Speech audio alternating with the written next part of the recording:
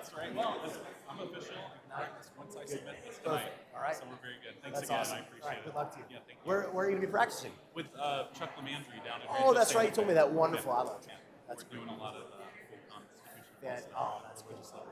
I love that. Yeah. Well, I look forward to getting a briefing on what you're working on soon. Will do. I'll send it to you. You'll find it really interesting. Good. Yeah, I'll have to call you and tell you about the stuff I'm working on with Jewish Watch right now. Would love it. Yeah. Would love it. All right. Great. Thank you. Thanks again. Take care.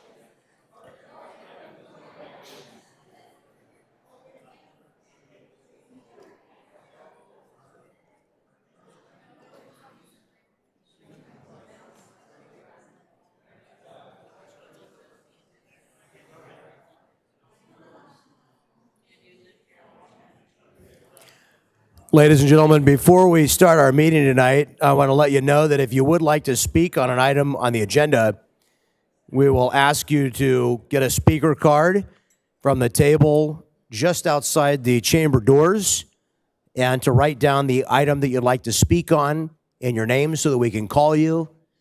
So if you would like to do that, we'd like to get a count of folks who would like to speak because we expect to have several this evening. So if you would go ahead and grab your speaker card from the table outside the council doors, fill your name out on it, and hand it to the clerk secretary here at the dais, and we will put you in queue to speak.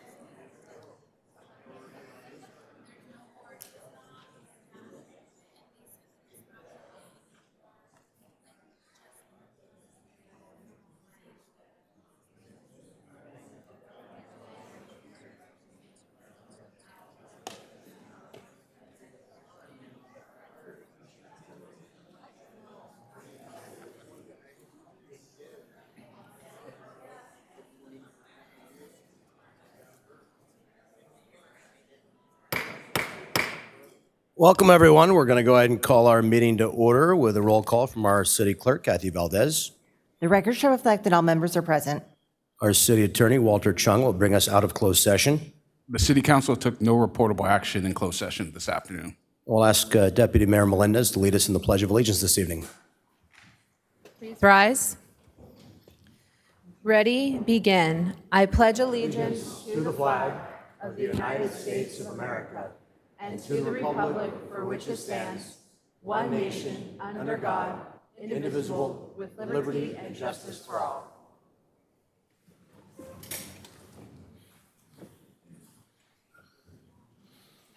Okay, and our city clerk has some procedural items to cover, and I would ask that you please pay attention. Thank you, Mayor. In accordance with the Brown Act, I'd like to announce that as a result of convening simultaneous meetings, the members of the Buena Sanitation District will receive compensation of $147.75 for the district meeting pursuant to Buena Sanitation District Ordinance 2006-1. I would like to remind everyone that the Vista Municipal Code requires members of the public to observe order and decorum at the meeting and to conduct themselves in a courteous manner. The ordinance was adopted to allow for public input and facilitate city business without disruption in the meeting. Applause is appropriate only for items listed under the presentation portion of the agenda. Students wishing to receive credit for attending this evening's meeting must stay for a minimum of 1 hour. However, we ask that you stay for the completion of an item rather than leaving in the middle of a discussion. When you are ready to leave, you may ask one of the staff members at the back of the room to sign your paper. Thank you. Okay, to speak on an item on tonight's agenda, please fill out a speaker slip with the number of the item you'd like to speak on and give it to the clerk, secretary, staff. Speaker slips are available on the table just outside the council chambers. For members of the public participating via Zoom, you may use the raise your hand feature to indicate you'd like to speak or press *9 on your phone. We will announce when to raise your hand to indicate that you would like to make a comment on the specific item being discussed. How many speakers do we have already for this evening? Okay, 30 speakers. Okay, very good. We're thinking we might have a crowd tonight. So with that, we will go to the city manager, John Conley, for approval of tonight's agenda. Thank you, Mayor. There are no changes to this evening's agenda.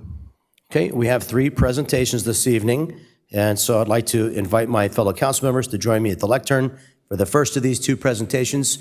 And as was said by our city clerk, according to ordinance, applause, vigorous or otherwise, is encouraged during the presentation portion of the meeting. After we conclude presentations, we're like in a courtroom, and we'd ask you to please hold your applause and any outbursts once we get into the regular portion of our meeting.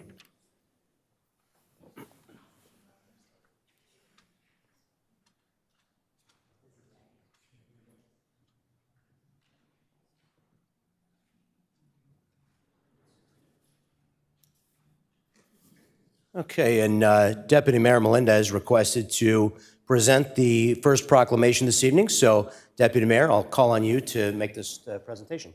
Thank you, Mayor. Thank you, Mayor. Yes, normally the mayor does do these presentations, but I requested to share our proclamation for LGBTQ Pride Month in the city of Vista. So, our first proclamation is declaring June 2025 as LGBTQIA+ month in the city of Vista. And I'd like to invite North County LGBTQ Resource Center founder and executive director, Max, and the Pride director, Roxanne, to come forward and accept the proclamation.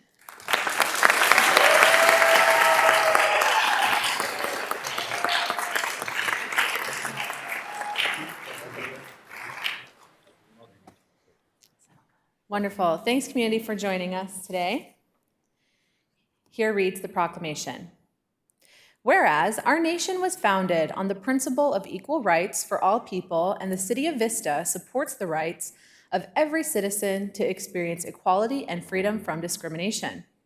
Whereas in June 1969, patrons and supporters of the Stonewall Inn in New York City staged a protest to resist harassment and discriminatory laws and practices against the lesbian, gay, bisexual, transgender, queer, intersex, and asexual LGBTQIA community. Those protests marked the beginning of the modern LGBTQIA+ movement. And whereas LGBTQIA Pride celebrations take place around the world every June to commemorate the beginning of the Stonewall riots, including North County's own Pride celebration, Pride by the Beach, which is attended by over 23,000 people, will be celebrated on Saturday, June 7th. Whereas the North County LGBTQ Resource Center was founded in 2008 with a mission to serve, empower, and advocate for San Diego North County's diverse LGBTQIA+ community, and has been an advocate for equality and inclusiveness while providing valuable support and life-saving services in all of North County San Diego region.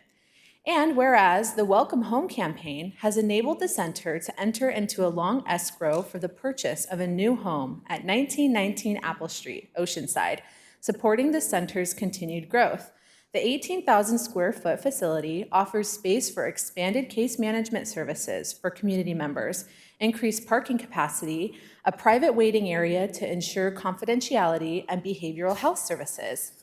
Additionally, the space will support case management of safe belongings, helping individuals securely store or manage personal items as part of their care. Whereas the North County LGBTQ Resource Center has hosted Pride by the Beach every year since 2007, and this year's Pride by the Beach theme will be Brave, Bold, Resilient, Authentic Voice Equality, celebrating the visibility and resilience of North County's LGBTQIA+ community, and will be held on Saturday, June 7th from noon to 6 p.m. And everyone should be able to live without fear of prejudice, discrimination, violence, and hatred based on race, religion, gender identity, or sexual orientation. And Vista has a diverse community that includes people of all ethnicities, religions, professions. The City Council urges all Vistans to respect and honor our diverse community and to celebrate and build a culture of inclusiveness and acceptance. Now, therefore, myself, the Deputy Mayor, the Mayor, and the members of the Vista City Council do hereby proclaim June 2025 as Gay, Lesbian, Bisexual, Transgender, Queer, Intersex, and Asexual Pride Month in the City of Vista.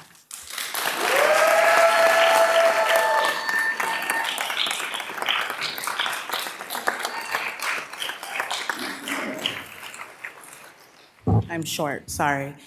I just want to thank you all for being here tonight, and I want to invite each of you to our Pride, that's Pride by the Beach on June 7th. It's free, we're family friendly, we have no alcohol, no tobacco.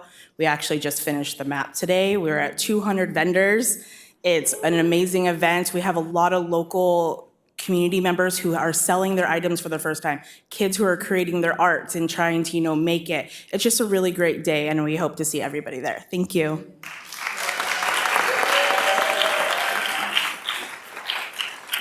Thank you, Deputy Mayor. Thank you, Councils. Just one thing that we would like to dedicate tonight's proclamation, especially after this Memorial Weekend, to all the service, active duty, and veterans members of this country, but also those that serve, in particular the LGBT community and the trans service members that just as we speak this month have been kicked out from services. We have hundreds of people in Camp Penalto in San Diego. They are ceased to serve just for being transgender. So we would like to dedicate this time or reflection in support of our troops, in particular our trans troops. So thank you so much. Thanks.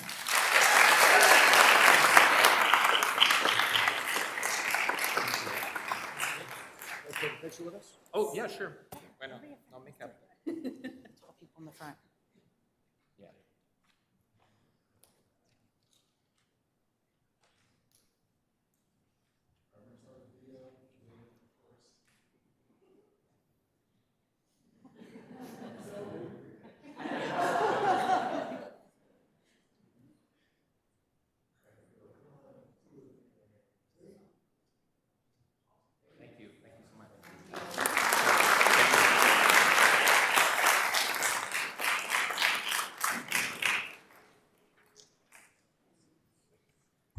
Okay, our next presentation is from Live Well San Diego, and I'd like to invite Dr. Kimberly Giardina, Health and Human Services Deputy Chief Administrative Officer, and Adrian Seligman Cisneros from Supervisor Jim Desmond's office. They will make a proclamation, present a proclamation to the city, and after the proclamation, we will receive another presentation.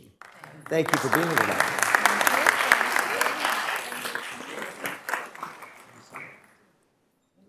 Thank you for being with us. Yes. My name is Adrienne Cisneros Seligman. I'm the community liaison for your county supervisor, Jim Desmond. The County of San Diego and the City of Vista work collaboratively to support the Live Well San Diego vision for a healthy, safe, and thriving region. The county serves as both a partner and backbone organization, helping connect individuals and organizations to amplify community impact. The City of Vista is dedicated to delivering high-quality services while upholding core values like respect, fairness, and integrity.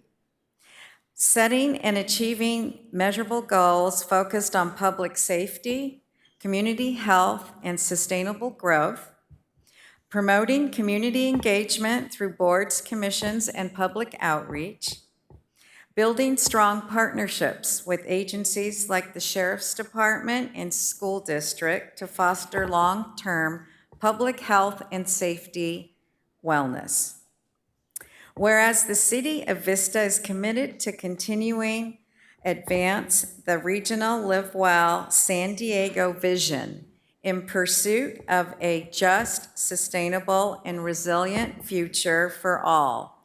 Now, therefore, be it proclaimed by Supervisor Jim Desmond and all members of the San Diego County Board of Supervisors on this 27th day of May, 2025, that they commend the City of Vista for its outstanding service, leadership, and commitment to health and wellness of county residents, and do hereby declare this day to be the City of Vista Day throughout San Diego County. Congratulations.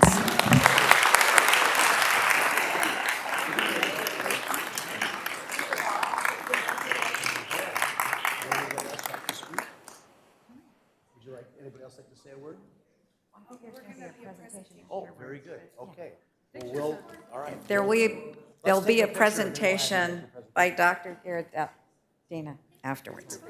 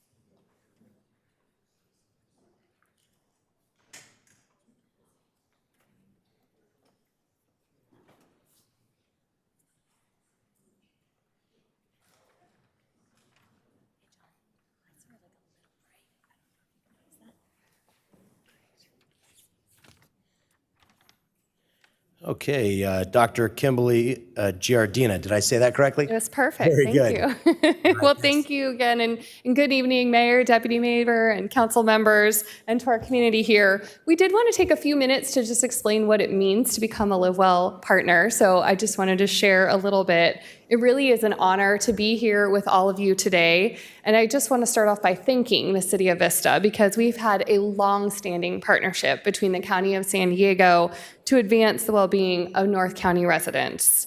As mentioned, I'm Kimberly Giardina, the Director of the Health and Human Services Agency. And the county government serves a diverse population of more than 3 million residents across 18 cities and a vast unincorporated area. The Health and Human Services Agency is one of 4 groups in county government, and we deliver a broad range of integrated services, including public health, social services, housing, behavioral health, and programs for children and older adults. These are areas that deeply impact local communities and often cross jurisdictional boundaries. That's why collaboration with our city partners is so critical. And one great example is the opening of Santa Fe Senior Village that we did together just last month. In 2010, we launched Live Well San Diego, a regional vision aimed at helping people live well. The vision evolved from recognition that government alone cannot solve complex health and social issues that our communities face. It takes aligning efforts of individuals, organizations, government, the private sector, all of us, to create meaningful outcomes for our residents through collective action. This shared vision promotes healthy choices, drives policy and environmental change, and unites us under a common purpose: to build a healthier, more equitable San Diego County. Partnerships are a core part of this vision, and what began with just one formal partner has now grown to 599 partners across the region. Partners include local governments, businesses, professional sports teams, education, many others, to come together and align resources to embrace the common vision with the county as the backbone support. But today is particularly special because the City of Vista is our 600th recognized Live Well partner. So we are thrilled.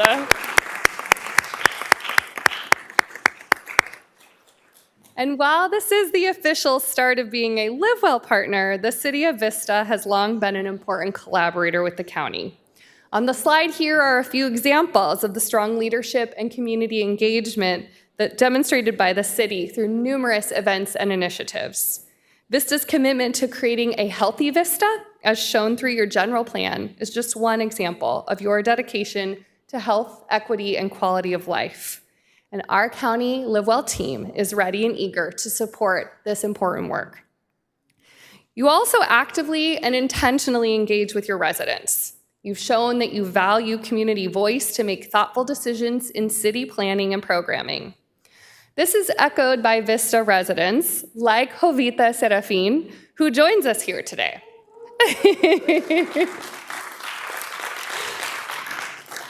Jovita is an amazing community leader who continually identifies opportunities to make her community shine. She's a graduate of our Resident Leader Academy and was instrumental in the Healthy City, Healthy Residents efforts in Vista, which is a county-funded effort in partnership with the city and Vista Community Clinic, focused on improving public health through community engagement and policy development. The remarks on the slide are from Jovita, sharing what these efforts meant to her. The initiative resulted in a successful Caltrans application and created a local model for community engagement. I also want to take a moment to encourage everyone who is attending tonight to stay connected and participate in efforts that support the Live Well vision. I invite you to join us at our North County Community Leadership Team that meets the first Wednesday of every month. This meeting serves as a hub for planning and organizing collaborative action within the region. We also have what we call sector teams. These provide sector-specific updates, for example, business, youth, faith, education, to give you the latest public health guidance and recommendations. It's a great space to share resources, best practices, and opportunities for collaboration. Thank you so much for the opportunity to share a little bit about Live Well San Diego, and congratulations again on becoming our 600th Live Well partner.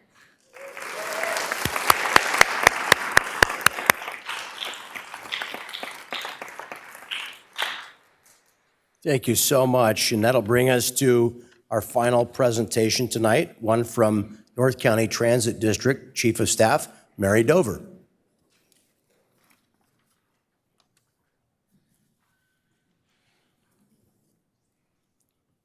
Thank you, Mayor, members of council. I am not Mary Dover. I'm Sean Donaghy, Chief Executive Officer. Mary's in the back. Yoni's here with me today. We know you got a full program, so we won't take up much of your time. It's always an honor to be here to present in front of council, and we appreciate all your support of our agency. This past weekend at the festival, we had our official launch of NCTD Plus microtransit right here in the city of Vista. We're very fortunate to have the support of our board and Councilor Contreras, who's on our board as well. She does absolutely phenomenal work for us and was really a big driver for making Vista the next big microtransit in our service area. So we're very thankful for that. Just a sort of a quick piece about us.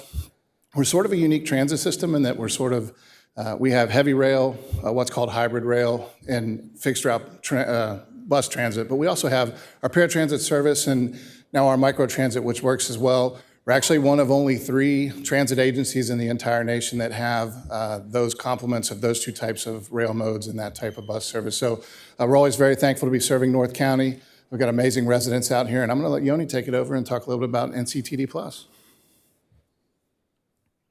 Awesome, thank you. So we're very excited to share about our new NCTD Plus service. As of May 19th, it's launched in Vista.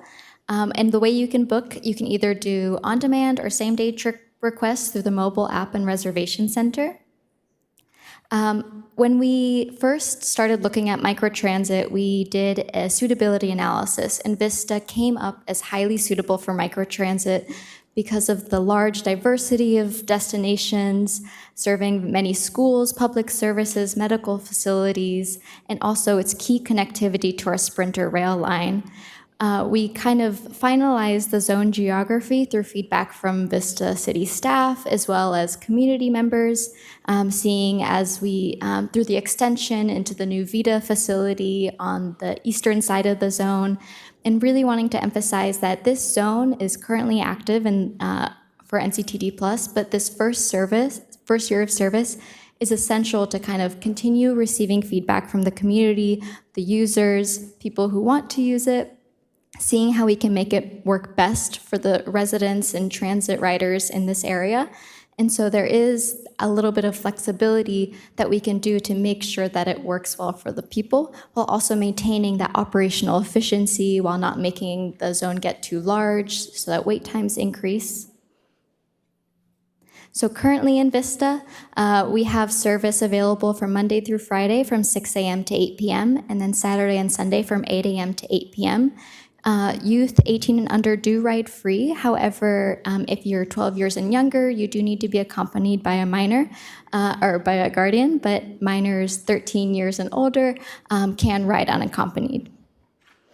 And then we'll share a little bit about the fare structure. So really key here, so you can ride anywhere in the zone for $3. However, if you are traveling to or from a Sprinter station, the cost is only $150. So we really wanted to encourage using this service as a complement to the existing transit. We have an amazing Breeze and Sprinter service in the city of Vista. And so we want to make sure that people are using this to kind of enhance their transit experience. If you are riding with larger groups, the first person in the reservation will be $3, but then every additional rider will be $150. So this was really key in kind of helping if someone's traveling as a family, so not every person is paying $3, but rather it's a little bit of a lower cost for bigger groups, whether that's families or students hanging out together or other community groups trying to get in different places. And the payment, you can either do credit card, debit card, Apple Pay, or you can pay cash on board as well. So we really wanted to make sure that you can pay in a variety of different ways. For the fleet, 100% of our fleet is ADA accessible. This was really, really important to us. We wanted to make sure that anybody using a mobility device doesn't have to wait any additional time for a vehicle if they're requesting within the zone. And even though there aren't bicycle storage on board, there are bike racks and lockers at all of our Sprinter stations. So there's still ways to kind of make that work for your first last mile connection to transit. While also, using multimodal transportation. And so when you're booking a ride for NCTD Plus, it looks very similar to when you're booking for Uber and Lyft.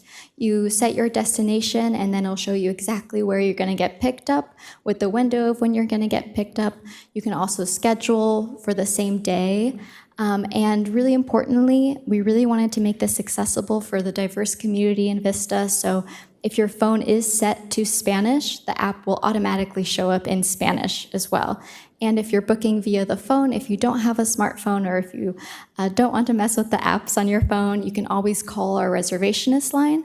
And we do have bilingual staff, so they can help you in Spanish as well and book that trip for you over the phone. And then I'll pass it over to Sean.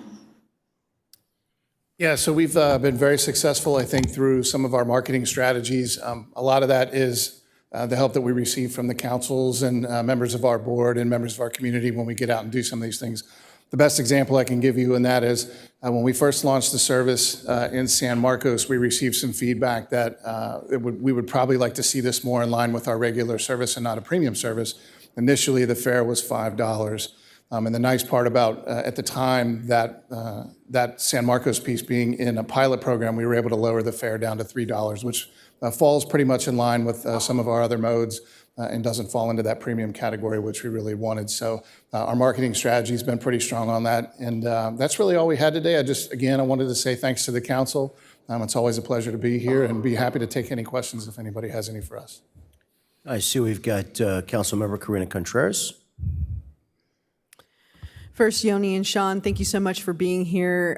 Sean, thank you so much for transitioning this from being a premium service to really being just part of our standard service collection, so we can address everybody in our service area that has different needs for connectivity.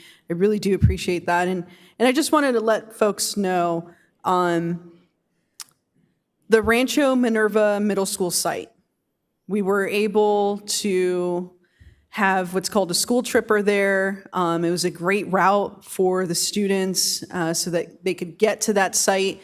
Obviously, that site is very challenging. It doesn't have, sidewalks. We had folks, students that were here in my District 1 having to walk a significant distance. So we saw that was really successful. However, the school population is different. Now it's going to be the new VITA.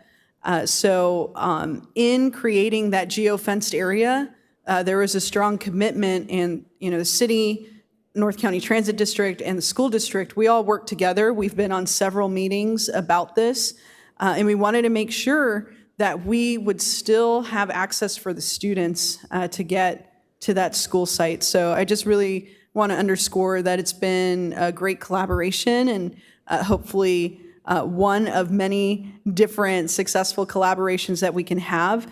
And just to put into perspective, we saw this launch in San Marcos, and we had over 2,000 people utilizing this service every month, right? So it's been fantastic. We've been really cognizant of capturing different areas. We have, in my district, there's a mobile park not too far from the Sprinter station at Melrose, and I've had a lot of conversations with folks there. They just can't make it to the Sprinter station, right? So, but now they can connect, and it's huge. This is a big, big, big shift in the city of Vista. Please, everybody, let everybody know, use it yourself.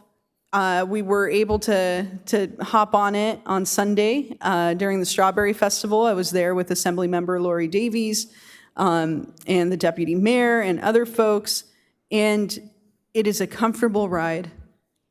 It is ADA accessible, and it fits up to 8 people. So if you want to go check out the Moonlight and you want a group, you could go ahead and do that. And you also would lower the cost for other folks because you can van pool there together. But I just want to say thank you so much. I really appreciate the work. Yeah, I know Yoni mentioned it, but again, big shout out to the staff. We're always in a space where we're not able to do the things we're able to do without great city staff help, and they've been phenomenal. Okay, we have 3 more members that want to be heard on this, and we'll ask everybody to keep their remarks brief as we have several hours of public comment ahead of us. Deputy Mayor Melendez. Thank you, Mayor. I'm just really thankful that we get to have this connectivity in Vista. Thank you, Sean, and thank you to everyone at North County Transit District for seeing us and for providing a little bit more transportation. I had one question, and after seeing the vans, they're very spacious, very comfortable. How many total vans will be operating in the Vista area? Yeah, so it fluctuates a little bit. It's user-based.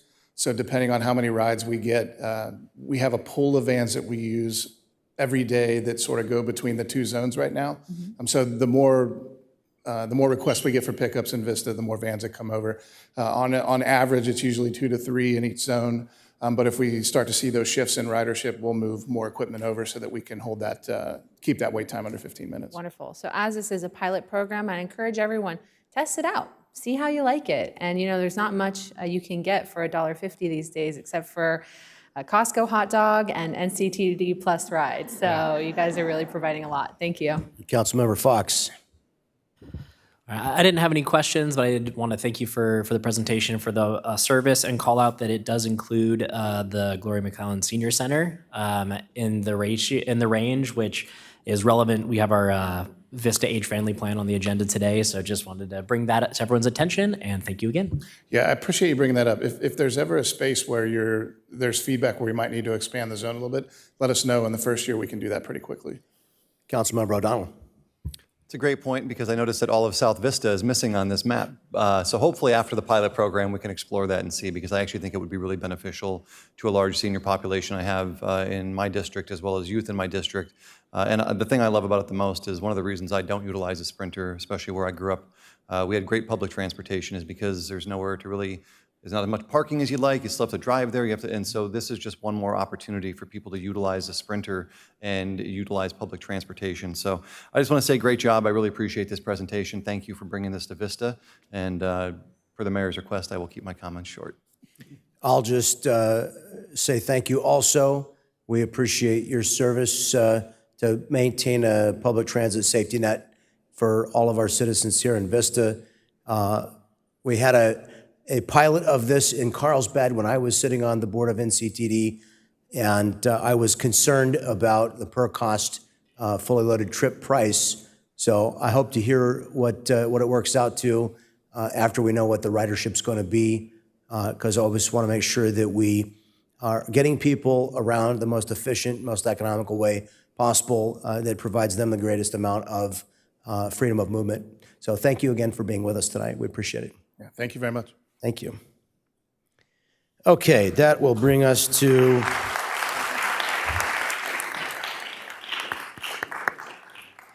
and that's our last presentation item this evening. So per our city's ordinance adopted by the council, we'd ask you to hold applause for the remainder of our meetings. Now we'll come to oral communications. Any member of the public may address the city council on agency-related matters that are not on the agenda by requesting to speak during this section of the agenda. If you're participating via Zoom, please use the raise your hand feature or press *9 now if you'd like to speak. The number of speakers that will be heard during this segment is limited to 10, and any remaining speakers will be heard under the second oral communications item. I would ask those folks who are leaving now to please remove your conversations all the way from the building, and we could ask staff to go ahead and usher folks out of the building itself as the noise in the lobby carries into the chamber. Would appreciate that.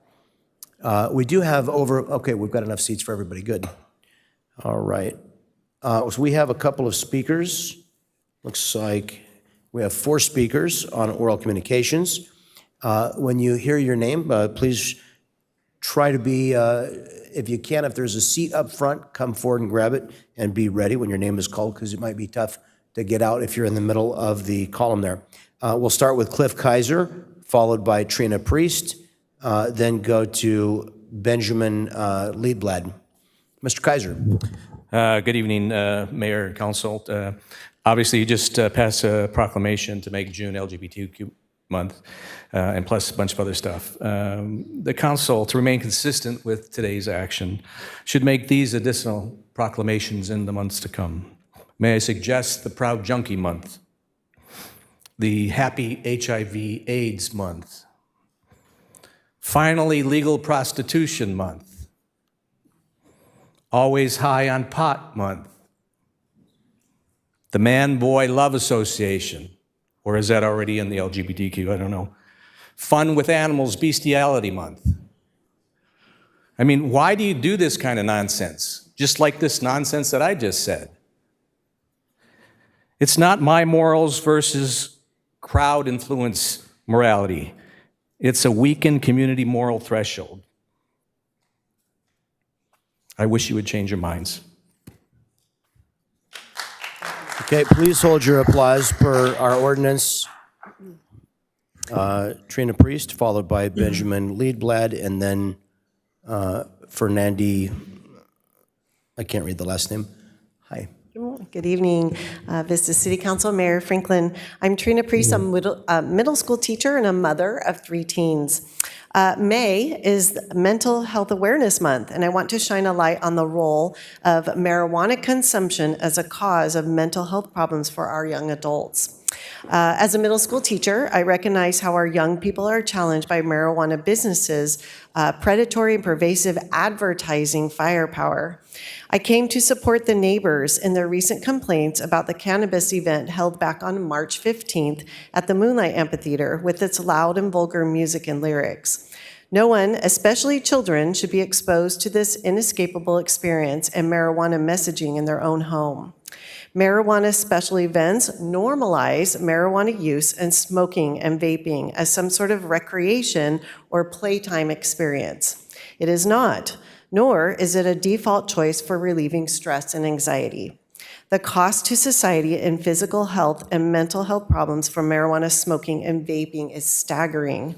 When youth grow up in communities where marijuana consumption is flaunted, their perception of risk of using drugs will be muted.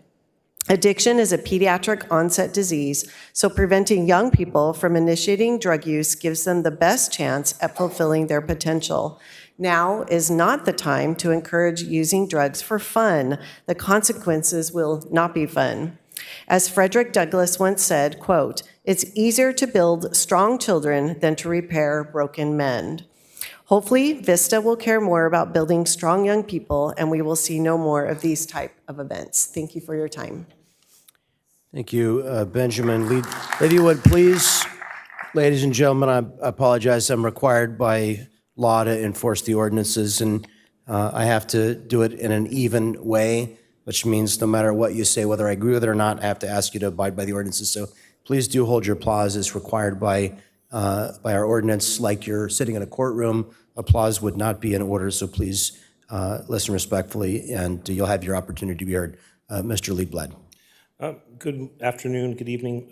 I'm here to, I don't know if I'm speaking out of turn. I didn't see the agenda item, but I'm here to speak about the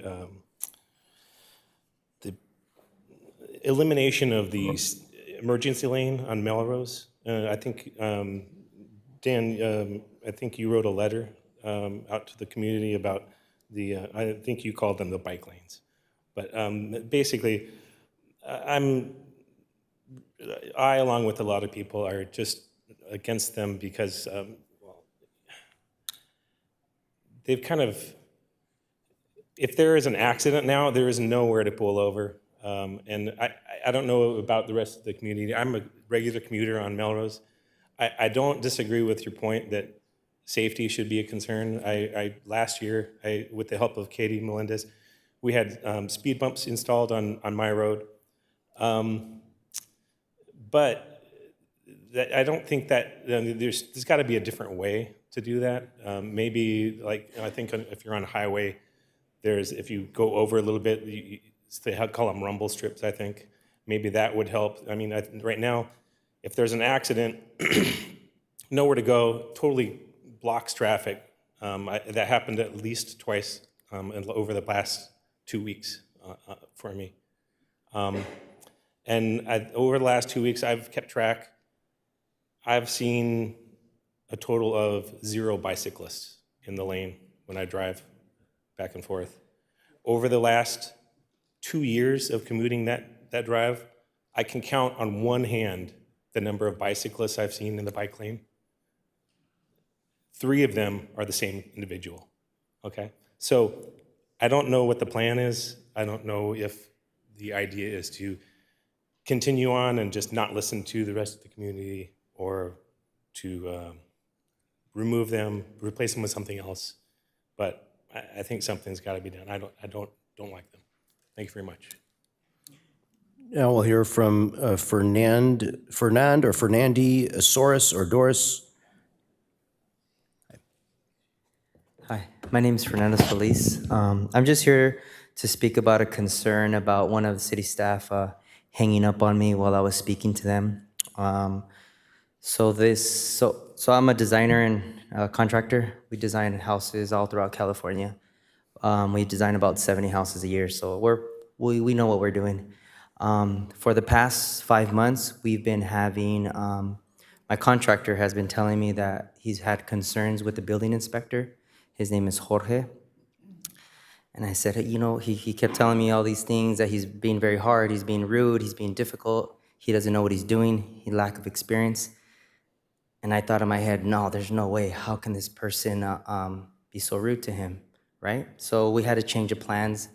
We had to change some framing because he wasn't passing our framing. Sure, no problem, we'll change the framing. We went to the city, submitted revised plans, which is very common during construction. We change plans, go back engineer, back and forth. But we've been on hold for 1 month until we've been going back and forth with emails. So I said, you know what, there's a miscommunication. Let me call Jorge. He's the only one emailing, right? The plan checker isn't even emailing me. So I call and I pick up the phone and I said, hey, hi Jorge, my name's Fernando, you know, I'm the one in charge of the project. And then I said, are you the plan checker or are you the building inspector? Are you gonna tell me what you want or someone else gonna tell me? We were going back and forth for about a minute and he hangs up on me. And he was probably frustrated because he probably didn't know what to tell me, right, during the conversation.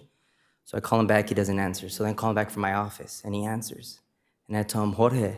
He says, hi. And I said, did you hang up on me as I'm trying to resolve this situation? And he said, yeah, I'm tired of you.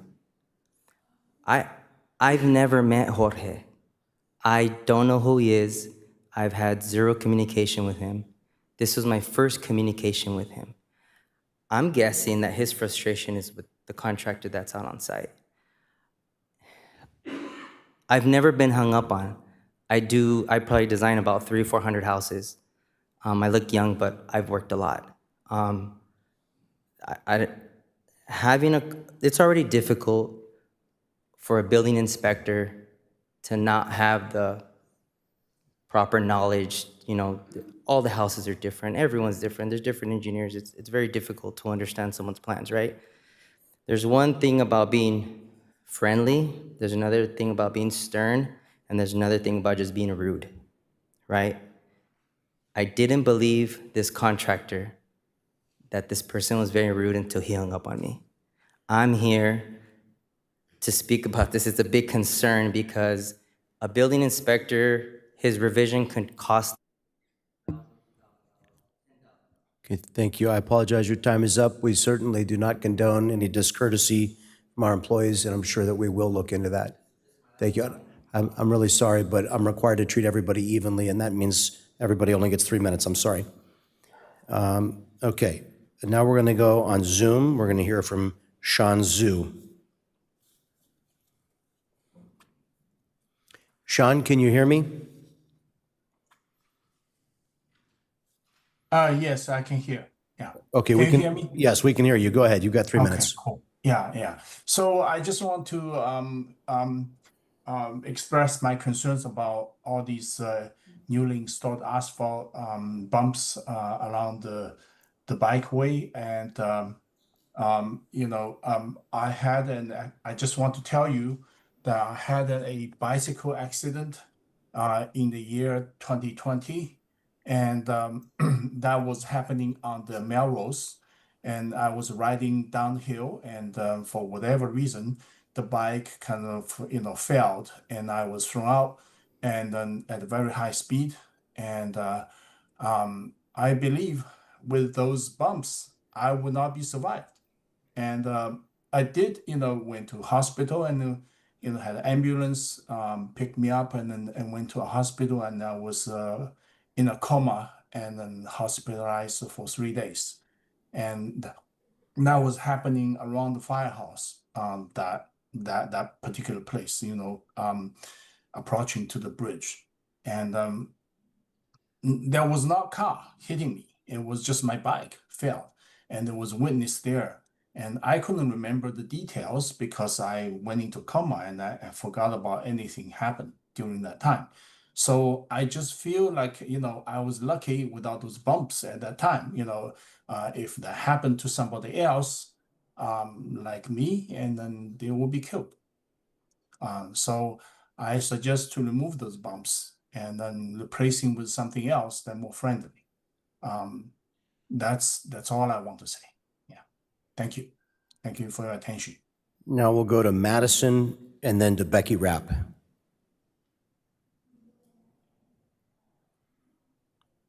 Madison? Hi there, good evening. Can you hear me? Yes, we can. Okay, thank you. So I'm here tonight to talk about the social media impacts of cannabis advertising on our youth here in Vista. Vista currently has 10 licensed cannabis storefronts, and many of these businesses are actively marketing online in ways that are reaching, and in some cases targeting, underage users. Despite regulations intended to limit youth exposure, these companies are exploiting gaps in enforcement. They're using vibrant graphics, trendy language, influencers, and lifestyle branding on platforms like Instagram and TikTok, where our teens spend hours each day. These aren't static ads, they're interactive. They're being shared, liked, and commented on by young people. And the research is clear. This kind of engagement increases the likelihood of underage experimentation. It's especially concerning given the established risks cannabis poses to developing brains: memory loss, reduced cognitive ability, and a significantly higher chance of addiction if use starts in adolescence. We've seen this playbook before. These marketing tactics mirror those once used by Big Tobacco, designed to hook a new generation early, and they're working. Only 10 out of 539 local jurisdictions in California have enacted any rules to rein in cannabis advertising. Vista doesn't yet have those protections in place, and I believe we should. As a community with 10 active storefronts, we must lead with responsibility. I urge the council to consider adopting local guidelines on cannabis advertising. Our children live online, and these ads are already there. Now it's up to us to show them that we see them too, and that we're willing to act. Thank you. Becky Rapp, followed by the caller ending in phone number 7234. Becky Rapp. Good evening, Mayor and Council. My name is Becky Rapp, and tonight I'd like to recognize May as Older Americans Month, a time dedicated to honoring the contributions and resilience of older adults. Established in 1963, Older Americans Month is an opportunity to celebrate the achievements of older adults and acknowledge the vital role they play in our communities. The 2025 theme is Flip the Script on Aging, encouraging us to rethink how we view aging, seeing it not as a period of decline, but as a time of opportunity, engagement, and growth. As we celebrate our older residents, it's also important to address health concerns that disproportionately affect this demographic. One such concern is the rising use of marijuana among older adults. Seniors often are told misleading information the industry would have them believe and have them turn to marijuana for relief from chronic pain, insomnia, or anxiety. Sadly, many of our seniors end up realizing that marijuana can significantly complicate pre-existing conditions and can speed up cognitive decline. Research suggests that marijuana consumption in older adults can lead to cognitive impairments, including memory loss, confusion, and an increased risk of dementia. A study analyzing over 6 million adults found that those requiring acute care for marijuana use had a significantly higher risk of up to 72% of developing dementia within 5 years compared to the general population.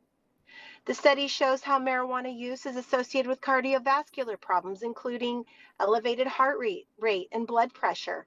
The drug can also impair balance and coordination, increasing the risk of falls and fractures among seniors. This is particularly concerning given that falls are a leading cause of injury in older adults. As we recognize May as Older Americans Month, we must inform our residents of the negative and detrimental harms marijuana use can have on their health. Thank you. Now we'll go to the caller on Zoom. Last four digits ending in 7234. Good evening, Mayor Franklin and City Council members. My name is Terry Ann Skelly. I'm a community volunteer with Youth Mentoring Programs. Saturday is Say No to Tobacco Day. Of the 35 million people living here in California, less than 10% smoke or vape. And exposure to secondhand smoke and vape from tobacco or marijuana is still prevalent, especially in public places and in apartment complexes. Unfortunately, the smoking vaping rate is the same for those under 21 as those over 21. Minimizing poor health problems and discomfort means curtailing exposure to tobacco and marijuana smoke and vapor. Eliminating or at least reducing secondhand smoke and vape exposure is undermined by the presence of smoke and vape shops and marijuana storefronts here in our city. I am reminded of the treatise from Americans for Non-Smokers' Rights, which is titled Smoke Free is Smoke Free. Subtitled, Nobody Should Have to Breathe Secondhand Marijuana Smoke or Vape at Work, in public, or where they live, eat, or play. To me, today's commercialization marijuana industry looks and sounds a lot like big tobacco. Together, they are undermining the progress on smoke-free and vape-free air in our city. Now is the best time to reduce the number of smoke and vape and pot shops. Thank you for hearing my concerns this evening. Thank you. Next, we'll hear from AJ on Zoom, followed by Cheryl McLeod.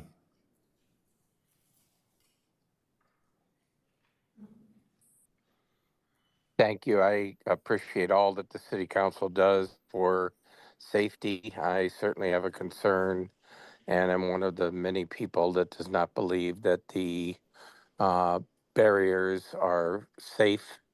They are more of an impediment to safety, but I would appreciate if the council would look into mimicking Carlsbad in the implementation of license plate recognition readers throughout the city, because Carlsbad has 80% decreased the number of people that can escape from criminal activity by having license plate readers.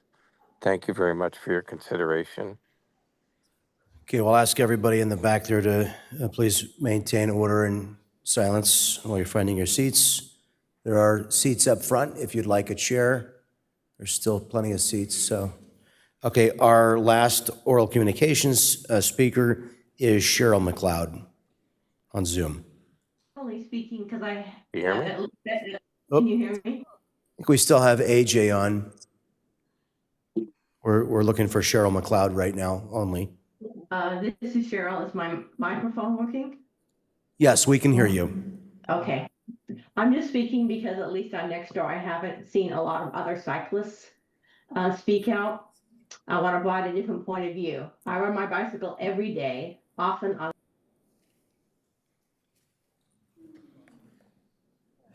Cheryl, did we lose you? We can't hear you any longer. Oh, am I there? Yes, now we can hear you. Now we can hear you. Okay. So I ride my bike often on Melrose and Sycamore. And my first reaction to the burns was very negative because I felt like it was a surprise and I was risking my life to try and pass the construction crews. And I had no way of figuring out where they would be. But now that they're finished and I've ridden up and down the road for a while, I admit I do feel safer in the berm. People have said there's not many cyclists out there right now or up to now. And you have to admit, it takes a bit of courage to climb up a steep hill with cars going 45 and 60 miles an hour next to you, just 4 feet away. I think that the berms might encourage more people, along with the e-bikes makes going up the hills easier. If we leave them in for a year, we might see more people, because it is a lot of fun riding an e-bike, using the berms. On the other hand, I think there are some issues with them, like will they stay clean?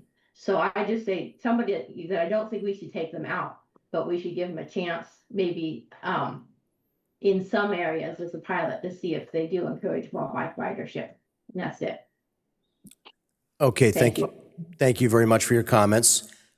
We had 10 oral communication speakers this evening. Consistent with our policy, we'll now close the opportunity for oral communications during this meeting. That will bring us to our consent calendar. The recommendations on the following consent calendar will be enacted in one motion unless an item is removed from the calendar. Any member of the public may remove an item by submitting a request to speak card to the clerk secretary, by using the raise their hand feature on Zoom, or by pressing *9 on their phone. Items removed from the consent calendar will be considered immediately following the adoption of the consent calendar. We have 15 items this evening. The following items have been withdrawn from the consent calendar by members of the public. We have C7, the Vista Age-Friendly Action Plan.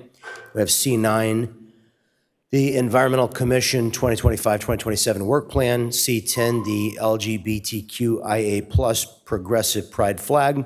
We have item, let's see. And Mr. Jordan Selva submitted a record that says only if needed for item C14. Mr. Selva, did you want an opportunity for us to vote individually on that item? Could you raise your hand, sir? Mr. Selva? Okay, we've confirmed to pull it off and vote separately. Thank you for letting us know you're here if we have any questions. All right. Okay, Deputy Mayor Melendez. I move to approve the balance of the consent calendar. Councilmember O'Donnell. Second.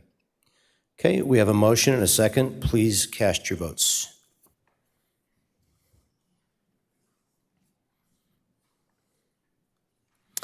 The consent calendar is adopted unanimously. That will bring us to item C7, our age-friendly action plan, and we have Sid Rothenberg with us who'd like to speak on that.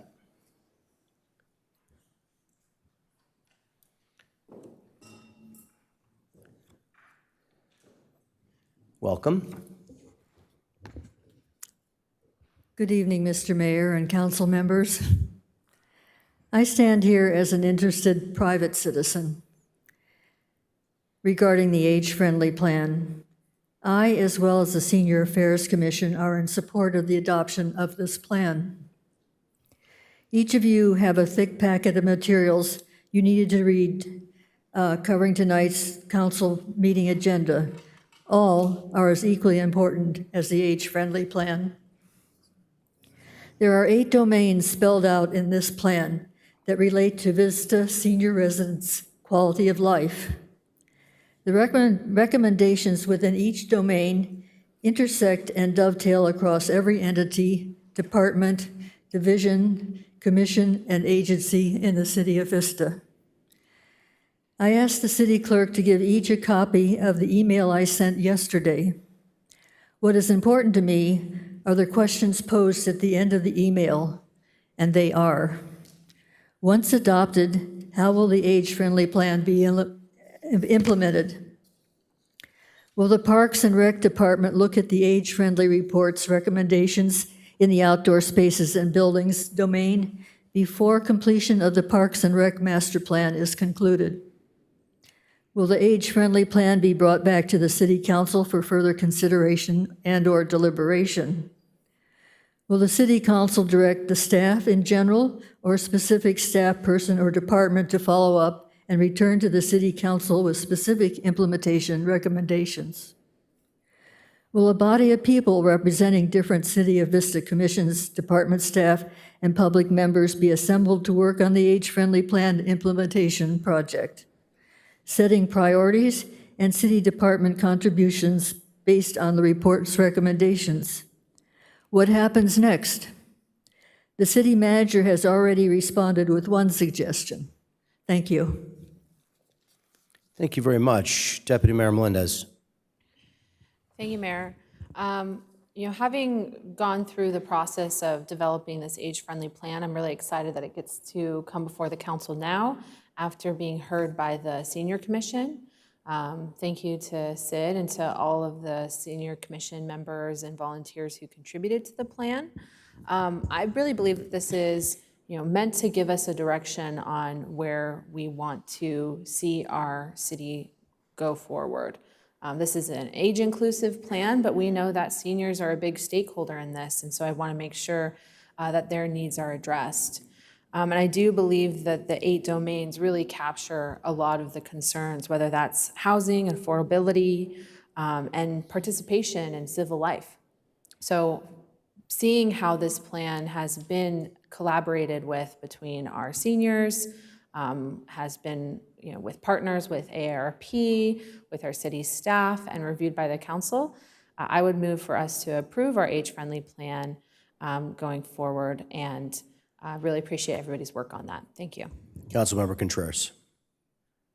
Yeah, I'll go ahead and second that. I do want to say I think it's really critical when we develop plans like this that they don't just sit on a shelf, right? And that we can take a look at, hey, are we getting to the goal of this plan or not? So I think this is definitely something that we could visit maybe on an annual or maybe every 2 years to take a look at any updates and potential discussion for the council if there are any kind of recommendations. But offline, I will communicate with city manager. I think the questions posed by the public at this time are really good questions, and I appreciate you, Sid, for everything that you do, watching over our senior population and really being so vocal, letting us know when there are issues.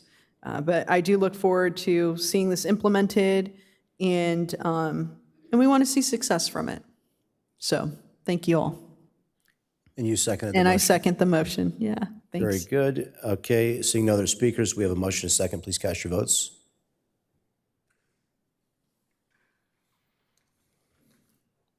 Motion to approve C7 is approved unanimously. That'll bring us to item C9, our Environmental Commission 2025-2027 work plan.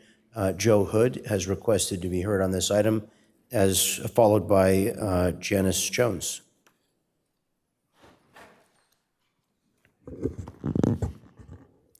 Good evening. The proposed commission's work plan has 12 items, 6 regarding plastic and waste, 5 miscellaneous, and 1 to review CAP updates. Why is the commission not co-authoring the CAP update?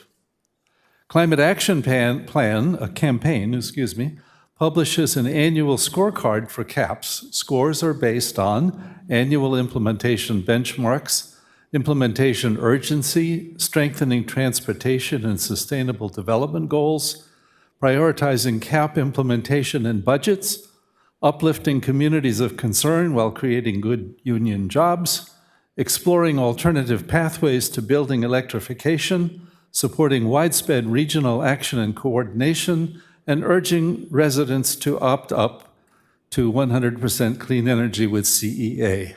Not one of these is addressed in the proposed work plan.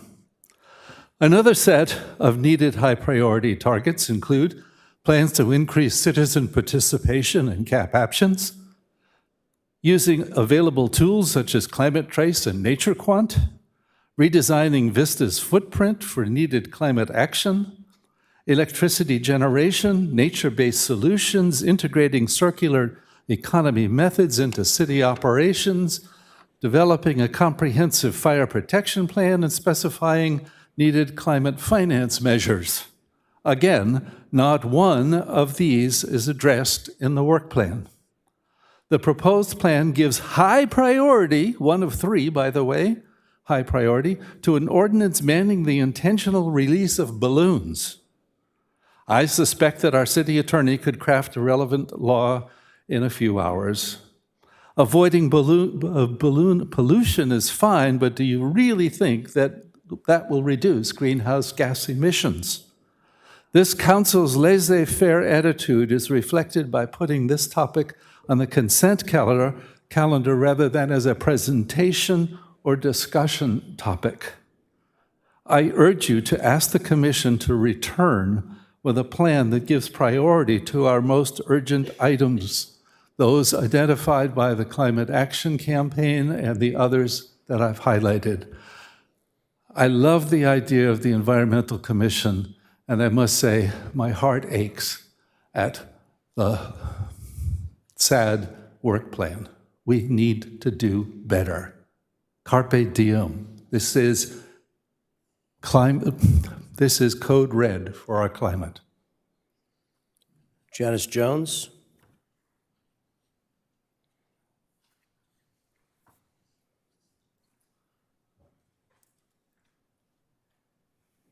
Good evening. I wasn't expecting to speak on this tonight. It's not why I'm here, but I'm happy to.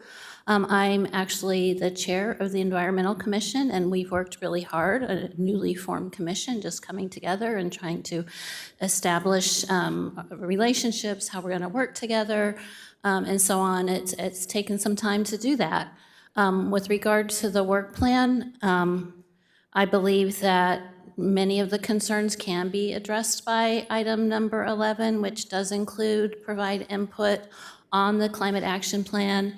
And with regard to the items, however many there are with plastic, each item on that plan, in my view, will not receive the same amount of time as the other items. So number 11, the climate action plan, may receive more time and attention than the helium balloon release. That can, I agree, be done very quickly. I have models that I can provide to the commission to move forward to you if that's the decision.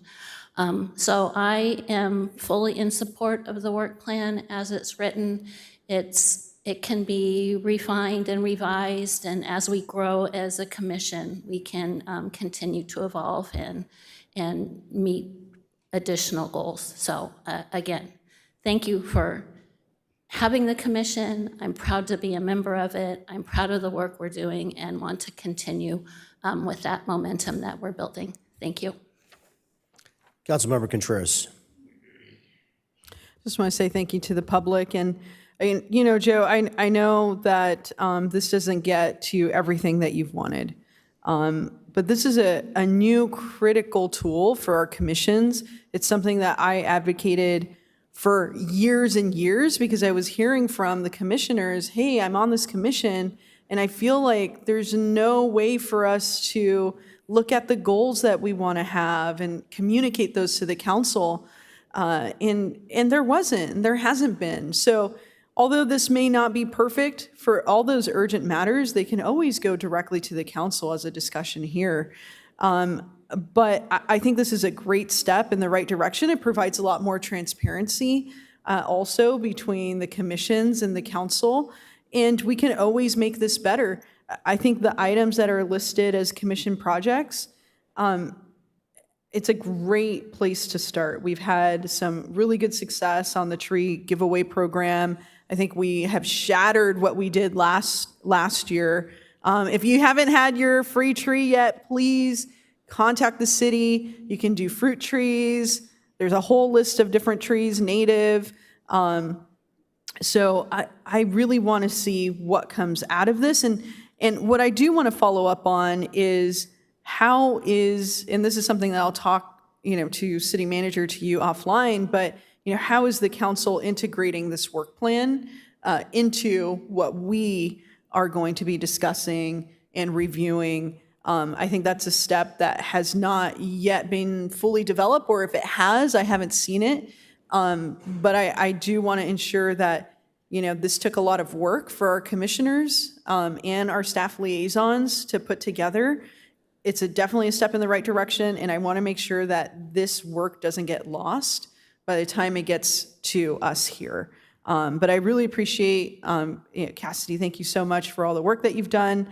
We can always get better, and with that, I will go ahead and move approval of this work plan. Councilmember O'Donnell. Yeah, I'll second. I just kind of want to say to Janice and our commission, thank you for the work that you do. I know that it is a painstakingly tireless job and all the efforts that go into it. And Joe, I have a tremendous amount of respect to you. You and I have had long conversations about what we can do. We are not done with the final design of the park plans. And so when we talk about the oak trees that you and I talked about, butterfly gardens, all of those things can be incorporated into these new spaces, especially with the amount of green space that we're trying to create for the public. So make sure that those ideas are coming forward, because I can guarantee you that this council will support them. So with that, like I said, I will second and move to a vote.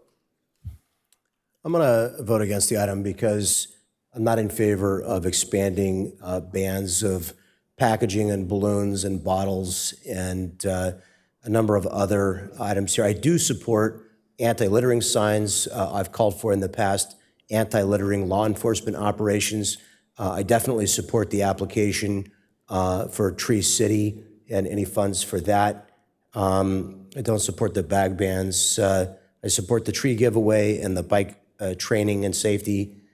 But there's a number of things here that I'm not for, so just wanted to make that clear.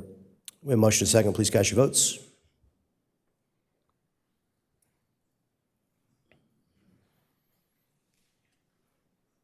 That item is approved with 4 in favor and 1 opposed, and that will bring us to item C10, the LGBTQIA+ Progressive Pride Flag. We have a number of speakers on this item. Please, when you hear your name called, be ready to come forward when it's your turn to speak. We'll start with Dr. John Rott, followed by Dolores Gascon, followed by Max Dispositi.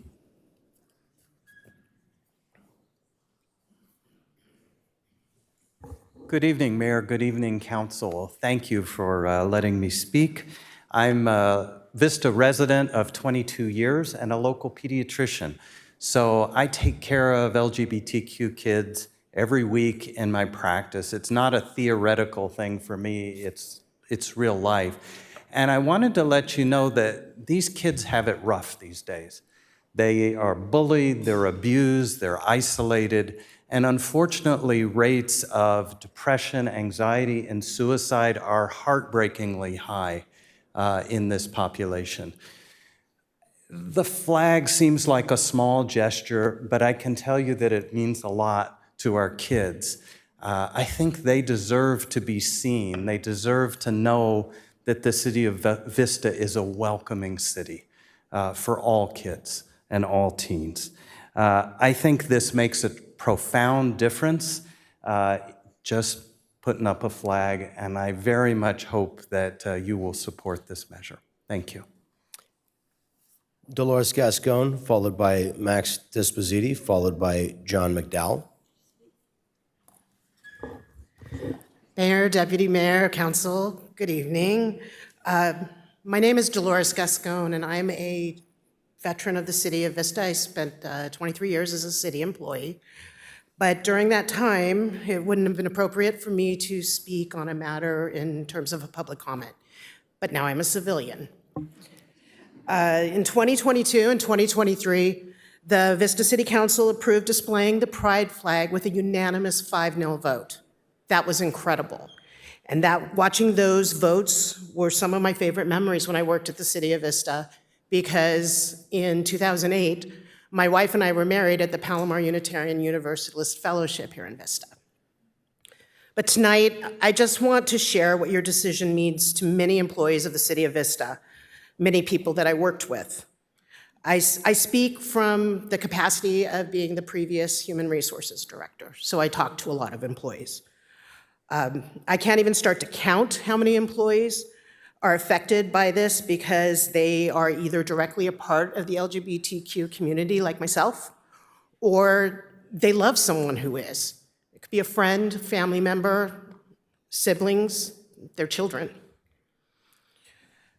So it's really important for those employees, and the decision only enhances the organizational culture, and it helps us recruit the best employees, kind and caring employees who are committed to this community.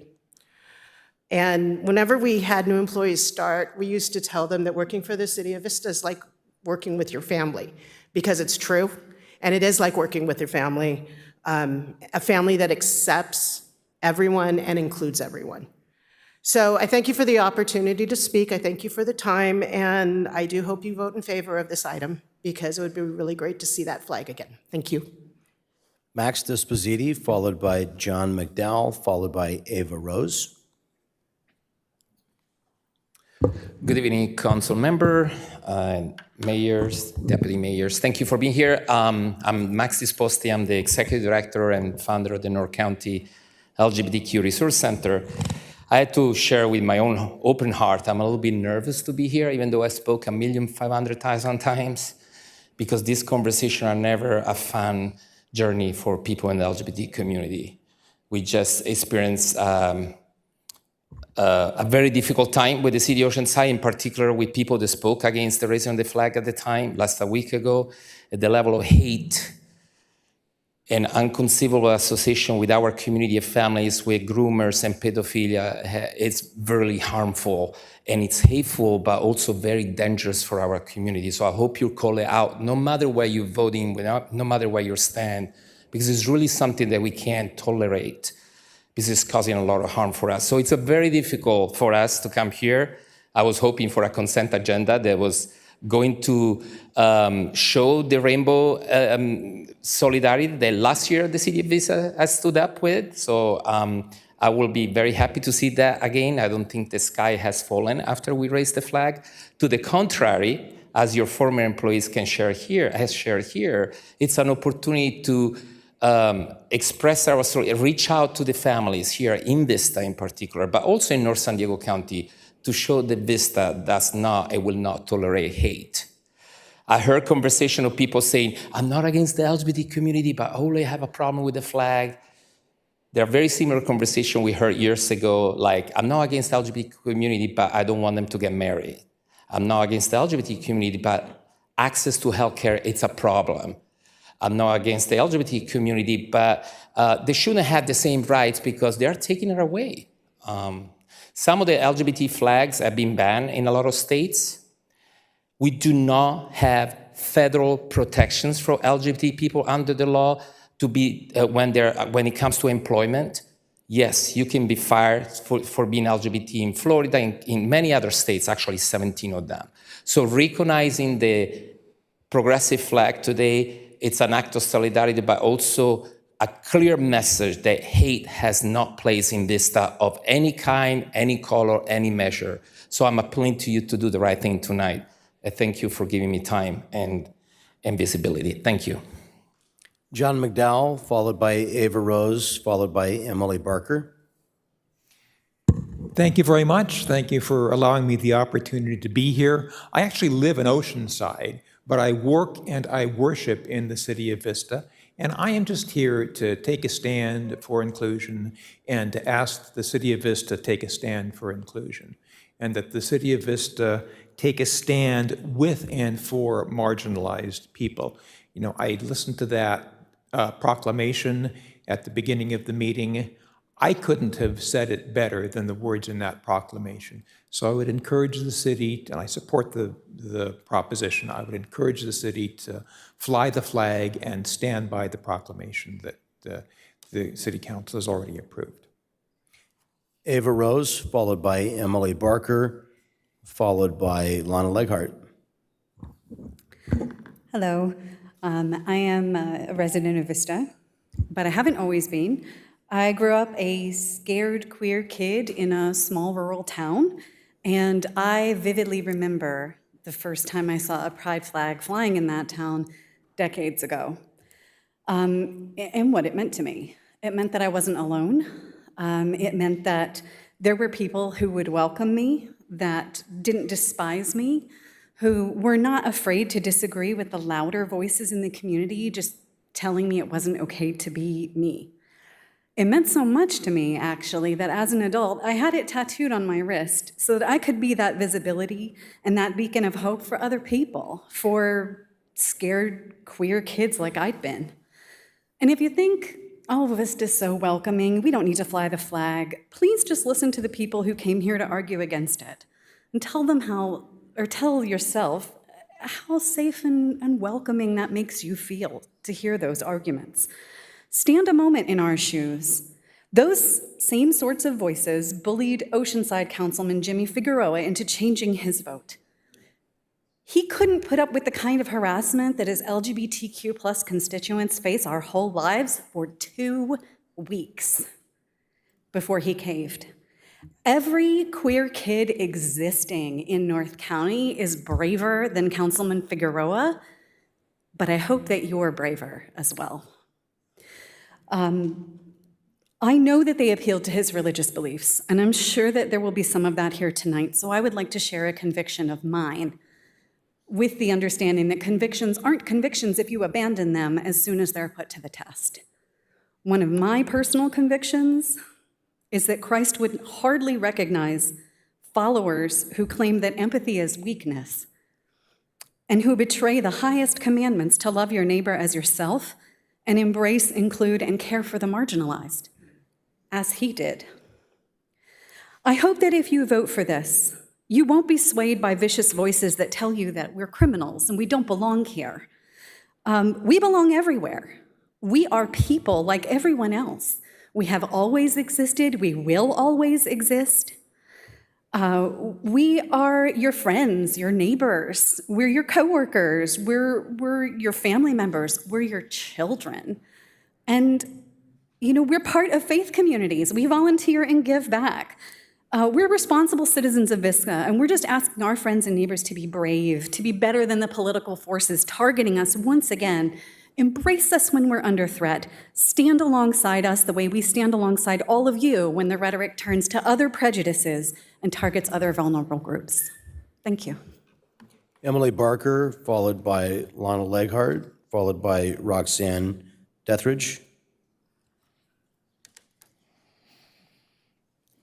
Hello, Mr. Mayor, Deputy Mayor, council members. Thanks you all for being here tonight to hear me. So I don't want to be here. I don't want to be talking about this. It's really the hijinks in Oceanside that made me think, oh my gosh, what if Vista turns their vote? Because, I'm here today to talk about a flag. The LGBTQIA progressive flag, for me, represents space. So does Vista hold space for me free of persecution? I owned 2 homes in Vista. I faithfully voted and raised my children in Vista. Vista held space for me. I took my team from Sorrento Valley to a business lunch at my favorite deli in Vista. Vista held space for me.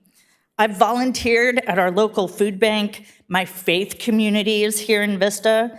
I am a fine, upstanding citizen. I use my space well in Vista. I make Vista look good. But this is where it gets difficult for some. I also want to take a girl on a first date in Vista and have Vista make space for both of us. Does Vista make space for us? A flag on city grounds may feel inconsequential, but it signals to me and others that you have made space for me here in Vista. So please let Vista make space for me. Lana Leghart, followed by Roxanne Dethridge, followed by Nancy Oshley. Thank you. I'm so pleased to hear all of the positive support, and I really want to lift up those voices. I feel really nervous that we're about to hear negativity, but I feel really positive that you've heard positivity so far. I want to call out the staff people who work so hard to put your agendas together. You got a lot of response about a lot of things on today's agenda, and one of the things that you included in the packet was the past actions of this council. So I want to thank you all for your history of supporting the LGBTQ plus community, and I ask you to continue that today and forever. And if there is a way for us not to have to vote on this every single year, that would be a dream. I'm going to keep it short and hope that it just stays really positive in this room. Thank you. Roxanne Dethridge, followed by Nancy Oshley, followed by Caroline Thesard. Good evening, Honorable Mayor and Council members. My name is Roxanne Dethridge. I'm the Director of Pride by the Beach for the North County LGBTQ Resource Center. I'm going to keep this really short. Raising the flag this year isn't just a statement, it's essential. It's at a time where queer and trans kids are being targeted with fear and hate. Vista has the opportunity to be brave. Raising the flag says to every resident, every visitor, every young person, you are welcome and you are safe here. This moment really matters, and history will remember who stood by it and stood up for our community. Thank you. Nancy Oshley, followed by Caroline Theiss-Aird, followed by Jim Riggenbach. Good evening, council members and staff. Thank you for giving us this opportunity to address you. And I just want to say thank you for raising the pride flag this year again for the 4th time in a row. And I know you're going to vote yes to do it, right? This is really important to me. I have family members who are gay, and in 2008, they didn't like coming to Vista. Vista did not look very welcoming. So having that flag, when I told my family the first time when we raised it, they were like, wow, really? Vista? Vista has the Progress Pride flag? And I'm like, yes, they do. And now I have a trans kid, and, you know, I worry about them. And this helps protect them. I'm sorry. I get emotional because, you know what? She might get attacked. She might get attacked if she, well, actually, we asked about bathrooms. We were like, you know, what do you do? What do you do when you go to the bathroom? They don't use the public bathroom, but they don't have to. But if they do, they use the women's restroom because they said, you know, Mom, I can handle a woman, a Karen, who's going to get my face, but I don't want to get into a fight in the men's room. I don't want to get attacked. They do have a black belt, so I take some solace in that, you know, and they're very tall. She's 6'4". But yeah, I worry about that. And this flag might let her know that her community is there for her. So, sorry about getting emotional, but it is emotional. So, just, you know, leave the hate at home. Those comments that I heard at Oceanside were they were terrible. I know Max very well, and if somebody talked to my family members about like that, I would be, well, like this. I'd be crying, because you know what? It's just terrible. It was awful. I love Max. I've known him for more than 10 years, and to hear the horrible things people are saying about him, if people said that about my brothers, I'd be doing this too. So anyway, that's all I'm going to say. I'm sorry to get so emotional, but it is an emotional thing, right? And do the right thing. Thank you. Caroline Theiss-Aird, followed by Jim Riggenbach, and then we'll go on Zoom to Madison Shockley. Good evening. Thank you to Mayor and City Council members. I'm here also to express my support for my LGBTQ friends and family, and asking the City of Vista to fly the Pride flag for Pride Month. I'm also representing Pilgrim Church as co-chair of our social justice team. We're an open and affirming church to the LGBTQIA community. We're in a time now when advocacy and allyship are more important than ever, as hundreds of laws have been passed across the country trying to limit the rights and autonomy of the LGBTQIA community. Flying the rainbow flag, as others have said, is a very small gesture, but it means a great deal to someone who's been rejected by their family or church or friends just for being themselves. In a time when unkind and misinformed people feel free to publicly equate being LGBTQ with bestiality and pedophilia, it's more important than ever to support the community. Please continue to do the right thing. And I ask this on behalf, as I said, of my gay family members, my grandchild who is trans, my friends who need your support. Thank you. Jim Riggenbach, followed by, on Zoom, Madison Shockley, and then Joel Westner. Thank you, City Council. I strongly support the City Council displaying the pride flag. It's a powerful symbol of inclusion, respect, and unity, showing every resident that they're seen, valued, and celebrated for who they are. Symbols like this are important, especially when you have guys like that clown that spoke earlier who had no shame coming up here and spewing hate speech. This is the perfect way to slap back at that nonsense. Thank you. We'll go ahead to Zoom to Madison Shockley, followed by Joel Westner, and then Rowan Law. Madison Shockley. Hi there, wrong Zoom account. My name is actually Josh Como. I serve as Associate Minister under Madison Shockley at Pilgrim Church in Carlsbad. But I'm a resident of Vista, and so I'm here both as a faith leader and a resident to urge our city to raise that pride flag this June. Not in spite of shared values, but because of them. Every person, I believe, is worthy of love, respect, And flying that flag is a tangible way, simple way to affirm that sacred truth for our LGBTQ plus neighbors, especially those that have been marginalized by faith communities. It signals that our city is a place where everyone belongs, no exceptions. And so when we fly that flag, we're telling our youth, we're telling our families with queer and loved ones that they're seen, that they're welcome here, and that we prefer people over politics. So equality, equity should never be controversial, and unity is forged by embracing one another, not by silencing anyone's identity or ignoring them, or giving into broad and, might I say, hateful and stereotypical idealism or rhetoric. And so I urge you to vote yes on raising that pride flag. Continue to raising the pride flag, not just as a gesture, but as a testament to who we are as a city of Vista. Thank you. Joel Westner on Zoom. Oh, not on Zoom. Hi, I'm Joelle Westner. I've lived in Vista for about 22 years now. Moved down from Los Angeles when I met my husband online dating. I love Vista. I love this community. I love Vista. My kids have gone to school here. When my oldest, turned 12, came out as transgender male.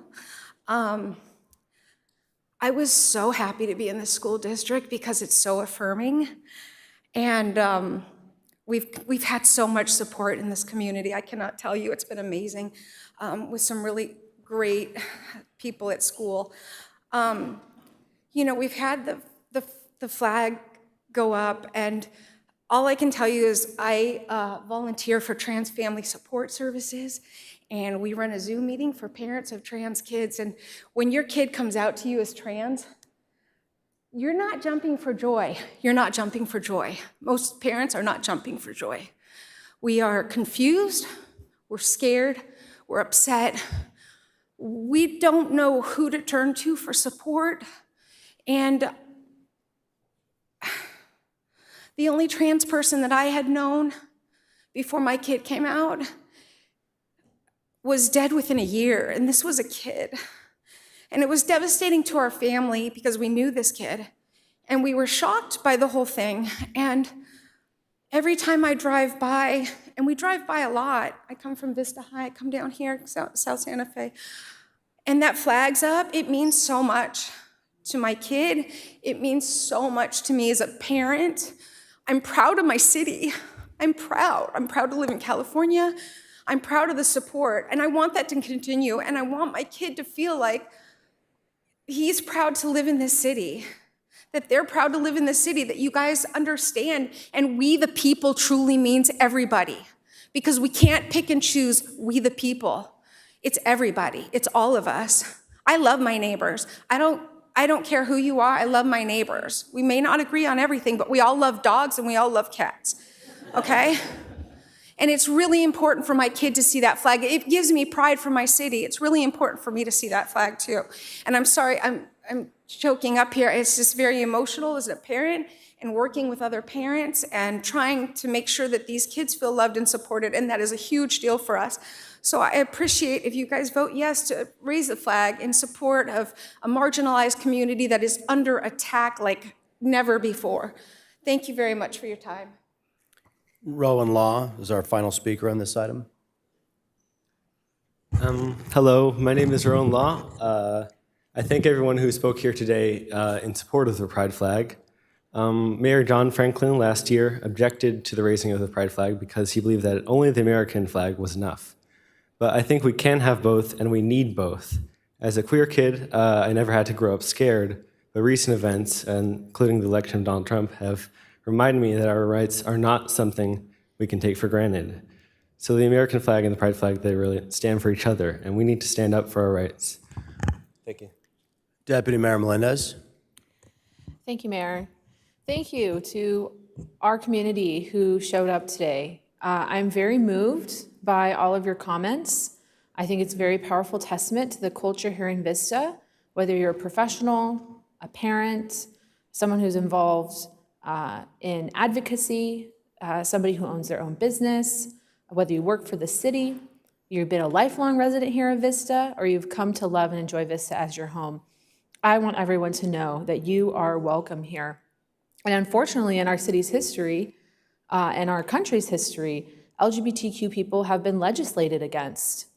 And I learned something recently. We referenced the Stonewall riots during the proclamation earlier. And during that time in 1969, if you, as a woman, were not wearing 3 articles of clothing that are associated with being a woman, then you could be arrested.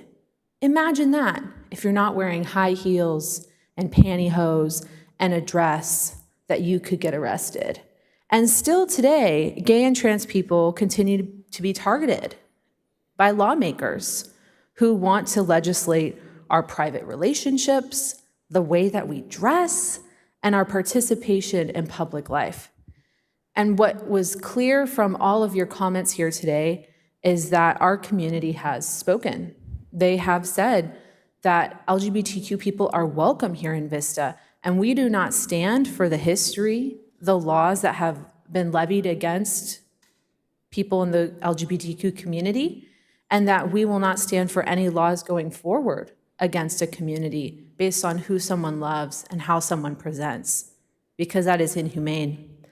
So from what I see, our LGBTQ community is not going away, but our rights could be taken away.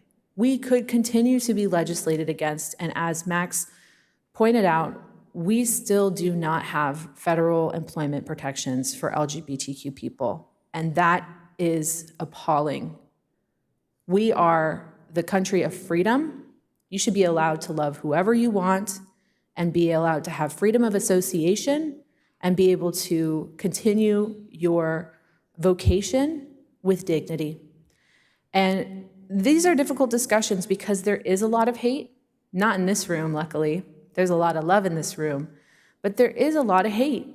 And I don't want our community to continue to be subjected to this debate, to continue to be put in this position where our lives, our livelihoods, our identities are legislated and debated almost as a form of entertainment. Our LGBTQ community is here to stay. And so with that, I would like to honor all of the comments that were made tonight and the great history of our city by advocating that not only do we raise the pride flag this June, but as we did last year for the first time, that we hold a modest reception early in the morning. I welcome members of the church to come and potentially sing some hymns in the morning if you would like to. I think that that would be beautiful. And that could occur, I see on my calendar, June 2nd as the first working day of June, that would be an appropriate day. Really not taking too much time, but just an opportunity for our community to gather. And I also would like to advocate that we raise the pride flag in perpetuity every June. Our community has spoken. Our LGBTQ community is not going away. We are here to stay. And we can continue to recognize the challenging history while also making a promise for the future that we will be inclusive. So I would make a motion that we raise the pride flag, we hold a modest reception on June 2nd, and that we move forward with raising the pride flag in perpetuity every June. Thank you. Councilmember O'Donnell. Weakened community threshold is what the gentleman earlier had said. That reminds me of things that were said about character of community, the fear of relationships, the fear of change. That was all said during segregation. Those are the arguments that were made against flying a flag tonight that were made during segregation. Now, I'm a Catholic. I've grown up in the Catholic faith my whole life. I don't hate anybody. There are people that have said some very mean and nasty things to me this week that I do not hate.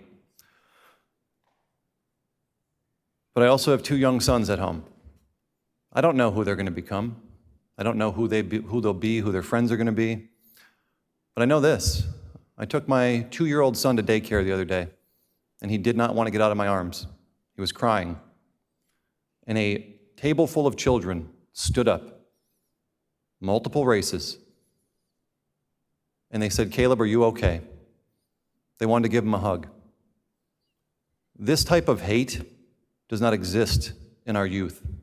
It is a learned behavior. And unfortunately, even in the communities I grew up in outside of this state, it was a learned behavior. And so if I can raise a piece of cloth above this building to make people feel a little bit safer, a little bit more included, to know that they are welcome in this community, I will do it every single time. And if you don't agree with me, that's okay.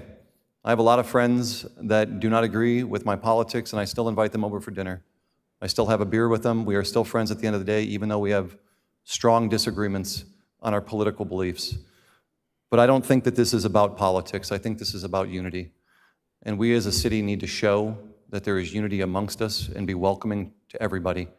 And so I will second your motion, and I thank you all for being here tonight and speaking up.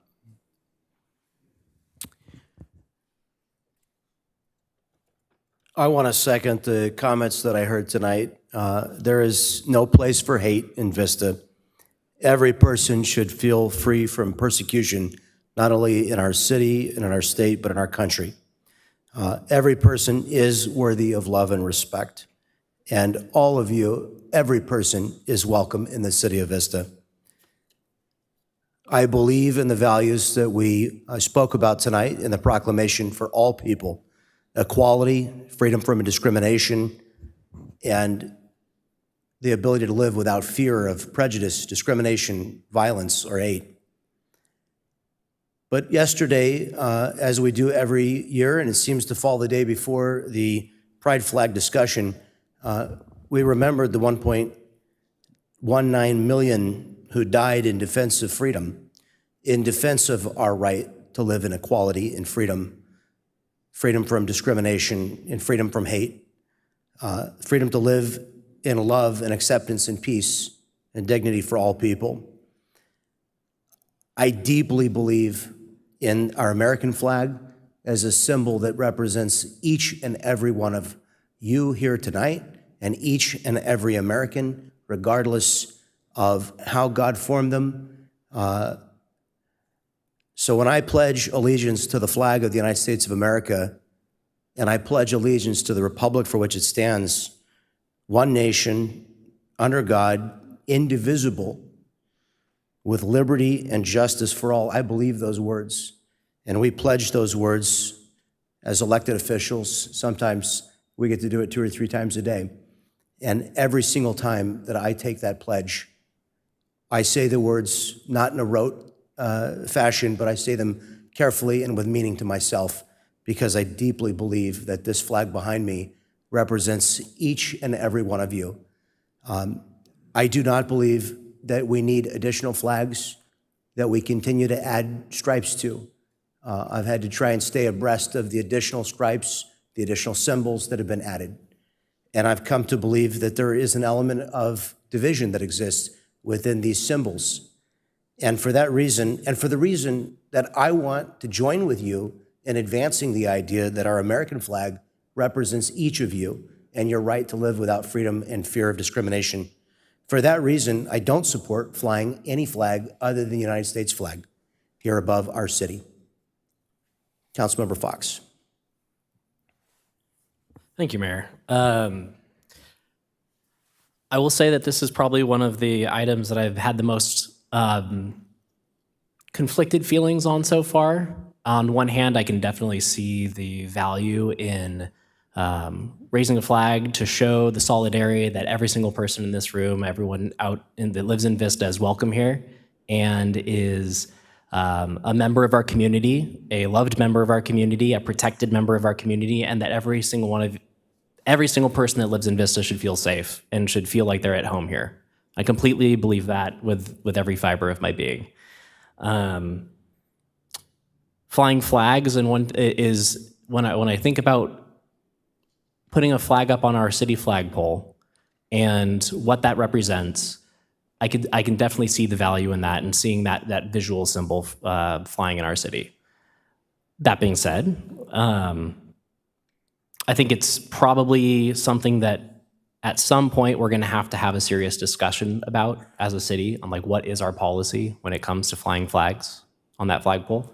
Having a single flag other than the United States, other than the 3 flags that we fly year round, as the only one that goes up on the flagpole, so I think sends an interesting message. And I also am concerned a little bit with the liability of we're a First Amendment organization. If we give preference towards one flag, do we have to fly all of them? I know there are a lot of cities that talk about like government speech and things like that. It's as a separate type of speech. But I as someone who we actually are held to the strictest standards when it comes to First Amendment presentation. So I'm not sure how long that would quite hold up. That being said, I think that conversation of what our flag policy is and should be going forward should probably not be had at a time where there's a specific flag on the agenda, where it can be attached emotionally and specifically to a specific group of people and whether or not we support that specific group. So while I would recommend that we probably have that conversation at some point, I actually came up here planning on voting yes on the flag tonight. But that being said, I also think that we need to have that conversation about flag policy. So switching it to a permanent vote when I was thinking that we probably needed to have that future conversation, I'm not sure I can support the amendment to the current item as it stands. So I'm kind of stuck in between right now on what I should do with that. So but I'll guess I'll leave it there for now and see how the conversation goes. Councilmember Contreras.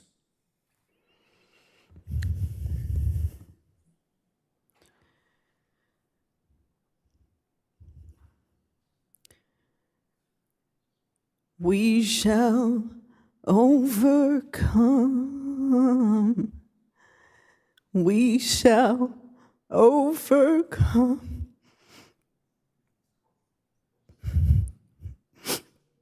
And we are overcoming. Together, as a nation, we need to heal. A rainbow flag, if that insults you, if that hurts you, I don't know what God you're praying to. I was made in the image of my Creator, and He loves all of us.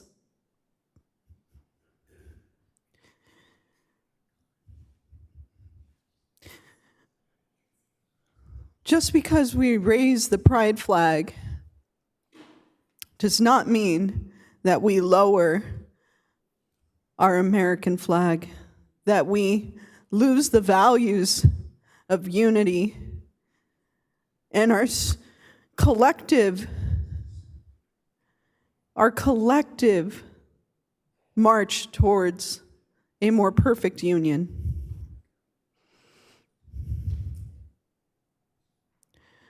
I do believe that we should be raising it in perpetuity. It hasn't hurt anybody yet.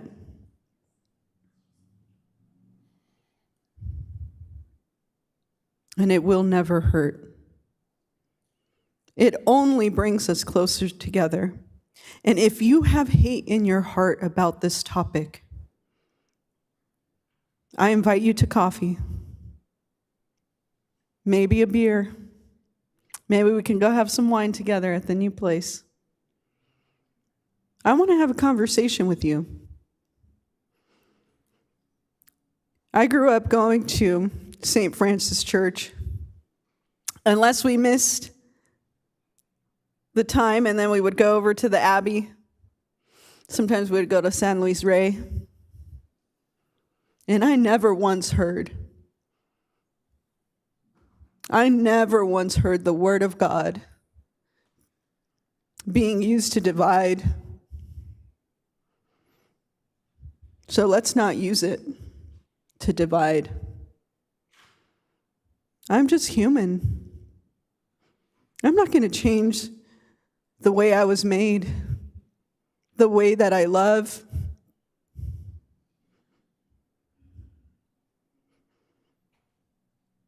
So I challenge you all. When you encounter hate, whether it's for the LGBTQ plus community or anybody else, you don't have to yell at the other person. You don't have to scream at them. You could just ask, why? Where is this hate coming from? Do you feel like this is changing your life for the worse? And what are some examples of that? So I'm here to continue to overcome hatred, bigotry, division. And I hope that we join together in that mission, because we really need every single person. I need you. I need you to love unconditionally.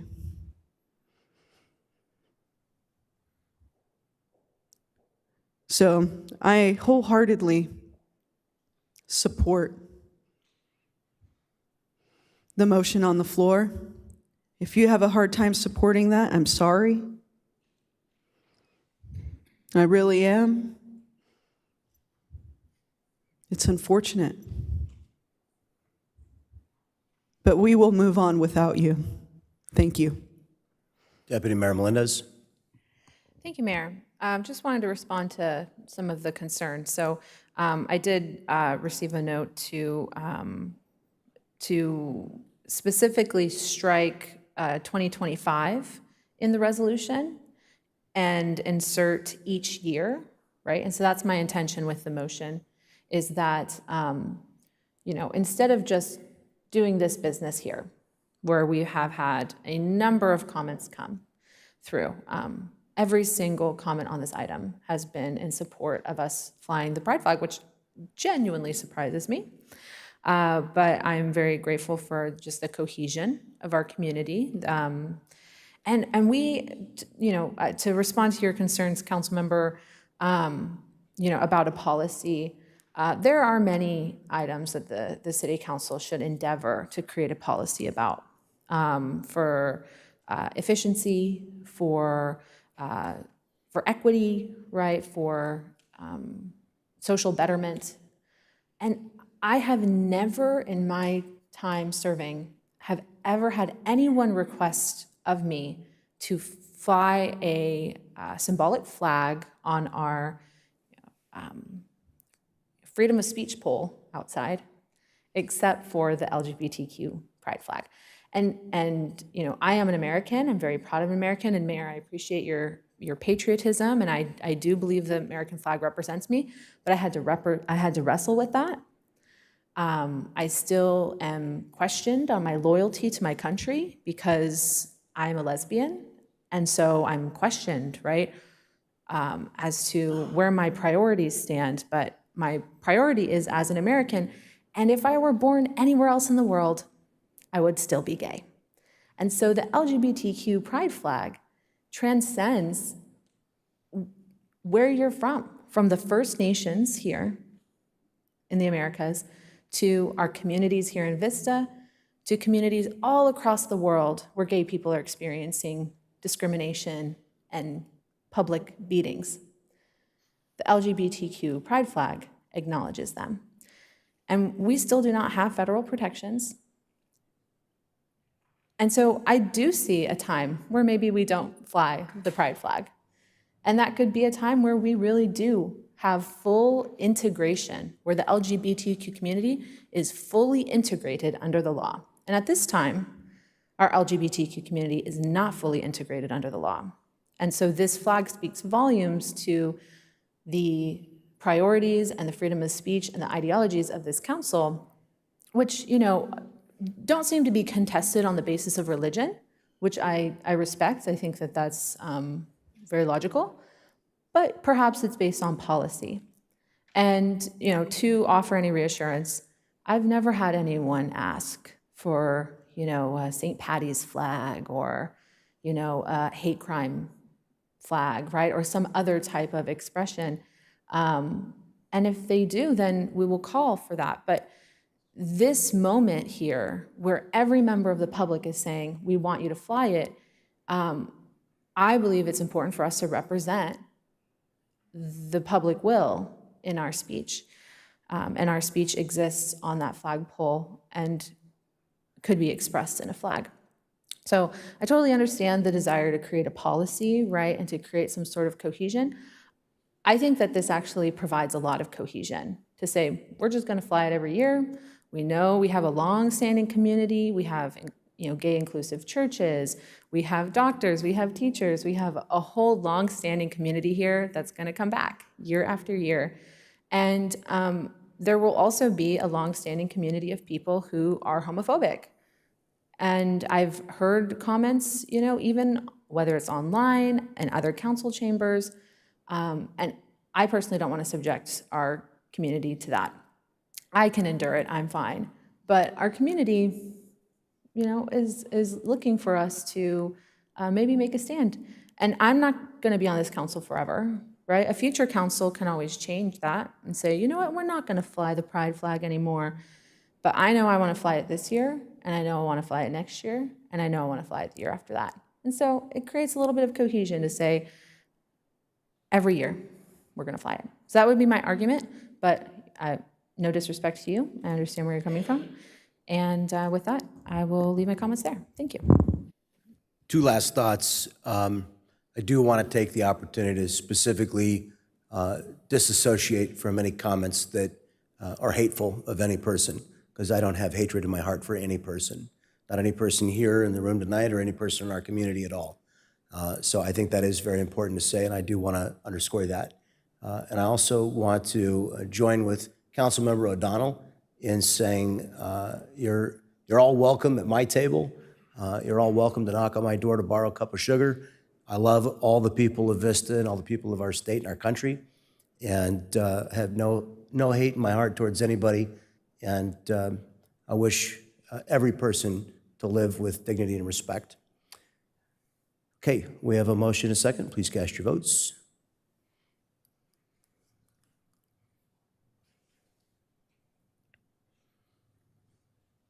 That motion is approved with 3 voting in favor and 2 voting against. That will bring us to our first of 2 public hearings this evening. And the first is public hearing number 1, an item to declare the results of the Vista Citywide Landscaping and Lighting Maintenance Assessment District number 2025-2 and the Vista Citywide Street Maintenance Assessment District number 2025-1 ballot proceedings. If there are any members of the public that wish to speak on this item, they may indicate so by using the raise their hand feature, by pressing *9, or submitting a request to speak card.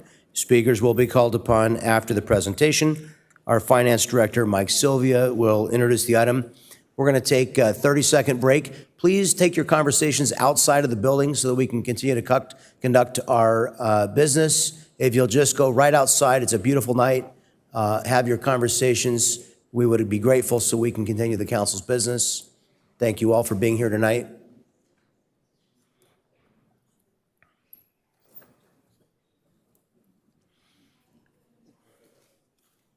Mr. Sylvia. Good evening, Mayor, Deputy Mayor, and council members. Public hearing number 1 is actually an extension or a reconvening of public hearing number 1 from the last regular city council meeting on May 13th. Due to the large number of returned ballots for each of the 2 districts that were considered, the tabulation could not be completed that evening, and instead was completed for both of the districts on May 14th and 15th.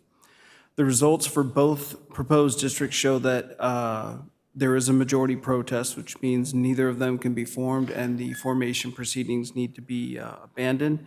I'll ask the city clerk to read the specific results onto the record momentarily, but staff's recommendation is to adopt 2 council resolutions, one declaring the results of the citywide street maintenance assessment district number 2025-1 ballot proceedings and abandoning procedures to form the district, and the second declaring the results of the Vista Citywide Landscaping and Lighting Maintenance Assessment District number 2025-2 ballot proceeding and abandoning the procedures to form that district. All right, and those results for the Vista Citywide Street Maintenance Assessment District number 2025-1. Total assessment ballots distributed was 22,232. The total valid assessment ballots received was 5,369. Ballot assessments received in favor of the proposed assessment was 2,728, with a weighted value of assessment ballots of $38,703.64. Assessment ballots received in opposition was 2,641, with a weighted value of assessment ballots at $57,447.16. As Mr. Sylvia said, the results show a majority protest exists.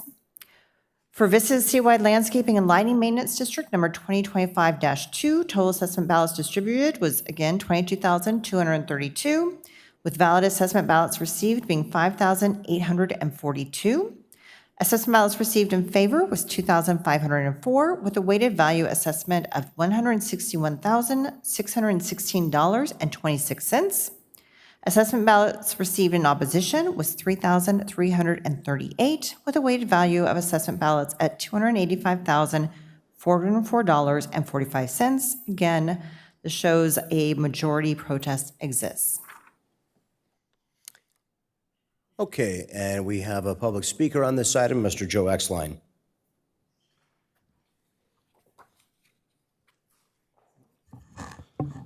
Hello, council members. My name is Joe Exline, and I was here last time to speak on this item. And I was just kind of curious on how both of mine were going to go down. So, Mr. Exline, that little button on the microphone, there on the, right by the microphone, there's a little rocker button. It'll bring the microphone up closer to you. Just press it twice. It's kind of a rocker switch. Don't worry about it if you can't find it. That's okay. anyway, I was basically wondering why both of mine would go down. And I see that there's a weighted vote, and I guess the vote is like if you vote and you owe $10, then that's what your vote is, and if you owe $20, your vote counts for 20 votes or whatever that they weight it. But in the fact that mine were both going to go down, and one substantially, almost in half, I'm just wondering if I'm actually paying more money than I'm supposed to be paying, or is there some way that this doesn't have to be weighted, or what's the future of this? I know you're going to be looking for money. What's going to come up in the future to look for this money? Thank you. I'll just interject that state law requires the weighting under a particular formula adopted by the state legislature.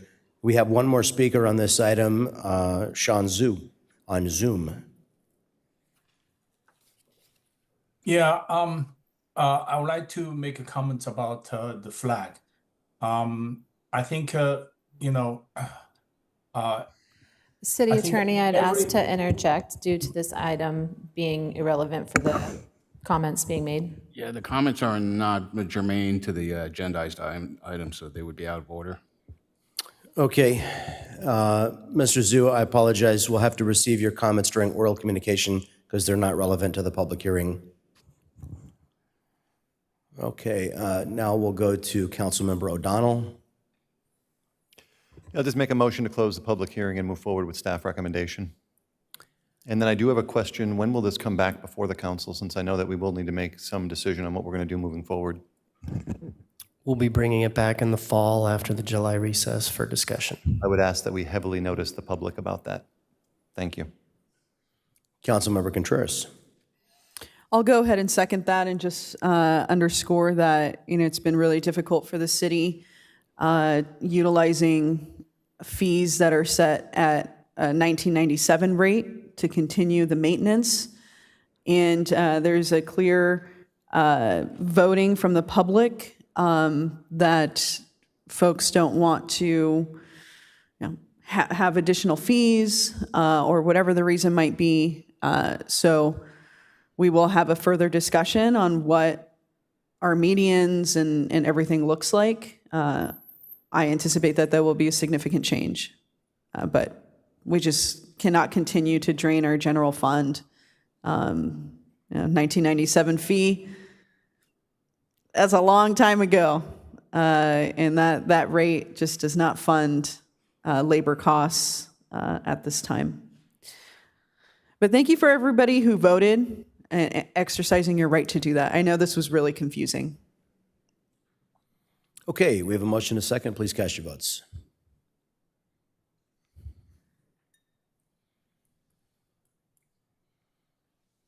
That motion is approved unanimously. That will bring us to item PH2.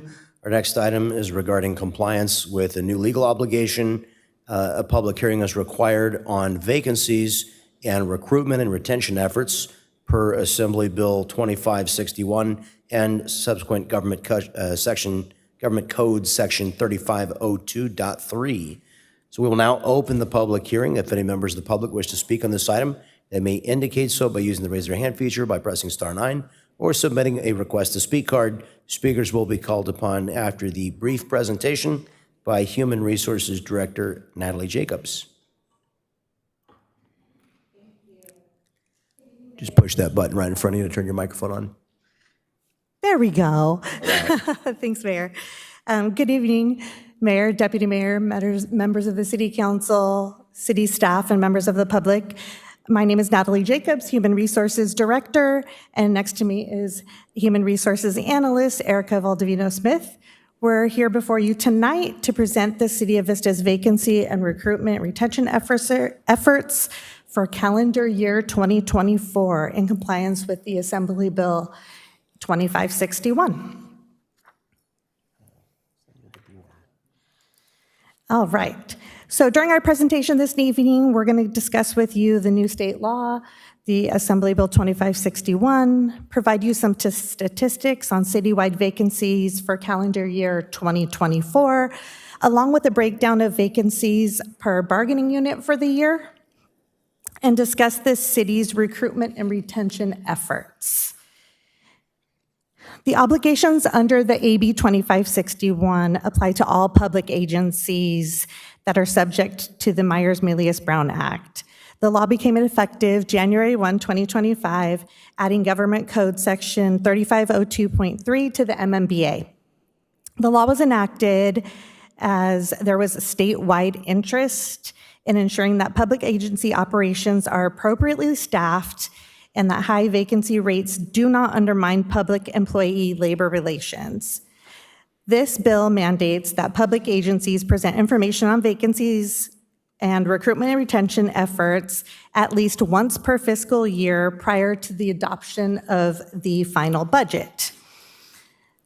If the number of job vacancies within a single bargaining unit meets or exceeds 20% of the total number of authorized full-time position, the city, upon the request of the recognized employee organization, is required to report on a few things.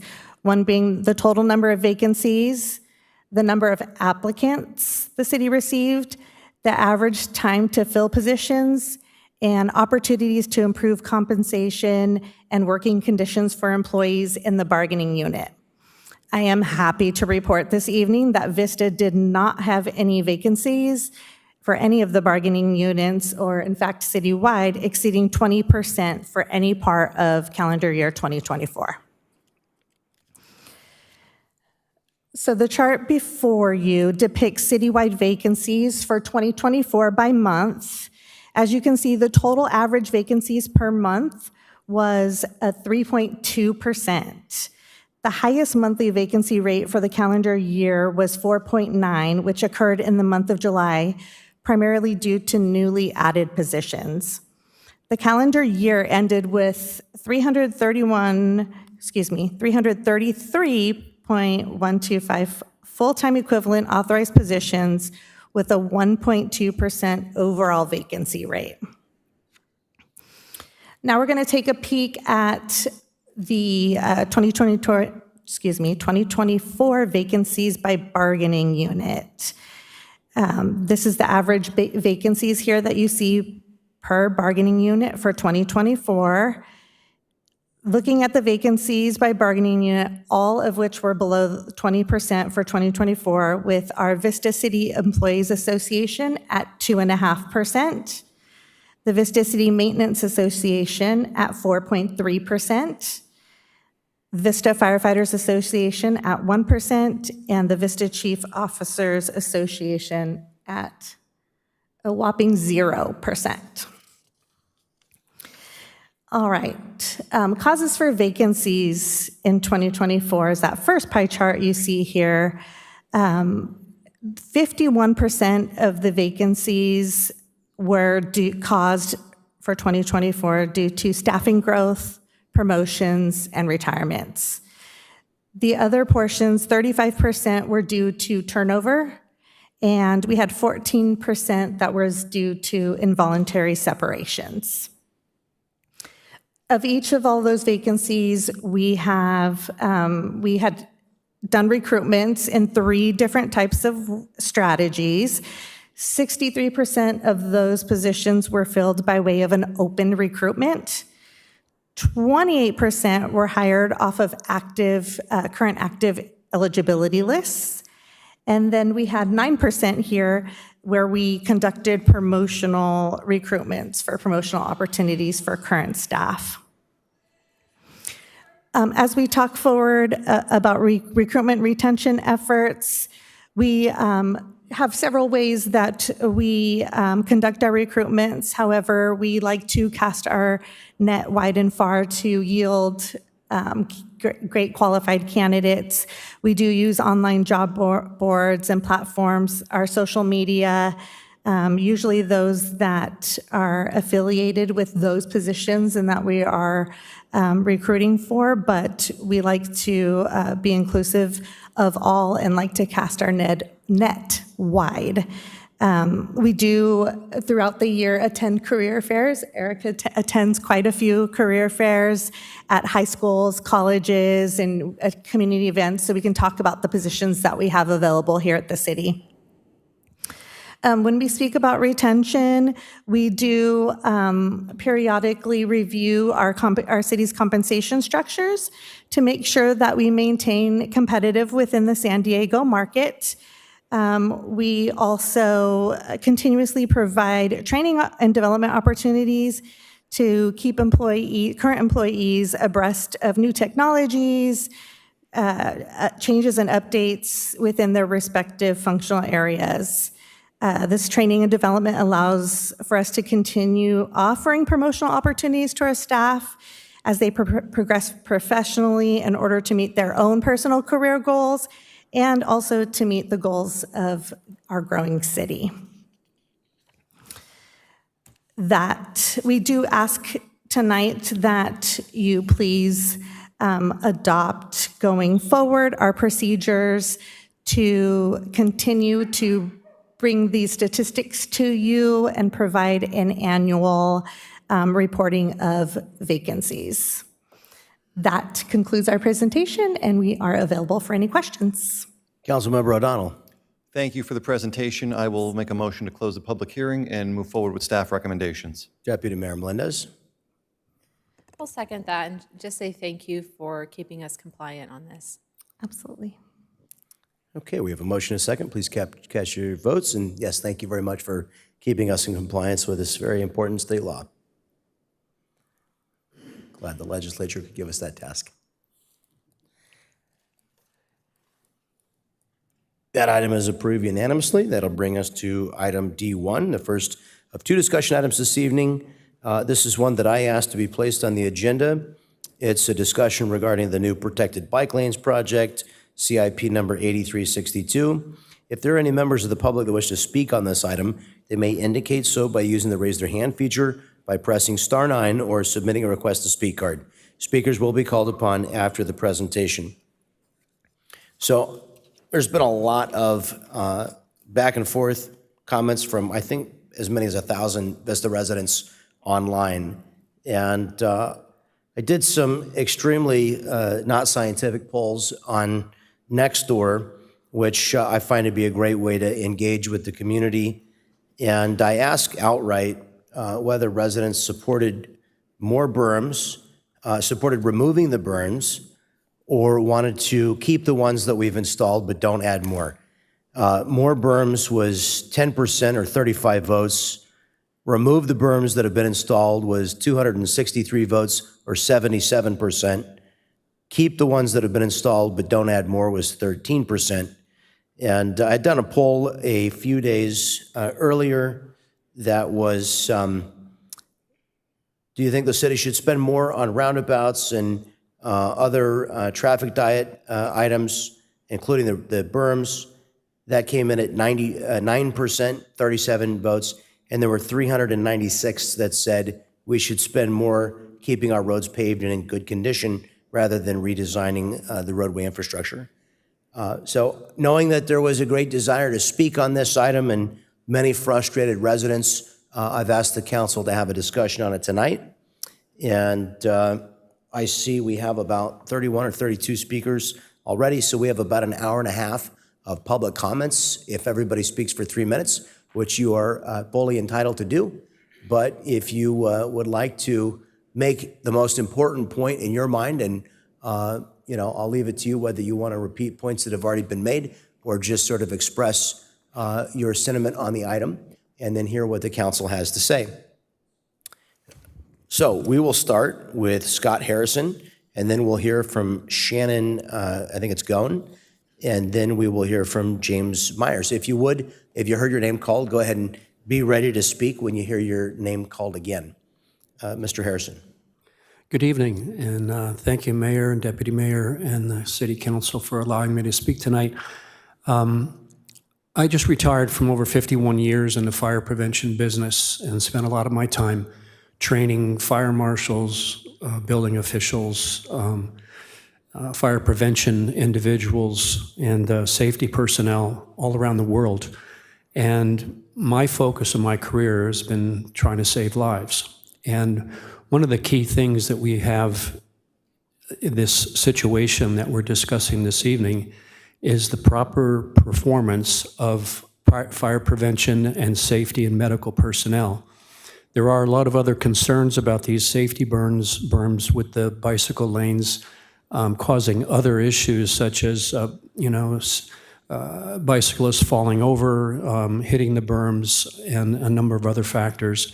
But one of the key things that has come up several times in the past month, and one of the reasons why I had submitted a comment to the Nextdoor app, I handed out to all of you a package that shows a printout of all of the different individuals that have responded to my comment, and there were 2 other individuals that submitted comments as well. Mine had over 6,000 views and a couple of hundred different responses to them, all of them with a variety of different concerns. And I would emphasize to you that when you have time, please go ahead and read them from front to back. You'd be surprised with the commentary and suggestions that our residents have. But one in particular, because I notice on your agenda here, it states that you want us to provide direction to the staff. And I'd like to make one suggestion, which would take a little bit of work on a number of people's part, and that is to set up a system that we could have the fire department and the paramedics and the hospitals, maybe not necessarily the hospitals, but the paramedics and the fire department to report back to the city as to what incidents have occurred that caused injuries or delays in the performance of our safety personnel due to these safety berms, because of the fact that you have the berms located in a position now where when an incident occurs, a safety vehicle cannot pass. Normal vehicles cannot pull over to the side and make a way for the safety vehicles. And there's been a number of incidents this past month where safety vehicles were restricted from being able to get to the injured person because the traffic was not able to clear. So if we could get a report turned in so that you could see exactly what the cause of these berms, the incidents that are being caused by the berms, and we can. Thank you very much. Now we'll hear from Shannon Goen, followed by James Myers, followed by Karen Kammerer. Good evening, City Council members. I'm here tonight as a concerned citizen of Vista to speak about the newly installed asphalt barriers on South Melrose Drive, specifically why they must stay. South Melrose Drive has a tragic history we cannot ignore. Just a few years ago, in 2017, a married couple jogging on the sidewalk there was struck by a DUI driver. One lost their life. Just last year, a bicyclist was killed in a hit and run on the same stretch of road. These are not just statistics. These are our neighbors whose lives are forever changed or ended on that very street. These asphalt barriers are vital for a safety measure. They create a physical separation, a protective buffer between fast-moving vehicles and our vulnerable pedestrians and cyclists. It's not just about bikes. These barriers also provide a crucial protection for those of us walking. That extra space, that physical barrier, can be the difference between a close call and a catastrophic accident. It gives a pedestrian that precious life-saving split second to react. Your primary job as our city council is to keep citizens safe. When we have the chance to implement infrastructure that clearly reduces serious injuries and fatalities, we have a moral obligation to do so. These barriers are new. To consider removing them now without allowing enough time to gather data and truly see their impact on accident rates would be a premature and dangerous decision. We need to give this safety improvement and a chance to prove its effectiveness. Let's make an informed decision based on data, not just initial impressions. Let's prioritize human lives over curb appeal. Let's stand firm on our commitment to creating a safer streets for everyone in Vista. Please let the barriers stay. James Myers, followed by Karen Kammerer, followed by Kathy Martinet. Thank you, Mayor, Deputy Mayor, and council members for allowing me to speak about this. I'm a longtime resident of Vista, as well as a board member of the North County Cycle Club. I applaud the work that's being done in improving the bike lanes.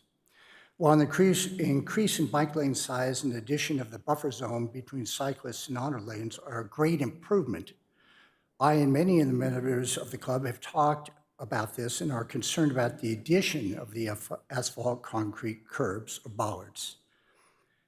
While these would inhibit autos from entering the buffer zone, possibly preventing cyclists from getting hit by drivers, they are actually as dangerous to the cyclists as the autos themselves.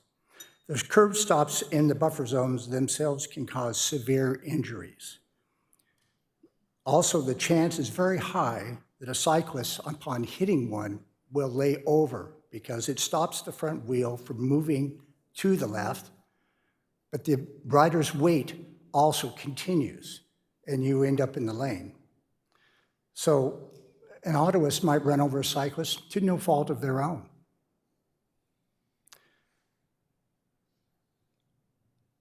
Drivers of autos would have no time to react if this happened if they're side by side. While cycling on North Santa Fe County in Vista recently, we've noticed these, and my wife Ruby nearly had a collision with one of them, even though it had a cone in front of it, because they're low. They're difficult to see. She was fortunate, but several cyclists along Pacific Coast Highway, where these are being used, have run into them. And as the earlier speaker said, let's check the results of what's happening with the fire departments. Do that, because there's a lot of accidents been happening down on Pacific Coast Highway. In fact, one of our own club members hit one of them and got badly injured. I have an attached copy, a copy from the Department of Transportation that states, using a buffer space with vertical elements such as flexible delineator posts, curbs, or vegetation between the bicycle lane and motorized traffic lanes. This is a recommendation on their part.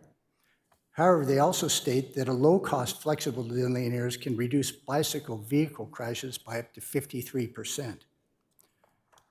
And I have an additional document from them, Proven Safety Countermeasures, which mentions this exact fact. Also, this brings, they encourage the safe system approach. Thank you, Mr. Myers. I'm sorry, that's your 3 minutes. Now we'll hear from Karen Kammerer, followed by Kathy Martinet, and then Jim Kelly.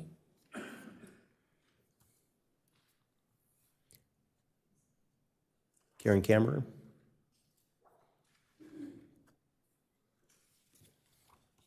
Council members, my name is Karen Camera. I'm a resident of over 20 years in Vista. I'm here tonight to speak about against the decision to install these protected bike lanes on Melrose.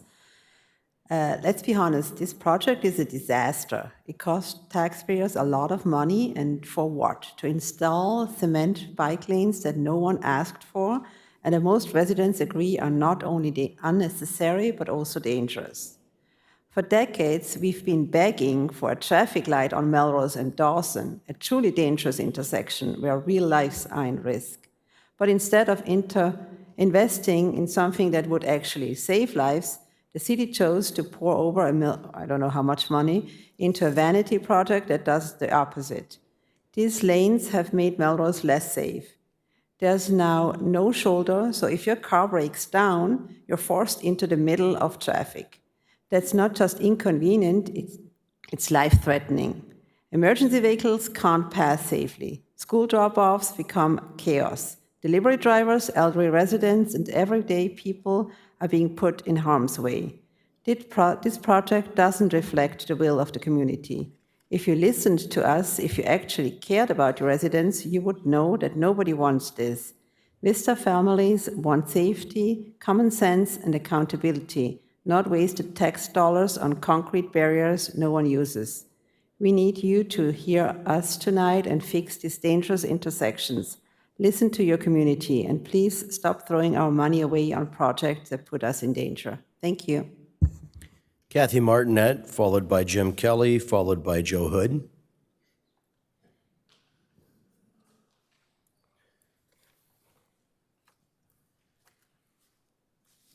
Hello, City of Vista Council members. Some of the discussions that my previous people have spoken, I have those addressing those same concerns. Emergency vehicles will have a harder time passing cars when they turn their sirens on and we can't move to the right. Street sweeping, they'll not be able to enter between the berms and the sidewalks, so trash will gather up and it'll make the city look worse. When a car breaks down, one lane will be blocked, and then there'll be a even worse backlog of traffic. And so when it's time for repaving our streets again, it'll be a patch job. It will not be a smooth pave. So bicyclists, as you all know, because you're all residents of Vista, they ride in groves down Vista. So they don't ride one after each other. They're going down in like mass amount of people, like maybe 8. So most don't ride in the bike lane. How is this even gonna be patrolled? I never see our sheriff's patrol, nor do they stop children or adults who ride without a helmet. These riders take it upon themselves to ride in the middle of the street because they think they can make a turn from the left lane. So was this bike plan really thought through? If a bike lane is officially designated and appears safe, California law generally encourages and requires cyclists to use it. In this specific case, if the bike lane has been modified with curbs in a way that makes it dangerous or less practical, cyclists may be excused from using it. Once a bike lane is separated from moving traffic with posts or car parking or anything else, it's no longer a bike lane according to the law. It's a separated bikeway. In this case, California Vehicle Code 21208 does not apply. You may ride outside a separated bikeway for any reason. The California Street and Highway Code, Senate Bill 1216, prohibits new shared lane markings on streets with speed limits above 30 miles an hour. So I understand you probably already paid for the installation and design of these bike berms, but you probably used our monies from property taxes and sales tax revenue. Shouldn't these projects be a vote of the community? Most people who use the bike lanes, they have to pay fees. Thank you. I apologize. That's your 3 minutes. Now we'll hear from Jim Kelly, followed by Joe Hood, and then Olenka Langen-Zaraj.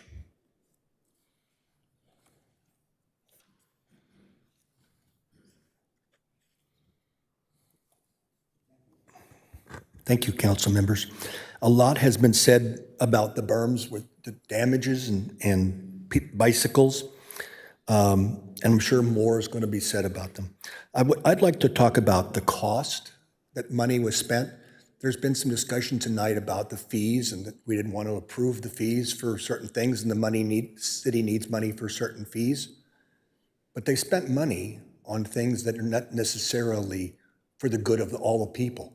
They did this. They spent money on these berms that benefit a small majority of the residents of Vista. You represent the majority of the residents of Vista, not the minority. I think this should be a wake-up call because obviously this was voted on some other time to be approved. I think this should be a wake-up call to question your members that present this to you. Because I don't think any of you thought, I can't believe it, that you thought that those berms that are the size of parking blocks were actually going to be safe. And then I'd also like to say that on media, there was some comments, and I'm not sure exact source, that one of the city council members said that they didn't care what the people thought. The berms, and they didn't care if the residents hated the berms. So I don't know whether that's true or not, but it was out there on public knowledge. And if one of the council members did in fact say that, it's very disrespectful for the council members. I think obviously we could have come up with some form of dot bots or something that would have been much safer for both bicycles and the cars, and it would have still allowed people to pull over. And again, I think whoever recommended this from the city didn't think it all the way through, and it just makes sure that from the future, you need to question the employees of the city and make sure that they're doing a good job, because ultimately this comes back to bite you. Thank you. Joe Hood, followed by Olenka Langen-Zaraj, followed by Maria Joliffe.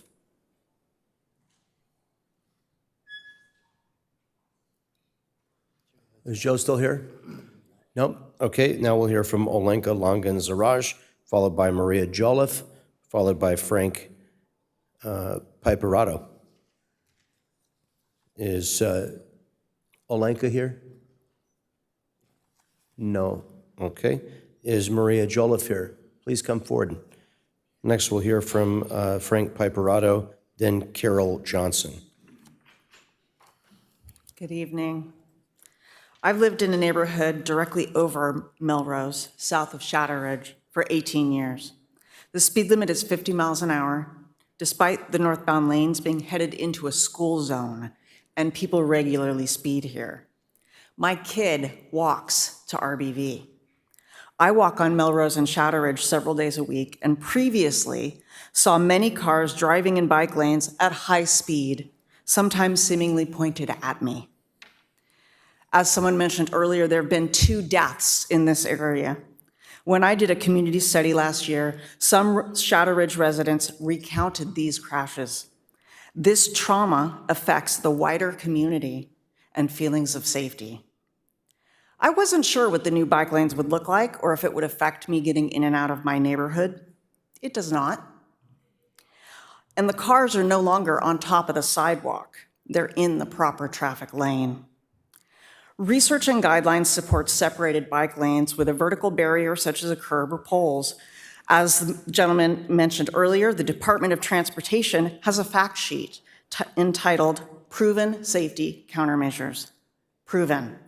That separated bike lanes reduce vehicle-bike crashes up to 53% over traditional bike lanes. The Bikeway Selection Guide calls for separated bike lanes on roads with high traffic volume and speed. Arterial roads, like Melrose, which has 6 lanes of about 17,000 vehicles a day each direction, at 50 miles an hour and up. Traditional bike lanes require slower speeds. Points of conflict are possible wherever cars and bikes cross, such as driveways and intersections. There may be specific driveways along Melrose that require individual consideration for the bike lane design, but this does not negate the value of the protected lane mid-block. This is not anti-car. It's literally about keeping cars in their lane. I want to be able to drive safely and also walk and bike safely. We rely on the city to ensure everyone of all ages using all modes of transport are safe. We have kids who cannot drive, and our abilities change as we age in place in our newly age-friendly city. Melrose is not a freeway.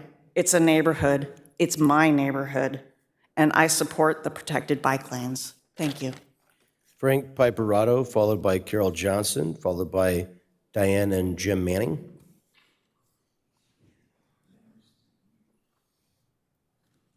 Hello, my name is Frank Piperato. I live on Las Palmas Drive, which comes down and hits Melrose right across from Breeze Hill Park, an actual very dangerous intersection to go left or right on. And I know one of the council members was quoted in an article recently in the UT saying that they drove their bike down the bike lane and they never felt safer. I've lived in this house for 32 years. I've never felt less safe when I go down now and turn, because you either have to come out and turn quickly, and before you had a little bit of time, if a car came around that corner on Melrose, to maybe go over into that extra space on the right. You've created a very dangerous situation on our street anyway. I'm not against safer bike lanes, but I think you're hearing a common word here tonight, berms. Let me read something to you. April 30th, 2025, the Coast News. Dozens of bicycle crashes along the stretch of Coast Highway 101 in Cardiff have triggered renewed calls from residents to overhaul a controversial barrier-protected cycle track. Since April 2020, at least 42 crashes, including 19 serious injuries and 1 fatality, and I believe that fatality was a bicyclist hitting a berm, okay, have occurred along the 1.3-mile section between Chesterfield Drive and Salon Beach. That represents a more than 400% increase in serious crashes compared to the 14 years before. These are numbers, these are statistics.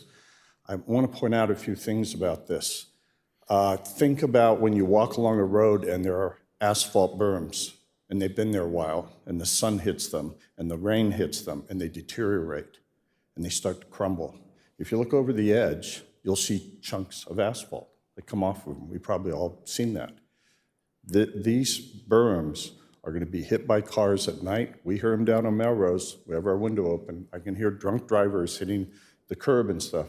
They're going to be chunks of asphalt. They're going to hit the ballards. They're going to go into the bike lanes. That's just physics. It's going to go to the right, okay?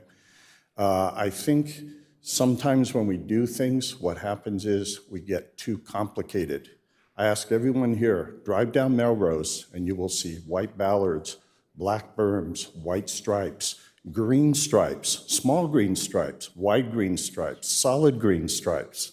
We make things too complicated a lot. So I just want to encourage you to look at this. Good job on trying to fix a problem. Let's not create a bigger problem that's going to be even more disastrous. These numbers tell you a lot here. So I'd just like you to hear that and remember the word berm. Okay, thank you very much. I'll hear from Carol Johnson, followed by Diane and Jim Manning, followed by Duncan Pauling. Good evening. I'm Carol Johnson. I've lived here for 48 years. My husband and I have been bike riders. We're retired now, but we used to ride bikes a lot on tandems and all sorts of things. I'm concerned about keeping those bike lanes clean. When you ride bicycles, you're on a small area, and if you hit anything forward at a speed, you're going down. And those berms, and if you feel like you're going to go down, you're going to go in one of those berms or you're going to hit the sidewalk. Also, there's a huge amount of apartments going in there on Melrose. There's going to be much more traffic, and I think on part of Melrose, we've lost part of a lane. And also in front of the CVS there, the bike lane is about this wide for a little part of it. That doesn't seem to be acceptable. We need bike lanes, we need them safe, but I think this is a little overdone. How about just putting those poles along? Because if you hit one of those, or a kid hits one of those, usually they just flop over, or it's not going to be seriously hit, but those berms are a serious problem. Thank you. I'll hear from Diane and Jim Manning, followed by Duncan Pauling, followed by Gail Martin.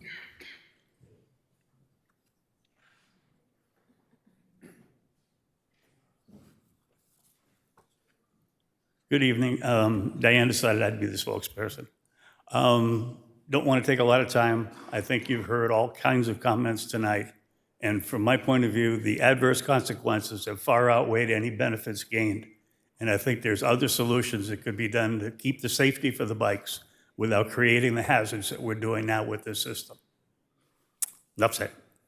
Thank you, Duncan Pauling, followed by Gail Martin, followed by Sandra McGee.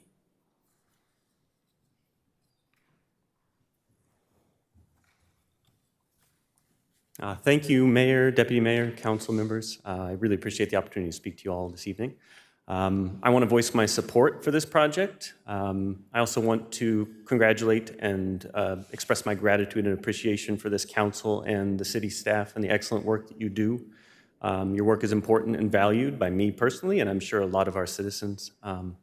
This is the exact kind of project that I think demonstrates both visually and, a good use of our tax revenue to our public as well as the people who visit our town, that this is a place that cares about its residents and about the safety of its residents. I'm kind of one of those people that some of the folks who spoke before me might actually be. I might be that nobody who asked for this, and I use it. So I've been commuting by bike, by vehicle, by public transit on the streets of Vista and our neighboring cities for about 15 years. And I really enjoy commuting by bike and by vehicle. It brings me a lot of satisfaction. It's a good source of exercise. It's a great way to view our city. And I've never felt safer in the 15 years that I've been commuting by bike. It's really improved the experience for me. To the concerns of some of the other residents that have spoken before, I'm not going to try to address all those in 3 minutes. It's been a long night. I would really like to have a conversation with a lot of you, though, and I'd like to get to better understand the concerns that you've raised. And then I can also share some of the positives of the experiences that I've had with this project. So I would encourage you to keep doing projects like this. I think it is valuable. I'm not an expert in these sorts of road improvements, but I'm presuming you're following best practices. So these are all good things that we should be doing as a city. I think it brings value to our city. It makes it a safer place. And if I understood my civic lessons in high school, that is one of the primary purposes of government, is to safeguard the security and health and safety of its citizenry. So thank you for doing that. I really do appreciate it. You do important work, and I hope you keep it up. Gail Martin, followed by Sandra McGee, followed by Roger Mayton.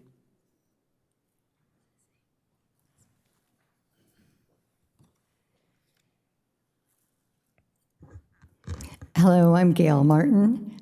Thank you, council members.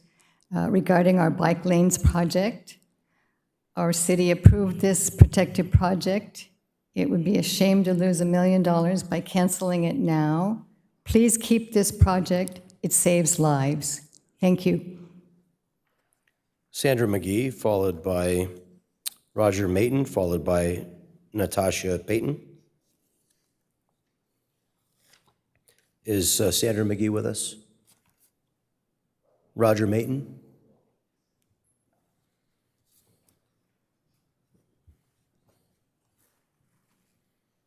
Hello, Council, and thank you for hearing the public on here. Hello there. Appreciate you guys a lot for what you do. It's a tough job. I used to be a commissioner, or I still am, and I used to be on the traffic commission, so I kind of understand a little bit what happens behind the scenes. It looks like a good idea on paper, but from what it sounds like now, it's not so popular in our community. About an hour and a half ago, I heard 30, 40 people speak about raising another flag on our pole, and everyone appreciated hearing from the public on how they felt about it. And then you voted accordingly to how the public felt about it. And I commend you for that. They were here and they supported it. But with the stats that you brought of this many people in opposition to this, you gotta hear this out. I mean, not only do they not like it, they want it removed unanimously. That's gotta go. Some of the things I'm not gonna bore you about, what I heard is that pulling off the road for police stops, it's crazy. Emergency vehicles can't get through. These berms, they will launch a vehicle if someone is texting, someone's been drinking, and they hit these, it's just gonna launch them into someone. That's such a bad, even if they launch and then they swerve back over, the accidents that this would cause are just tremendous. I hope that you guys will come up with look at some of these stats, listen to the community, and come up and revisit this. This is, you know, I don't mind protecting the bicyclists. I think that's a great idea, but just this one's probably not it. Thank you. Natasha Payton, followed by Richard Kelly, followed by Julie Kelly.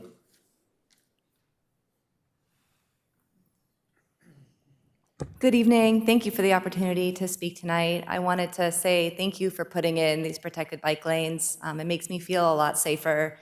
I like to ride my bike around town. I would like to do it more, but frankly, right now, it mostly feels like a suicide mission. A lot of these streets do not feel safe at all. And that physical separation is really important to both the feeling and the actual fact of being safe. It's not enough to just paint a lane or put a sign that says bicycles are welcome. The physical separation is really what prevents the accidents and the collisions and the crashes and the fatalities. So I really appreciate it. I think giving people options of getting around town is really important for quality of life, for safety, and just for making Vista a better place to live. And I think we should all want people to have more options. You know, the more people that are bike commuting, the fewer cars there are on the road, and that will decrease traffic as well. So I think we should all want that. I can't speak to the specifics of the design, and I'm sure everyone can find a way to nitpick on some of those details, but just the fact that these projects are moving forward and that other modes of transportation besides cars are being thought about, I think is just a really great sign. So I really appreciate that effort. And, you know, I think a lot of people here are very confident about all of the negative things that are bound to happen, destined to happen with these berms. And I'm sure there will be accidents just like there are now. Cars get in crashes all the time in all sorts of ways, and they're always gonna do that. But I think if you do the research on the statistics on transportation planning and design, it is very clear that separated bike lanes, visibility, reducing speeds, road diets, these are all things that contribute to public safety, not just cyclist safety. And so I just, want to thank you again for putting this into effect, and I hope you keep them. Thank you. Richard Kelly, followed by Julie Kelly, followed by Edward Richardson. Good evening. I don't really have prepared statement. Kind of heard about this meeting last night, or maybe it was this morning during breakfast. Lifelong cyclist. My wife and I actually met through cycling. We honeymooned at the Tour de France. I've worked with bicycles in the industry. I've lobbied Congress at the National Bike Summit several times. Big believer in advocacy and lanes and a lot of issues that could, facilities that could help make cycling safer and encourage more people who are not just the nuts like me to get out there and to ride more. Because every bike that's out there riding is one less car. If you're in a car, you're not in traffic, you are traffic. So I'm a big believer in facilities, and I've loved all the painted bike lanes that I've seen in Carlsbad and in Vista, the green stripes. I went to my first Vista bike master plan meeting at the library probably 22 years ago. Talked about problem areas like Sycamore and downtown Vista. Unfortunately, we live in an area that was built around the car. Melrose is a highway that runs through Vista. I don't know that painting, doing much retrofitting onto Melrose would help much. And all of us, you know, people that we ride with, every time we have to go through Cardiff, we never go through that bike lane that has the same exact setup of the berms and the posts and the bollards. It's just too unsafe. We've seen too many accidents The lanes stay dirty. People ride the wrong way. People get on a bike and they think they can do whatever they want to, and they go the opposite direction. There's no escape route. And then also, unfortunately, we're all drivers as well. We drive down Melrose. It's going to cause a lot of problems. It's going to cause a lot more angst. I try to be really understanding. This isn't Europe, where the more vulnerable road user has the right of way. This is the United States. We're the car country. And so I'm very cognizant of trying to stay out of the way, trying to prevent any acrimony or any fighting with other cars. But this is only going to make things worse, unfortunately. I don't think it really helps the cause of cyclists to make the roads safer, to continue. And again, I love the efforts, I love the intent, but I don't think that this berm situation, as someone who rides a lot, I mean, heck, I used to ride to the Oceanside train station, take the train up to San Juan Capistrano for work every day. I've had to ride back on the side of the 5 because they closed Camp Pendleton if I missed the train. So we need more facilities, we need more striping, we need more awareness and education. We need to probably slow down the 60-mile-an-hour highway that goes through Vista, on Melrose. But I don't know that this, and I know the intent was good, and thank you for that. Keep working on it. There are better solutions, and I'd love to continue to be a part of that solution. Thank you. Julie Kelly, followed by Edward Richardson, followed by Asher Law. Hi, I'm Julie Kelly, lifelong cyclist, grabbed a husband on the bike, as you just heard. I also work in the bike industry, and I have ridden tens of thousands of miles. And when I heard about this project, I spoke directly to council members and said, please don't do it. What I see scares me. I see a place where I'm trapped as a cyclist. I want you to hold up your one finger. That's my wheel. Every bit of debris that gets caught in there is a danger to me. It means I could crash when there's a curb on one side and the bollards and traffic on the other. That means I'm going down hard. I used to race bikes. What they do to make road racing safer is they put hay bales at the places where the riders might have an incident and go down. Not something hard, not one more thing that can take me out and give me a traumatic brain injury or kill me. I see those white poles. Those are at the height to snag my handlebars if I have to swerve for a piece of trash, broken glass, a branch, a rider coming at me. There's no signage. There's no way you can guarantee that those one-way lanes are going to stay one way. We don't have enough bike education to ensure that everyone who gets in there is going to go the right way. Just this last week, I saw a motorized scooter and a guy with a giant shopping cart going the wrong way on Melrose in our bike lanes.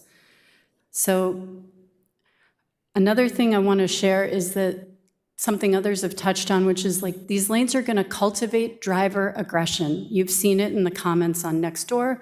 I've seen it on Instagram and Nextdoor.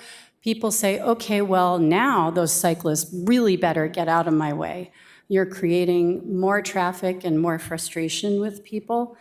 And because of the design of these lanes, I have no more legal protection. I'm in a protected bike lane.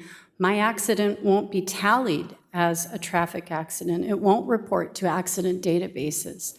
So these are all many reasons that I'm concerned and I'm scared about these lanes. And I'm very encouraged and grateful that the council can invite this discussion and continue to look for better ways, because I do share the comments that I know the intentions are in the right place, and I really appreciate the concern, and I look forward to also hopefully being part of a solution. Edward Richardson, followed by Asher Law, followed by Gary Gerritsen.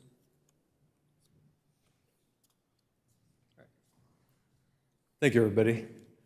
Last year Easter morning, my 83-year-old mother and I were driving home on Beaubier, and a sheriff's deputy right beside us, when a car veered across the street and slammed into us head-on.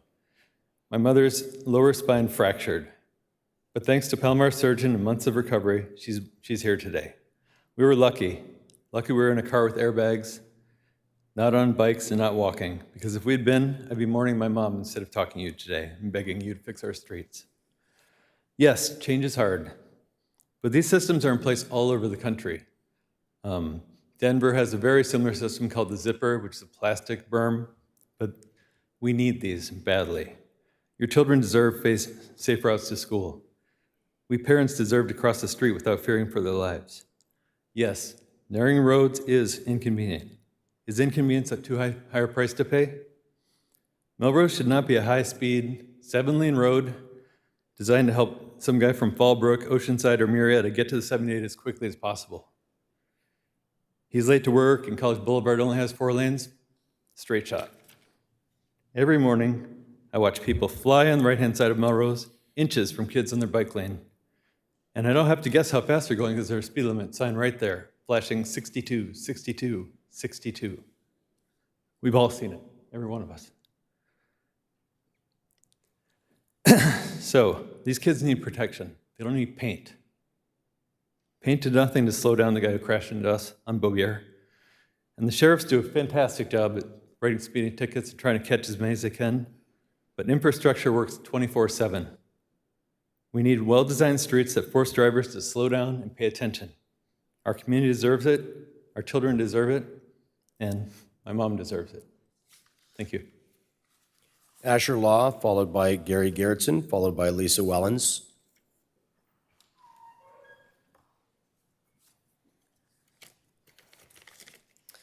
Hello, my name is Asher Law, and I live in Vista near Sports Parkway. I'm part of Troop 782, and many of my fellow scouts bike. I live near Melrose and Santa Fe and often bike there.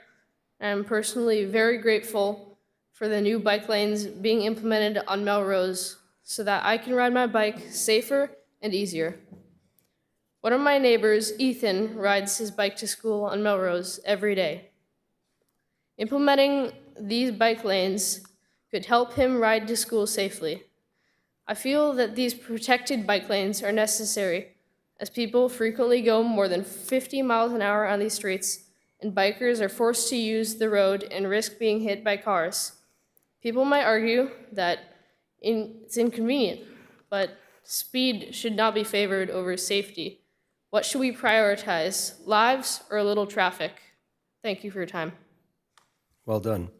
Gary Gerritsen, followed by Lisa Wellens, followed by Matthew Mann. Mr. Mayor, City Council, do I have to follow him? I'm a 32-year resident of Vista. I've been an avid bicyclist, hiker, but I'm also a commuter. And I have some questions. Number one, what safety study was done that documented the reason for the many road changes? Accidents, injuries, or worse results? Define the problem first so we can understand your decision. My estimate is that the berms along Melrose represent only about a third of Melrose. The rest of the place, there are no berms.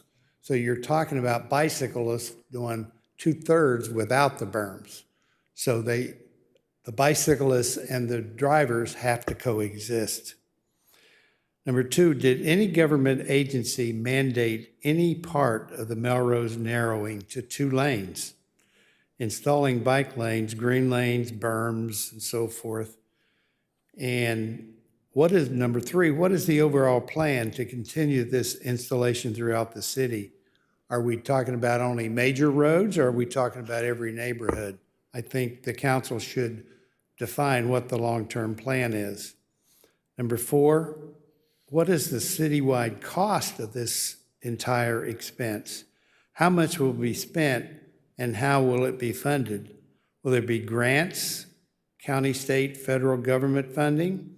Number five, name a city that has fully implemented this plan and what their officials and residents say. Let's learn from their experience. What is the estimate to repair all the potholes and cracks throughout the city? Why not do that first?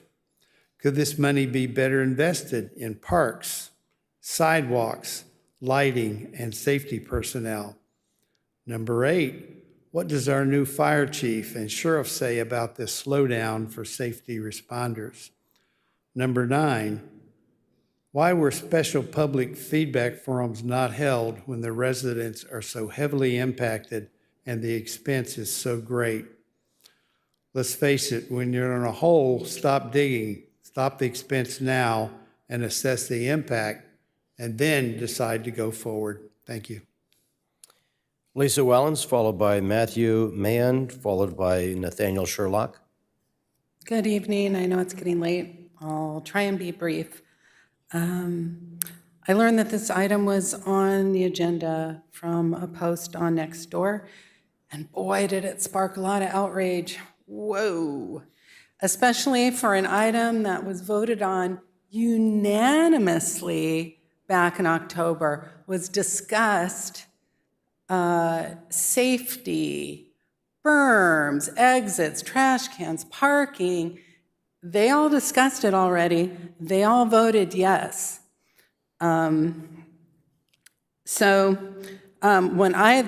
how I learned that the bike lanes were up. I lived in Shadow Ridge for 12 years. I live closer to downtown now. So I first saw it last weekend, and I was expecting to come over the hill and see an abomination, because of what was on Nextdoor. And I have to say, I was delighted because remember, everybody, Melrose is wide. It is like a freeway, 6 lanes, and those lanes are wide.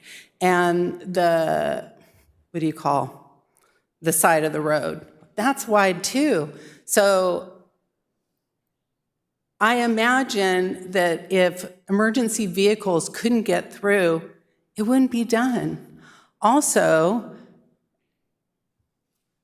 I don't know how you can have a protected bike lane without the protection, right? Because, all these things about, we're gonna hit the berm. Well, you could hit the curb. You could go off the curb. In fact, some people have. That's how dangerous it is. And it's like I said, it's like a freeway.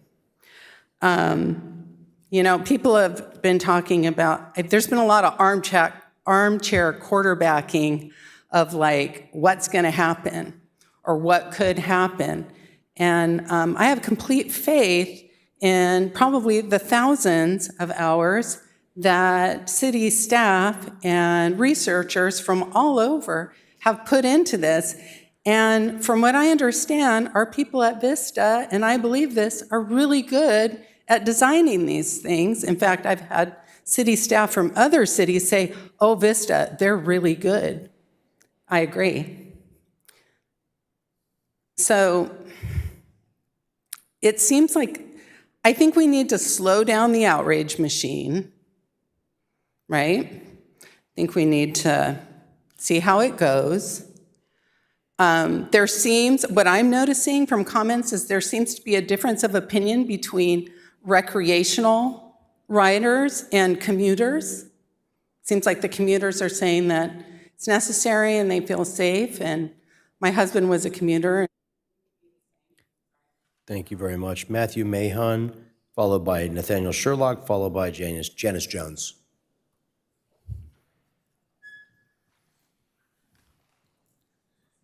Thank you, Vista City Council, for allowing me to speak. I rode my bike here tonight, and I'll ride home. It's dicey out there in Vista, but I know when I get back to District 4, I'll be just a little bit safer. I've been commuting by bike regularly for years. I live in Shadow Ridge, and I ride south on South Melrose towards Palomar Airport. Now that these bike lanes are in place, we've gone from us that are commuting have gone from unsafe and vulnerable to now safe and protected. And I'll tell you, when I cross into Carlsbad at the line, I feel immediately less safe. I know there's a lot of folks that are unhappy about this, and as someone mentioned earlier, change is hard. What we're doing is building a complete street, and the reality of that is that in order to make it more pleasant for cyclists and pedestrians, it's necessary to make it less pleasant for cars. on South Melrose, cars haven't lost anything. There was always a bike lane there. There was even a divider. All we've done is put the berms and the bollards. And again, it's just to slow the cars down. And wasn't that the point? If the berms are a danger, are the trees in the median a danger as well? I'll tell you, since the berms have been put in place, I've seen more and more bikers day in and day out. No one is trying to force drivers out of their car. Vista will never be Amsterdam. We don't need bike lanes everywhere. We just need them in a few places where we feel unsafe as cyclists. This is about options. This is about freedom, the freedom to choose how we want to get around. This is America. These lanes will save lives, and I thank you all for being bold and installing these lanes. That's all. Thank you, guys. Nathaniel Sherlock, followed by Janice Jones, followed by Jim Riggenbach.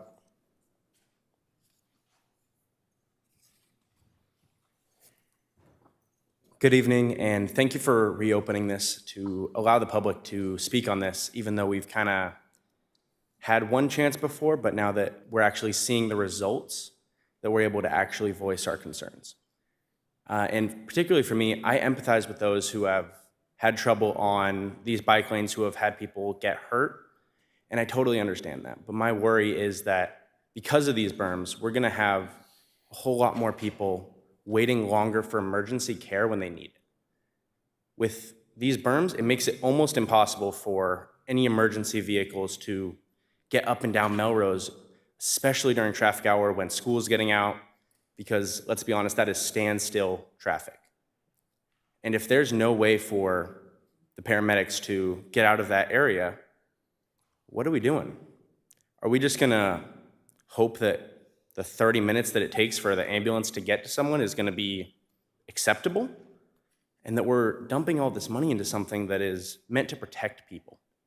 And are motorists and for emergency responders. There has to be a better way to deal with this than making it more dangerous for everybody with the objective of making it slightly safer for a small minority of our community. Thank you.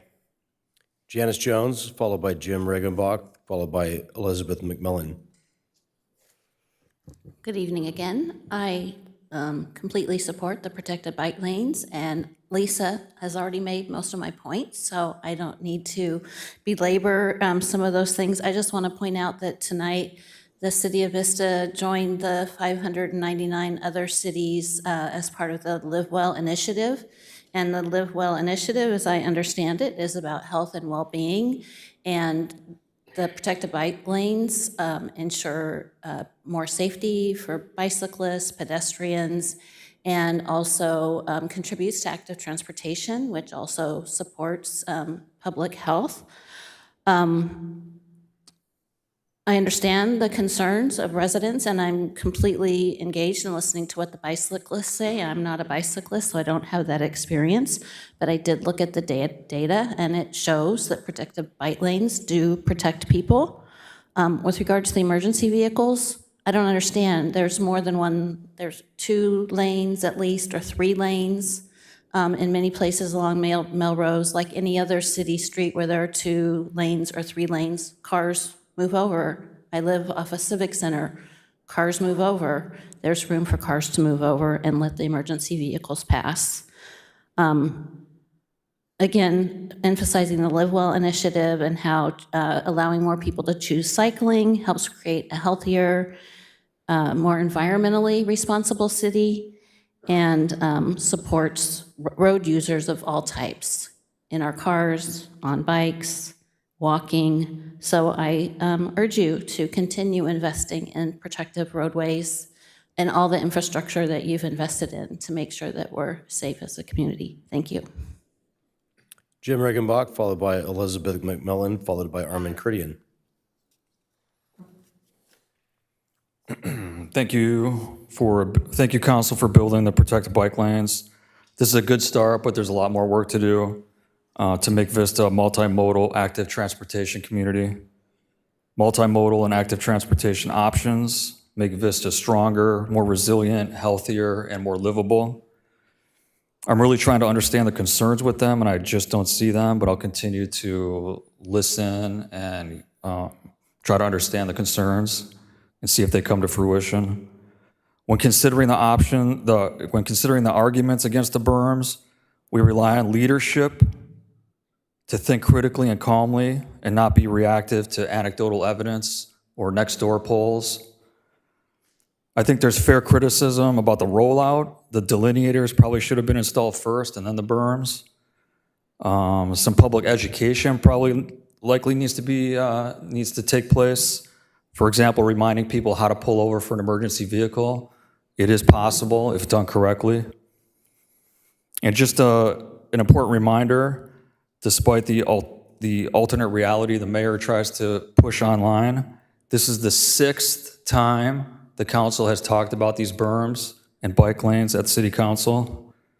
This is not the time to spend money removing them and thus wasting the money that was spent to install them and wasting the potential to give residents options for transportation and enjoyment. Thank you. Elizabeth McMillan, followed by Armin Kurdian, followed by Kenneth Zuniga.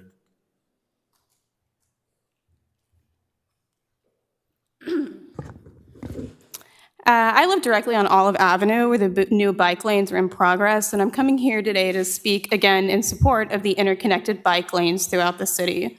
Despite being a majority residential street, vehicles on Olive drive way too fast, and it's currently very unsafe for bicycle traffic. The current bike lanes are woefully inadequate and unsafe. Drivers are constantly crossing over into them, and if I were to look out my window right now, I'd see several cars currently parked within the bike lane. Additionally, the current bike lanes are not continuous on Olive Avenue. They abruptly end at a portion of Olive where the street narrows and there's no sidewalks, providing no safe way for bicycles to cross from the major city centers of Oceanside and Carlsbad and into downtown Vista. I have 2 young children, and I never consider allowing them to bike along the street in front of their own house where they live in its current configuration. I was so thrilled when the construction started directly in front of my house that I went out and I bought a new big girl bike for my 4-year-old. I was also happy to see that parking is reduced in front of my house and people can no longer park inches away from my driveway and obstruct the view of oncoming traffic. Ultimately, this change favors the homeowners on Olive by making it easier and safer to back out onto the busy street. I'm a scientist, so I always look at reputable, peer-reviewed research, not next-door polls, which show again and again that protected bike lanes increase the safety for both drivers as well as the bicyclists. A 13-year study across 12 large cities revealed that the strongest indicator of lower fatality and injury rates for all road users, including drivers, is the presence of a protected bike lane. Additional studies show bike lanes also result in lower vehicle speeds at adjacent cars, and I can attest that speed reduction on Olive is greatly needed. Outside of this, across even more studies, bikers feel safer when biking in protected lanes and are more willing to allow their children to bike within these lanes. Protected bike lanes will increase the number of people that feel safe riding their bicycles along Vista streets and will ultimately increase access to city infrastructure for Vistonians, especially the low-income community with no access to cars. It's a no-brainer. Use the funds that have already been appropriated. I can't think of a larger waste of government resources and my tax dollars to spend money to undo what this community has already come together, again, to unanimously approve. Armin Kurdian, followed by Kenneth Zuniga, followed by Steve Tompkins. Good evening, Council. Armin Kurdian, Vista resident, also a certified systems engineering professional, and that's the aspect I'm going to speak to you tonight regarding these berms and the protected bike lanes.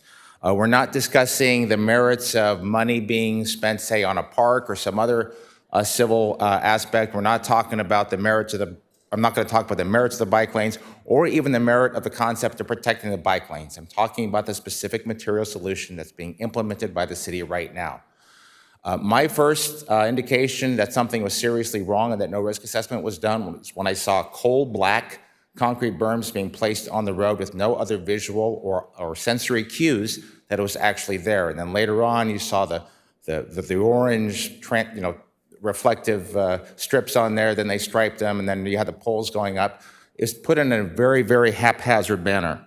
My understanding is the city's paying about $2/3 of $1 million to do this. And I think it's money that is not being well spent because about a year ago, or whenever we first talked about this, I came in front of you and said, what you need to do is you need to put in reflective studs. I said that gives you a visual and auditory and physical sensory indication that you are deviating into the lane. If you hit that curb, okay, you're going to lose control of your car. It's not going to stop a drunk driver. You're going to go flying off at 40, 45 miles an hour. You're probably going to blow a tire, and you're not going to be able to get yourself back. If you hit those studs, then, okay, something's going wrong. I need to go back in the lane, just like when you're on the freeway.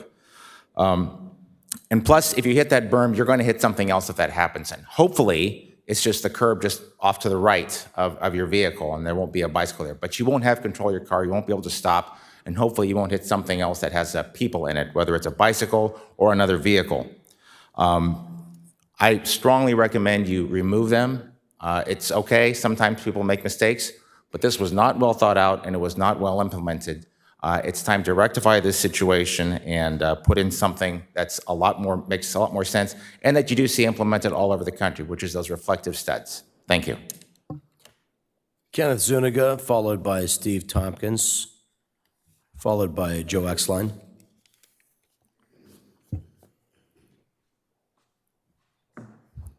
Okay, I'm urging the council to preserve and maintain and expand the bike lane project across the entire city, from the protected bike lanes to new paint markings around the city. These projects, which were previously adopted by a majority vote of this council, is an important investment in our city. It improves safety in our community. It also increases property value, which bike lanes do, so more tax revenue for the city. It also improves the health of individuals and creates sustainable transportation. These investments align with Vista's goal for the city.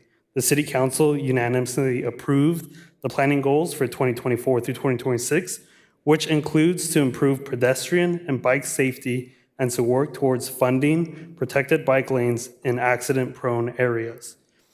Many of the constructed and planned bike lanes are adjacent to high-speed roads, which are close to multiple schools, making it a vital route for students and individuals just like myself who commute to work every day via bike. The importance of safe routes to schools and/or work cannot be overstated. Separated bikeways provide essential separation from fast-moving traffic, reducing worries and enabling more people to travel safely within our city. Investing in safe infrastructure around our city isn't just about mobility, it's about protecting our community and most vulnerable road users. Most importantly, this conversation about the bike lanes must be recognized by the tragic reality that a cyclist was killed on Melrose Drive in March 2024, right where I bike daily. This loss of life underscores the life and death stakes of infrastructure decisions. Removing the separated bikeways from the city with documented danger is not just short-sighted, it's deeply irresponsible. So I ask the council this: whose life do you value more? The life of someone who is riding a bike, or of the irresponsible drivers who hit a cyclist in your city, or the countless other irresponsible drivers who speed, text and drive, and use the bike lane as an additional lane in traffic, especially on Melrose? So will this council be proactive in protecting our community, or wait until it's too late? Steve Tompkins, followed by Joe Exline, followed by David Oakes, who says he's in opposition but does not want to speak. All right. Thank you, Mayor Franklin, Deputy Mayor Melendez, and the City Council. I know most people here are talking about South Melrose. I live off of North Melrose, so that's what I'm talking about. So I do want to support the changes that I've seen around our community on Melrose, on Santa Fe, Los Angeles, Townsite, the roundabouts, the reducing the number of lanes. About a year and a half ago, I spoke in front of the council about reducing the lanes on North Melrose because of the high speed and the danger of the community that lives literally on the street. Their driveways are right there, their trash cans are right there, kids trying to bike and walk down the sidewalks and stuff. So I really do appreciate the efforts that's gone in. I know some people complain about losing 20 seconds commute when they're coming from Oceanside or Fallbrook and zooming down to the 78. But I do want to, overall appreciate your efforts that you've done. I'll let the people around South Melrose speak on that. I've seen it. I've driven by it regularly because I go down to Carlsbad regularly. Maybe there could be changes there. I do want to mention, of course, all the kids in the community. They're commuting by bike, by walking to places like Trade Tech High, which is right on Melrose. General Murray's right there on Melrose. There's a Christian school on Melrose. Plus, Vita's right there. Then we have VMMS right here across the street. We have Beaubier is going to reopen here soon. We need to protect those kids. We need to have lanes where they can ride their bikes to school, ride their bikes back from school, get home safely, be with their families. So I do want to, say thank you again for all the efforts, for what you've done around the community, not just South Melrose or North Melrose, but all of it all together. Thank you so much. Joe Exline, followed by David Oakes, who did not want to speak but was in opposition, followed by Judy Bird, does not want to speak, also in opposition. Hello, council members. Joe Exline again. I live right in Shadow Ridge, right by RBV, so I'm right in the middle of the project. And I just have a couple of personal observations to make. Number one, when I'm going down the road, either direction, and some of those driveways or the berms are right next to the driveway, person has to actually almost stop and get the speed of making a right-hand turn into a driveway, where they could have possibly before moved a little over right before the driveway and prevented, stopping in the middle of a lane of traffic in a 50-mile-an-hour zone to make a right-hand turn, where the berm is preventing them from doing that in the driveway. So I've seen that several occasions. It, to me, is not quite safe. And in my younger years, I used to ride a bicycle. That was my only mode of transportation when I was much, fitter. But I did hit one of those little white berms in a parking lot one time that stopped you from, driving over the curb in the parking lot with my bicycle pedal. And it was not a pleasant experience. I wound up in the ground, had quite a bit of road rash, and I can only imagine what these bigger berms would happen to do if they hit a bicycle pedal in the lane. Thank you. Okay, our next speaker is Sarah Spinks, but we also had a card here from Tim Reynolds that did not want to speak but is in opposition and said that these pose more safety hazard than they eliminate. Hi, good evening. Thank you for the opportunity to speak. I'm a Vista resident, lifelong teacher, parent, and I come to speak in support of the protected bike lanes. Every day I'm seeing teenagers on North Santa Fe going to school to and from Vista High. It's awesome to see. I like that these improvements are working and giving young people a safe and independent way to move through our city. I wish my teenager would use our e-bike more. He doesn't, but as a pedestrian, I know how unsafe it feels to walk around here. I have been walking around here since childhood, and these cars, they do not care. Then I had a baby in a stroller, still didn't care. They're just out here, so hitting a berm, you're gonna hit the sidewalk or somebody in the crosswalk. I'm in a crosswalk. You're turning into me. I'm really appreciative for the crosswalks at North Citrus and Vista Village. Now we stop at all directions and it feels a lot safer. There's so many people that walk in my neighborhood and I'm so grateful for the increase in safety. Council voted for these improvements. They've been years in the making. I've been to bicycle master plan meetings. This is decades in the making, truly. Takes a vision and a plan, and it's the kind of Vista I want to see in the future, and not just the one we inherited, so thank you. Transportation is changing. It's always changing. It's always been changing.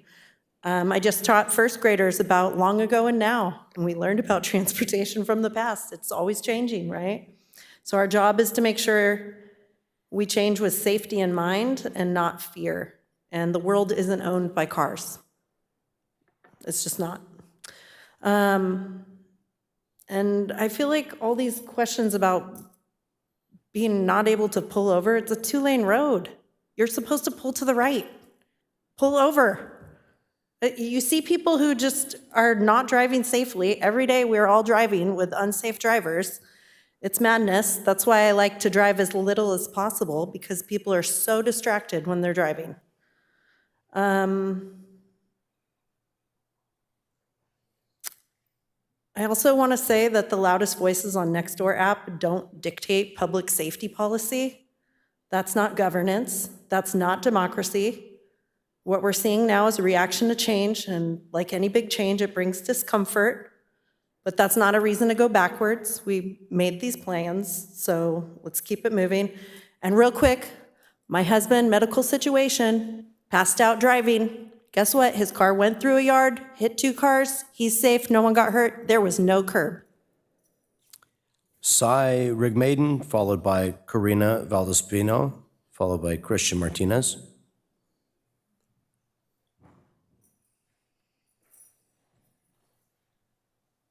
Hello, thank you for giving me the opportunity to speak. I am in favor of the barriers in the bike lanes. I am not a cyclist, but I do ride my bike. Usually when I'm riding through South Santa Fe. Cars are constantly getting over into the right lane to turn right. Most likely not even stopping.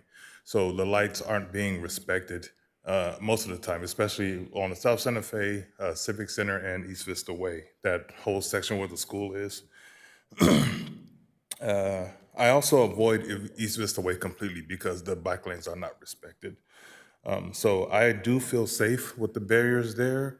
There are lots of kids riding around now. I love seeing them outside. They're wearing their helmets. And so I think in the summertime, we're going to see more kids.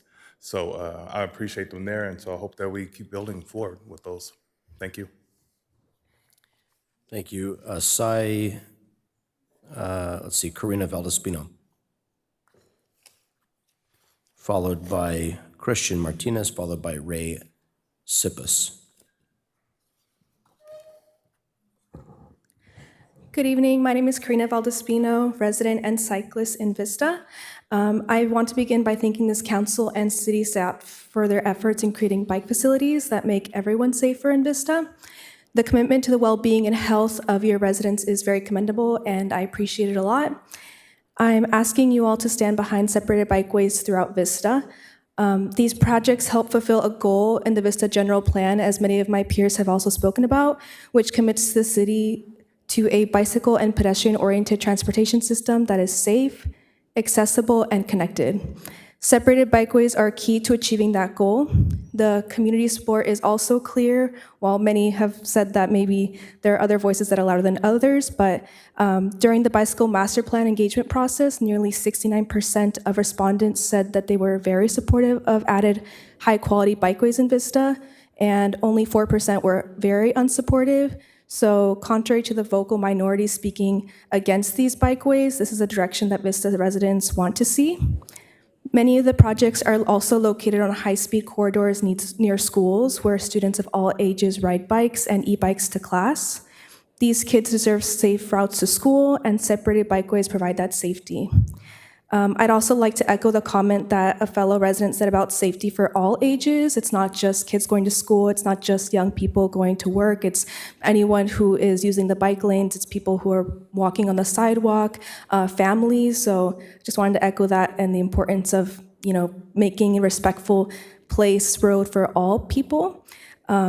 Research from the Federal Highway Administration and Portland State University also shows that more than 50% of people are interested in biking, as others have said, but are also concerned about safety.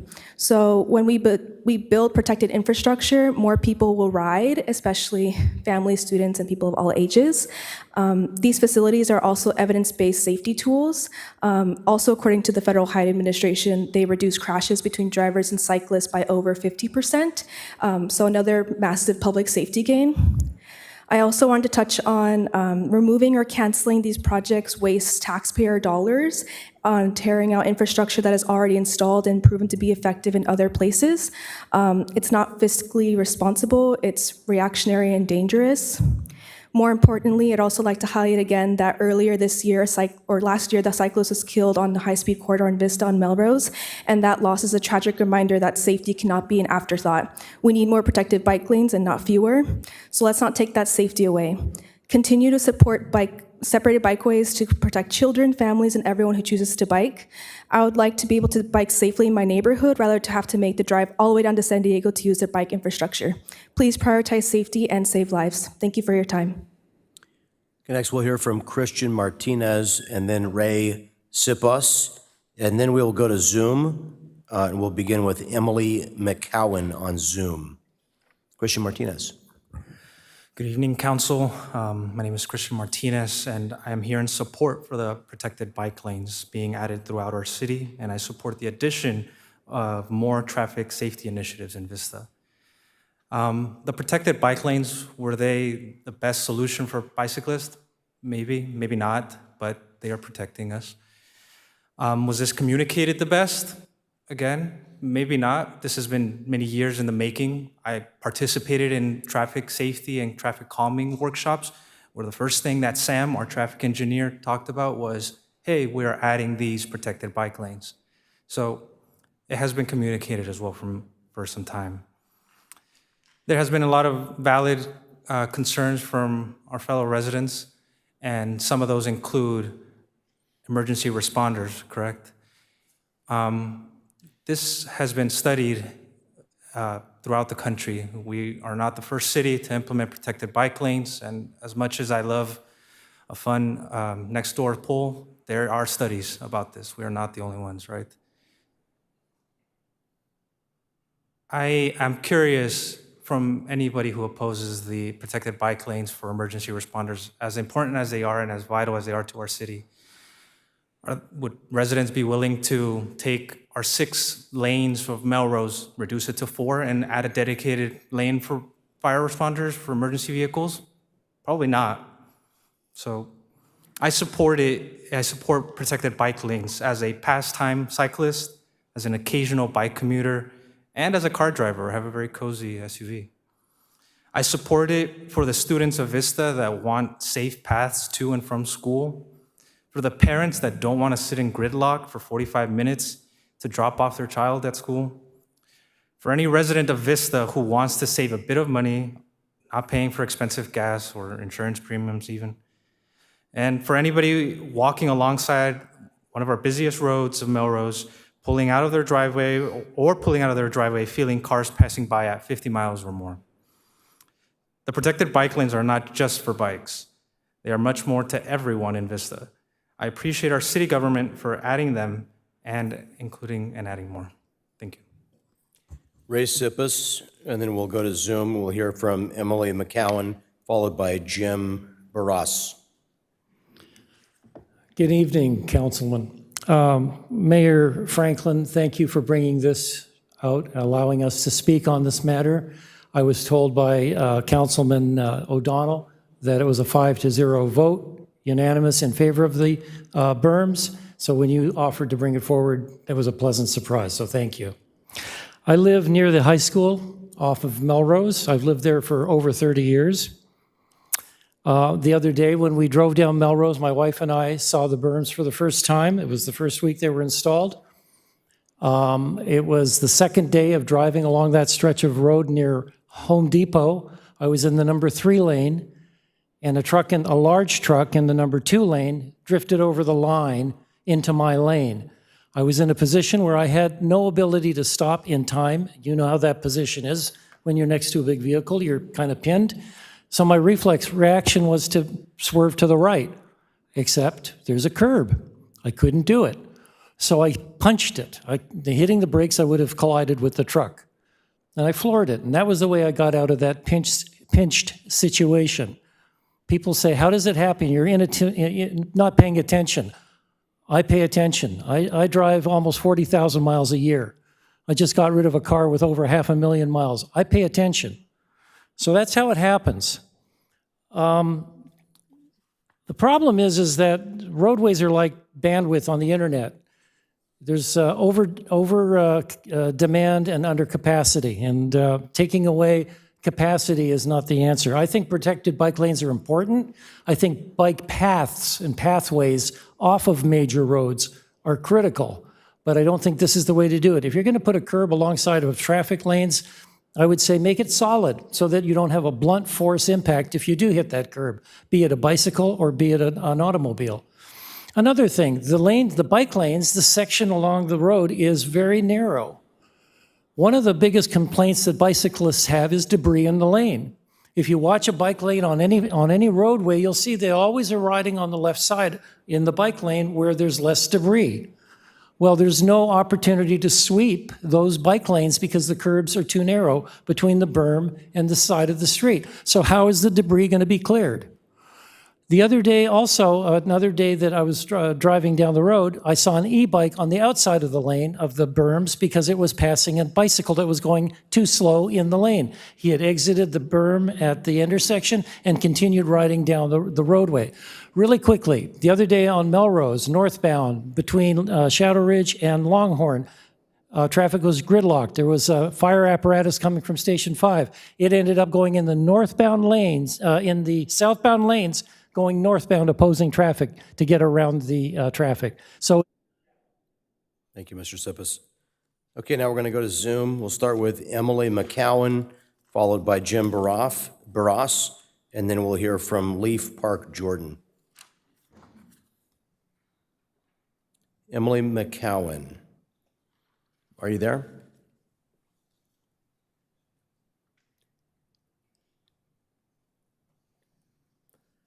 Okay, Emily McCowan will come back to. Do we have Jim Barras?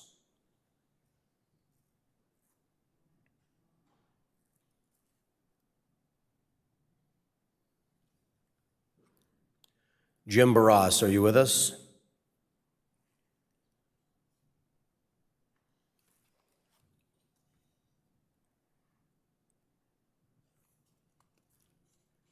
Jim Barras? Okay, next we'll move on to Leif Park Jordan. Leif? Hello, can you hear me? There you go. Yes, Leif, we can hear you. Great. Thank you for the opportunity to speak. I lived on Melrose Drive for 8 years, and I regularly commuted to work by bicycle along Melrose. Every time I did, I felt as though I was taking my life into my hands. Cars would speed by inches away at 55 miles an hour or faster, and without protection for the bike lane, one errant twitch of their steering wheels could have resulted in my death, as it did for one cyclist in March of last year, as others have already mentioned. The addition of the berms, to me, feels like the bare minimum necessary to protect cyclists in these lanes from inattentive drivers distracted by phones or passengers. Studies, some of which have been included in the materials submitted for this meeting, show that they do make a significant difference in biker safety, reducing crashes between bikes and cars by up to 53%. Not only would removing these berms be a tremendous waste of taxpayer money, I'm certain it will directly lead to preventable injuries and deaths. As for the alleged danger of the berms themselves, I fail to see how they're any different than the curb, which is only a few feet further to the side. And no one complains that the curb is dangerous. The dearth of dedicated bike infrastructure in North County is a tragic waste of the incredible climate that we enjoy here, and I hope not only that these berms will remain in place, but that Vista and other North County cities will continue making cycling safer and more accessible for the people who live here.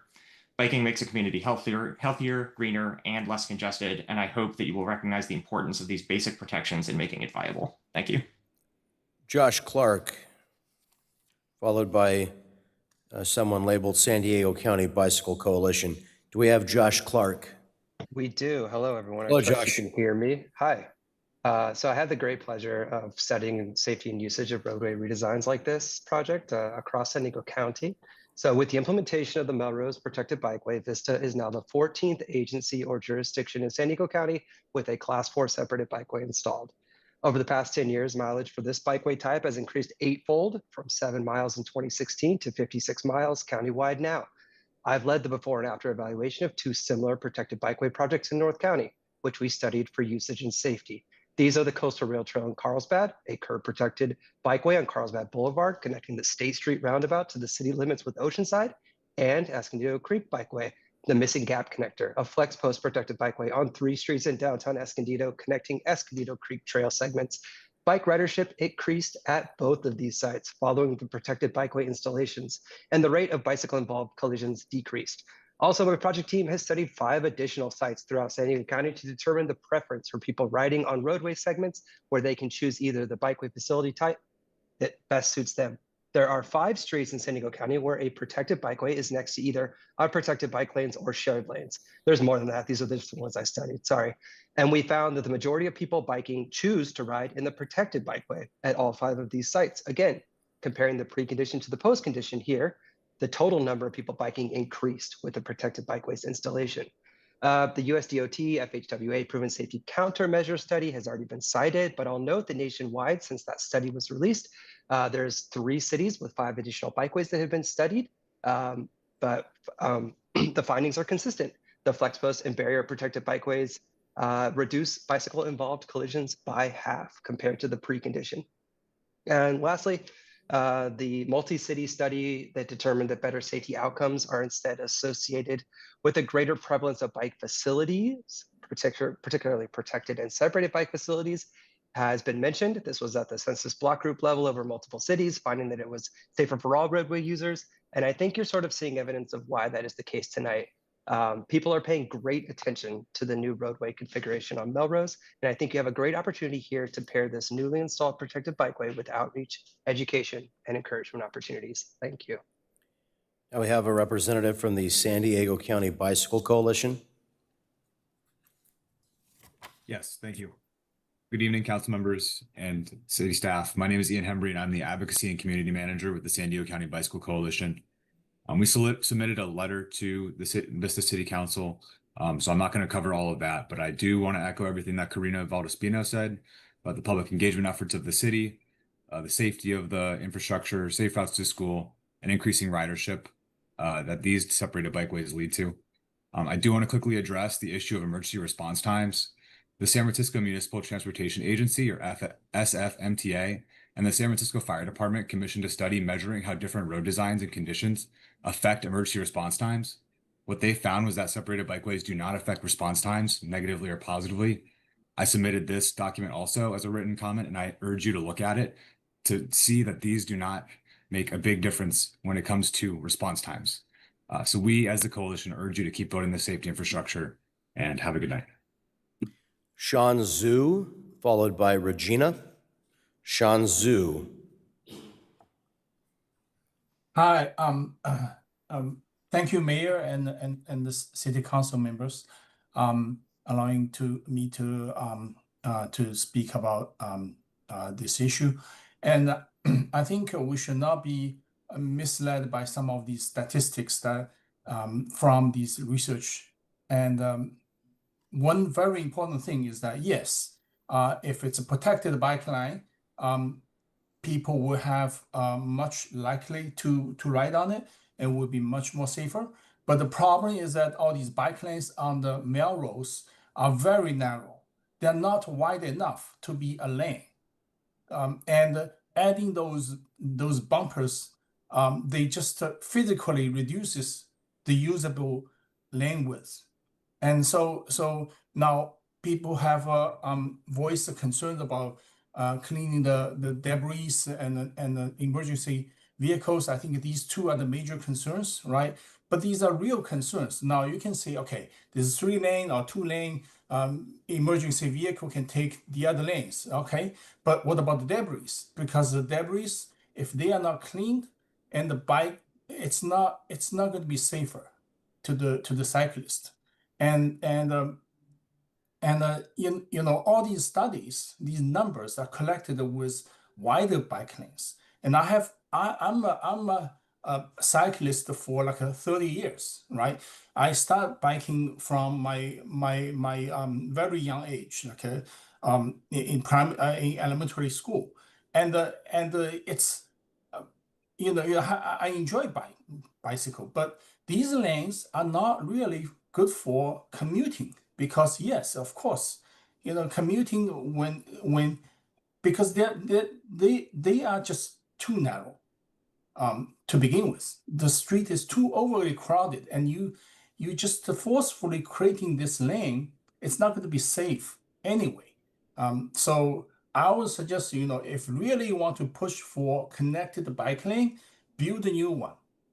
You know, not just trying to carve out a little strip from the street, which is already too busy.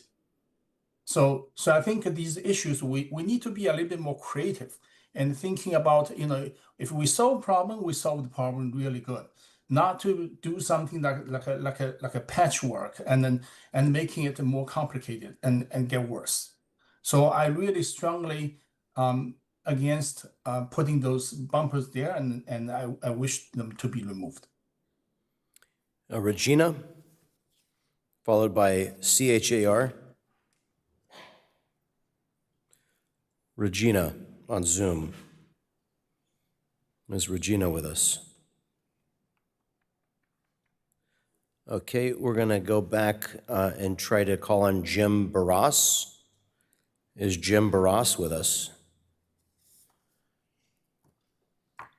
Jim Barras. Now we're going to go back and call on Emily McCowan. Is Emily McCowan with us? Do we have the speaker labeled CHAR, Char, C-H-A-R? Hi, I'm here. Hi there. How are you doing? Good. I'm going to keep mine brief. I actually wrote a letter to everyone on the council when all of these berms went in, voicing my concern about the pickup and drop off situation for Breeze Hill Elementary School. I know that most of us speak specifically to the one item that hits us the hardest. That's mine. I have a grandchild that attends school, and we live further down by RBV. He is 5 years old. He is not walking. He is not riding a bike. He has to be dropped off. There is a horrible drop-off system for that school. I'm sure that the neighbors in that area aren't real happy about all the cars that block their driveways at drop off and pickup time. And with these berms, it has impacted the street parking along Melrose, both north and south, right there. In addition to that, the trash pickup for the homes that are right there in that area, the trash trucks are now stopping in the street in order to get the trash cans and dump them. And those are taking up space in that bike lane as well. So those are just a couple of my concerns that I didn't hear already voiced earlier tonight. Thank you for your time. Katie Norris.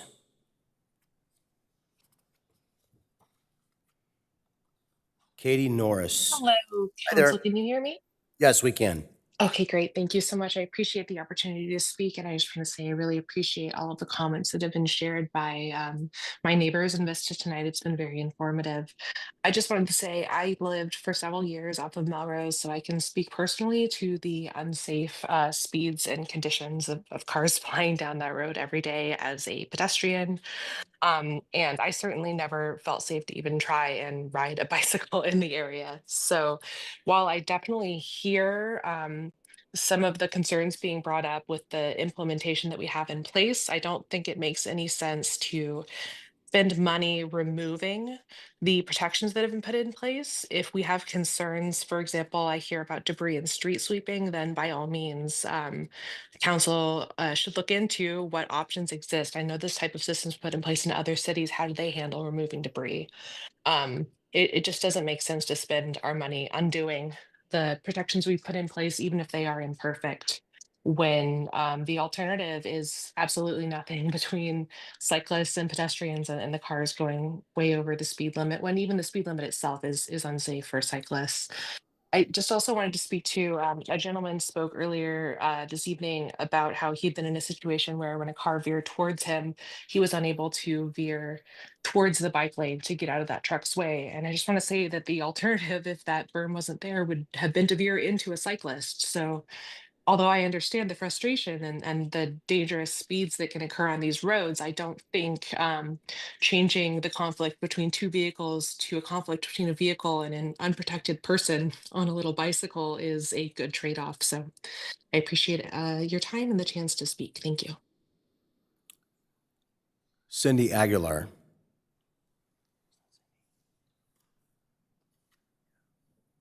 Oh, that was Cindy, sorry. Okay, and, oh, that was Katie. We have Cindy Aguilar. Cindy Aguilar. Okay, I don't think we have Cindy Aguilar. Okay, and I want to thank for being with us tonight. Also, we have Dr. Ron Medak, who is an Encinitas Mobility and Traffic Safety Commissioner, who has put together some research on Encinitas's work. We've got him on Zoom And Kathy, could we put his Can you presentation? hear me? Yes, we can, Doctor.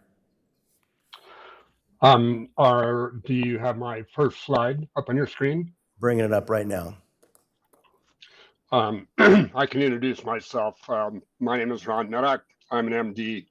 I've lived in North County, San Diego since 1980, with the exception of 5 years when I was out of the area. I'm a lifelong cyclist. I was going to also mention that Vista is very familiar to me. I lived in Vista in the Buena Creek area for 21 years and rode my bicycle around Vista frequently and still do. I am a lifelong cyclist. I'm also an avid motorist. The last 25 years, I've ridden a total of over 200,000 miles of biking. And in the process, I had the good fortune to meet some experts in bicycle safety, a gentleman by the name of Pete Panzeris, another gentleman named Carl Rudnick. And so the bikes and rides that I was on with them often led into a discussion of safety, so that each ride really became a learning experience. It was with that background and having begun riding on the 101 South Beach section, where we've had a lot of problem in Encinitas, that I became interested and wanted to find out what actually was happening there after April 2020. And I was chosen to be on the Encinitas Mobility and Traffic Safety Commission, and I decided to research the data so that we could actually determine our policy based on what was really happening. Next slide, please. So I'm first going to present collision data from two official sources. One is the California Highway Patrol's California Crash Reporting System Database, or CCRS, which was formerly known as SWITRS, which was a statewide incident traffic reporting system. This data represents only collisions for which police reports were generated. The other official source that I'm going to be using is the Emergency Medical Service dispatch logs, which I obtained from the Encinitas Fire Department. Next slide, please. I'm going to report the data for two segments of Highway 101. The orange line shows the portion with the Phase 1 cycle track that stretches from the southern city limit up to and including the Chesterfield Drive intersection. And the yellow line shows a control segment of equal distance that runs from there up to and including the K Street intersection in the more downtown area of the 101 area in Encinitas, Old Encinitas as we call it. Next slide, please. The Phase 1 cycle track was installed as of April 2020, and the CCRS data for Encinitas is currently available through December 2024, which creates a 57-month study period after completion. So to make a before and after comparison of equal 57-month periods of time, the before time stretches from July 2015 through March 2020, and the after time stretches from April 2020 through December 2024. Both the CCRS and the EMS data were filtered for both location along the study segments and bicycle involvement. Next slide, please. This is a sample of some of the data showing the dates and times of collisions, along with the unique CCRS collision IDs and the EMS incident numbers. This table shows how some collisions resulted in police reports as reflected in the CCRS database, while others resulted in dispatches of emergency vehicles that are reflected in the EMS logs. And some were reported in both databases. Next slide, please. And here are the results of the official data. The main observation in the upper right is that the phase 1 segment had 18 collisions before the cycle track installation and 27 after, representing a 50% increase. In contrast, the control segment had 14 before and 13 after, which was largely unchanged. This helps control for other factors that may have changed between the before and the after time periods, such as bike volumes. It is also I'm so sorry. I need to do a point of information. There is no timer, and I started timing this a long time ago. We're at already 3 minutes and 23 seconds. It's wholly unfair to the public that they get 3 minutes, and this individual who doesn't live in this city is taking up more time. I called on Dr. Medic as an expert to give us information based on Encinitas' experience. So you could either allow him to read his report, or I'll be happy to read it for him. Yeah, I think it's more appropriate if you read it. I mean, I don't think it's fair that, first of all, we had never received this information. It's new information to the council, and that this individual is going to get way more than 3 minutes. That's completely unfair. This is an individual that I have called on, and at times you have called on individuals to present presentations, and I provided you the latitude without objection. So I would think that you would provide an individual that I called who has expert information to have the same latitude, but I just think it's unfair. well, I didn't call him as he didn't request to speak as a public speaker or public comment. I asked him to present this information. So, like I say, I'm happy to read the information. Or sure, I think it's more appropriate if you read it. I mean, if he wants to continue, how long is this presentation? How many more slides? I think he's about done here. Okay, well then we can have him finish. But I just want to state for the record, this is completely unfair. Well, I don't think it is unfair, because again, if you had asked to call somebody who had expert information that was relevant to the decision we were making, I think that the council would indulge you the time for that person to present. Point of information, City Attorney. I'm favorable to your comments, Mayor. In the absence of your presentation, you have invited this person to present.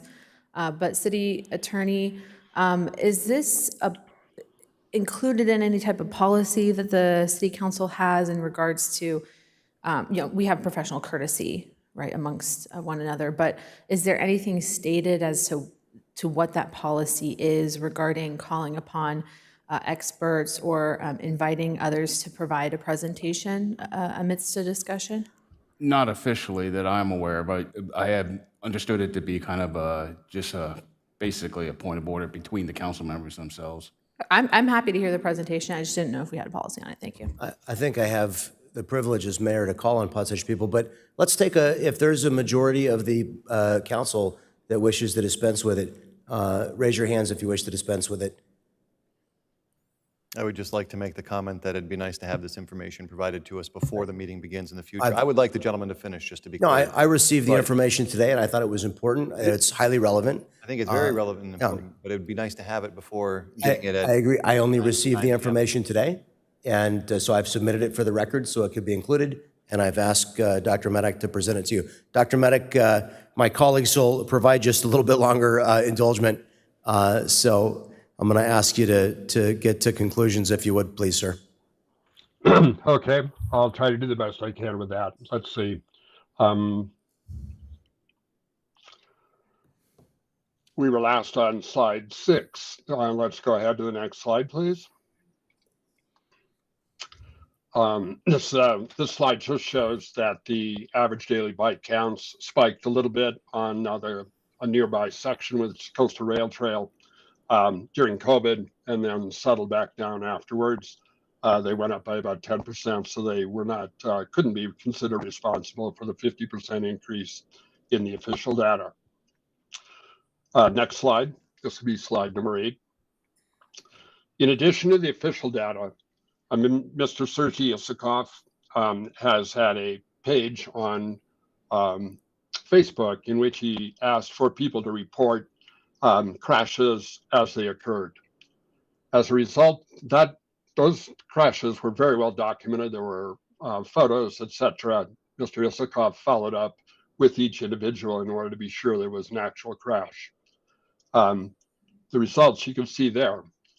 There were 31 crashes reported in that list, 21 of which are not included in either CCRS or EMS. That means that in addition to the 27 crashes in the official data, there are 21 more. There have been 48 well-documented crashes on this section in 57 months. Let's go to the next. We'll hop over slide 9. Let's go straight to slide 10. This is a picture of Ken, a cyclist with North County Cycle Club. After he hit an experienced cyclist acting as a sweeper, hit a flex post, crashed, broke his clavicle and 5 ribs. He had a concussion and a brain bleed and was taken to the hospital unconscious. Next slide, please. This is an ongoing situation. April 29th, 2025. This is last month. A gentleman by the name of Herb, also a very experienced rider, hit a flex post, wheel stopped, crashed, suffered a concussion, and EMS was dispatched and took him to the hospital. Next slide, please.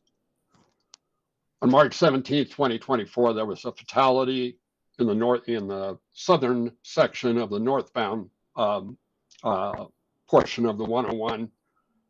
This was predicted at the time before the installation ever took place. Mr. Carl Rudnick predicted that there would be a serious crash in this area during periods when there was not good visibility. This occurred in the evening. It was a Marine captain, Captain Curry, was driving back from Solana Beach and hit one of the wheel stops with his head and was unfortunately he died. This is the scene. Next slide, please. I'm just going to highlight different kinds of crashes. On April 3rd, 2020, there were a couple of children that hit wheel stops. One of them was thrown into the number 2 vehicle lane. Luckily, the adults were able to get him out of that lane before he was struck by a vehicle.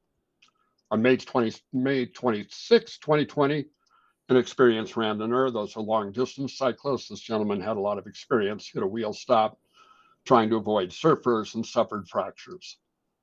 On March 13th, 2025, this year, Annie, who was a bike commuter, was forced to ride in the number 2 vehicle lane because there were pedestrians in the cycle track and she was crowded by a close passing car and attempted to enter the cycle track, struck a wheel stop and damaged her bike. Then finally on Mother's Day this year, this is a case that I was actually involved in myself. Priscilla, a young mother of an 8-year-old from Vista, was celebrating Mother's Day. She lost control in the sand. She was in the cycle track about a quarter mile south of the Chesterfield intersection. She swerved to the left, hit the wheel stop. She was on a fat tire e-bike, actually, and hit her head. I happened to come by just maybe less than a minute after she had fallen. I saw 2 people with their cycles down, and I asked what was happening. And she was very dazed. She complained that she couldn't hear very well and that she couldn't see colors. I noticed that she was bleeding from her shoulder, her foot, and her head. And we were able to piece together what was happening. Finally, I was able to convince her she didn't want to take an ambulance ride because she was concerned about the cost, but when I ascertained she had PPO insurance, I explained to her that that would be a free ride for her and undoubtedly without insurance. And she made the correct decision, and we had the emergency medical services there in 5 minutes, and she was taken to the hospital and a proper workup was done. So I have 2 concluding slides. I've described 27 collisions in the CCRS and the EMS databases after the cycle track was installed, 50% more than the time period before.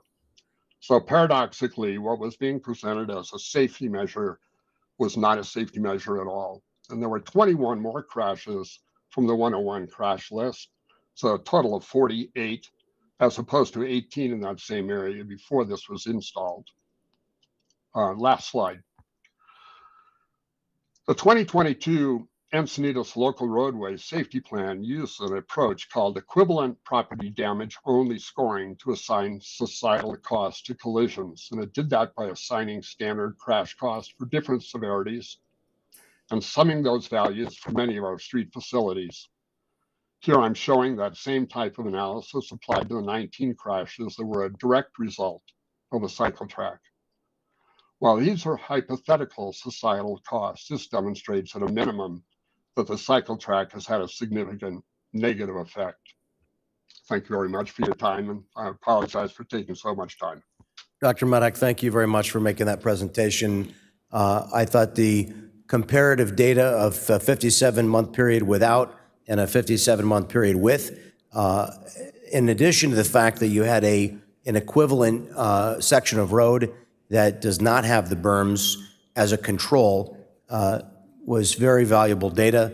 And I know that you've been called upon to opine on these issues, not only as a medical doctor, an emergency room doctor, but also as a member of the Traffic Safety Commission in Encinitas and have some direct experience with them. So I'll finish my presentation by saying that we heard tonight from an equal number of cyclists who indicate, and certainly we have online, that these present a real danger to cyclists. They've articulated why and how, and as the doctor pointed out, we've got a lot of documented cases. We know we already have a number of vehicle collisions with these barriers. I am unconvinced and would like to hear any evidence that we have, but my understanding is these asphalt berms are designed to collapse when a car hits them. They're not tall enough to prevent a vehicle from crossing over them, and they certainly do present the hazard to a cyclist, as was indicated. The cyclist's body momentum is moving, and they're high-centered on their bike. The odds of them falling over into moving lane of travel are very significant. So I think they're dangerous. I don't support them. And I also think this is a big wake-up call to drivers and residents of the city of Vista about the roundabouts, 18 new roundabouts, the proliferation of speed humps, reduction of lane miles, all kinds of changes to speed limits. I think, a lot of people said we should have had an opportunity to vote on this. The reality is the council has great authority, and it's important that people pay attention to changes being proposed. But of course, oftentimes until we make them, people don't notice the things that are being proposed until we actually make those changes. But, in this situation, I think that this was a mistake, and I think it's more important that we get it right. And no, it's not a scientific poll, but there are 100,000 people in Vista, and when more than 400 unique individuals in Vista express their voice in a poll, though it may be unscientific, and where it constitutes 80+% or 77%, that's pretty close to representative of a majority, in my opinion, and I studied survey research. So I'm going to make a motion and see if there's support for it to remove the berms. Though it's a costly thing to do, I think it's what the overwhelming majority of residents want. As I said in October, it's actually June of 2023 when this was first discussed, I don't think that residents would be happy with the outcome of this and all the other projects. And so I'm asking the council to reconsider the berms and the flex posts. And I think I could support rumble dots, although I think we should have a pilot project on those, and I think we should do some outreach. But I agreed with what Armin Kurdian said. A rumble dot probably doesn't pose a danger to cyclists, doesn't pose the danger of causing them to collide with something that will cause an endo collision, which those of us who are cyclists know what that is. And it will provide immediate feedback to motorists that they've left the lane of travel. And I think it will cause people to, it's just like they do on the highway, it's a sensory awareness that you've left your lane of travel and you need to pay attention to what you're doing and, and regain your lane. With that, let's go to Deputy Mayor Melendez. Thank you, Mayor. Thank you to all the speakers. It's gotten a bit late, and I know we have a time certain end for our council meetings at 10:30. At this point, I would just begin my comments by asking the council if we would be okay with extending our time, just in case we go over. I don't think we have, half hour of discussion amongst us, but we may. So I just want to put that out there and acknowledge the time. I appreciate you, Mayor, making a motion, so we're kind of clear about the discussion on the floor. I think there's a lot of ways to respond to the concerns. And as people showed up tonight and as they gave their comments, I was very enthused to see that people were participating. It made me really happy to see that people were participating. And I agree with some of the public that Nextdoor is not the best platform to really capture all of the different attitudes and feelings and concerns, but this is, right? This is the space for us to do that. And I want you to know that I'm putting 110% of my all and my effort into building consensus and working to find solutions for the ultimate goals of safety and referencing back to our city council goals, right? Which includes multimodal transportation, which includes all modes of transportation being considered within our public right-of-way. And on the public right-of-way, we've had a lot of danger, we've had a lot of death, and there's been different challenges that we've experienced here in the city of Vista in regards to safety, and that is why we're here. We're here to discuss safety and making those improvements. So from my listening ears, and from what I heard, it was not 77% of people who support removal of the berms. There was a speaker who said that everybody here tonight unanimously supported the removal of the berms, and that's certainly not true.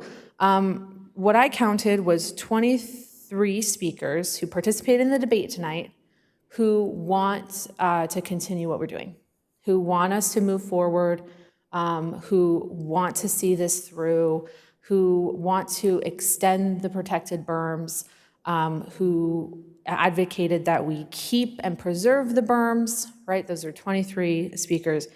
And then there were 17 speakers on this item who, some of them said to remove the berms. Some of them like the protected bike lanes, they have concerns and questions, right? So even, the no's in the room, had some important questions to bring up for us to facilitate tonight.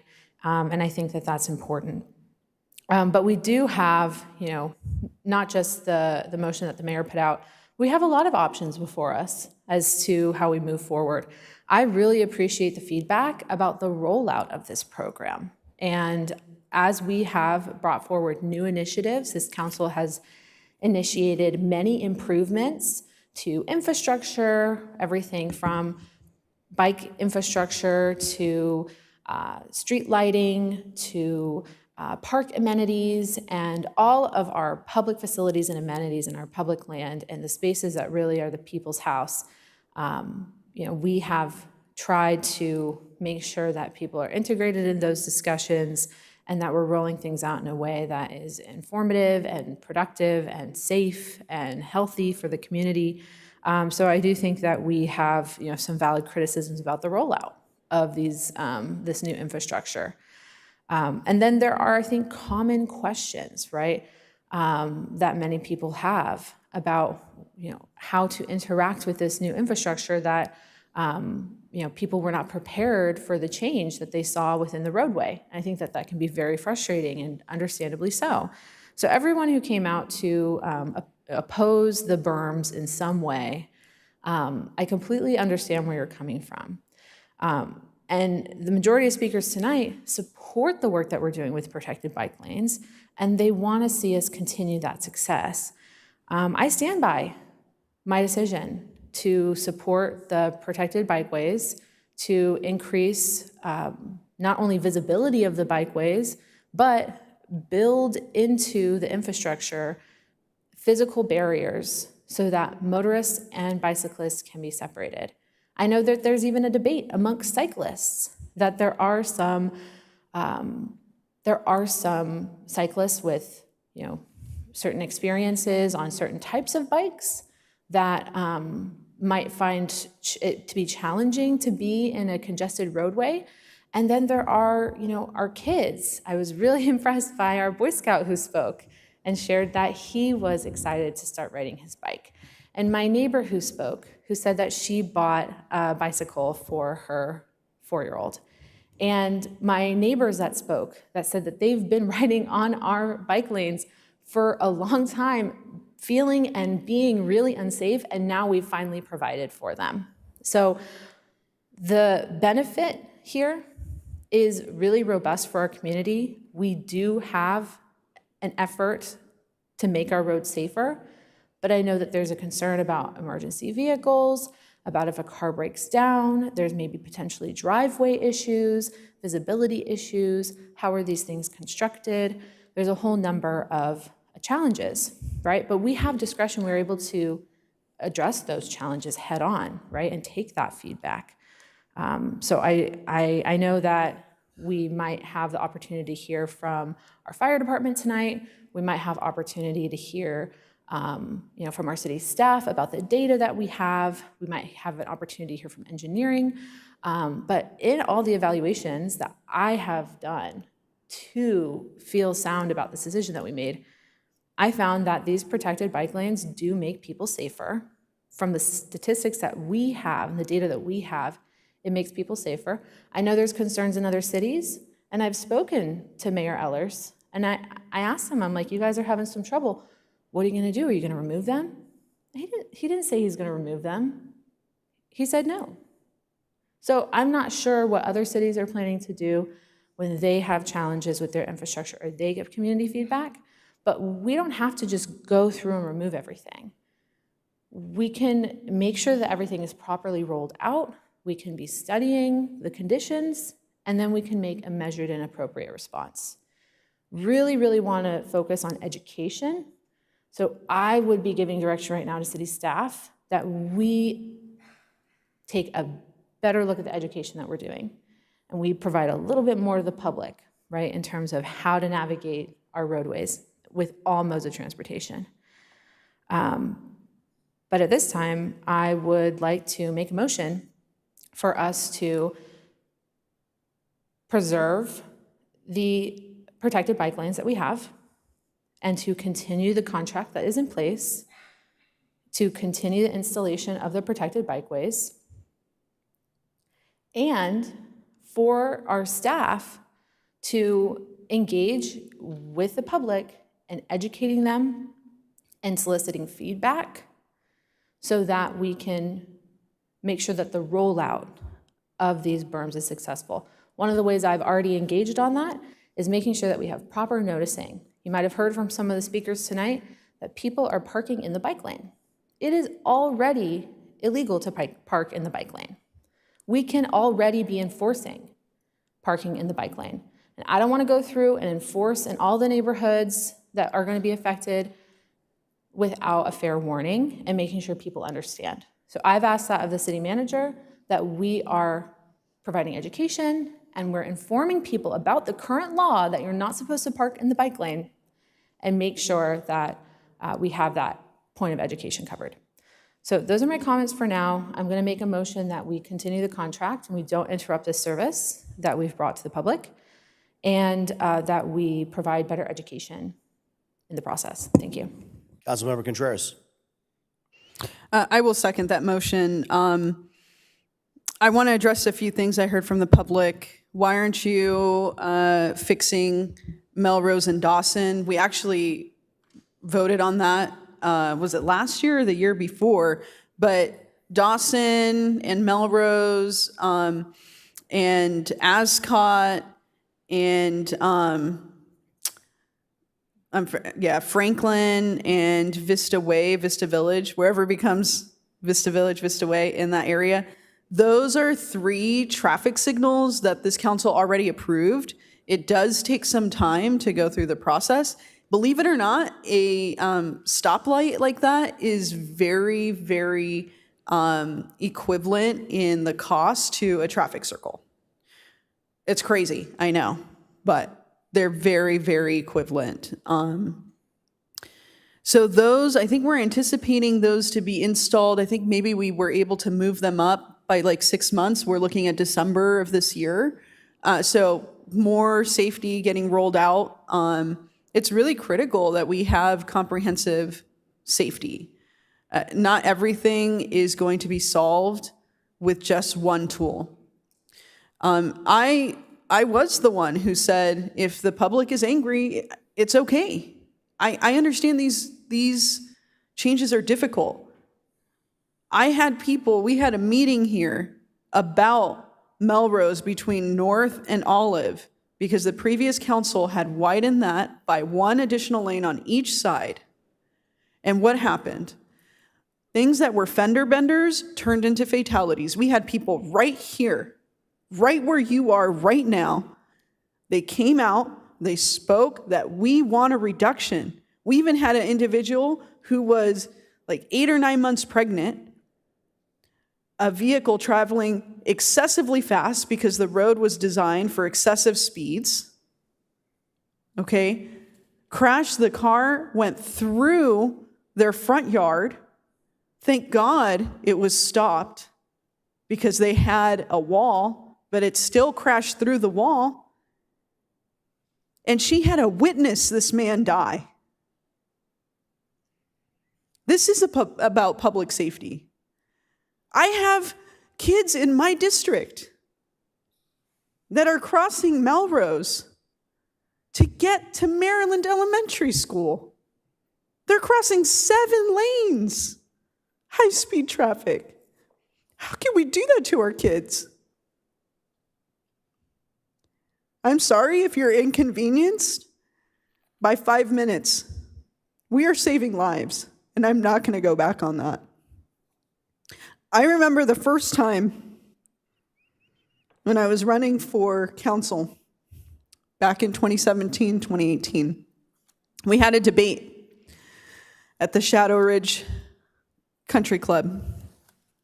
And I had future constituents, because I ended up winning, right?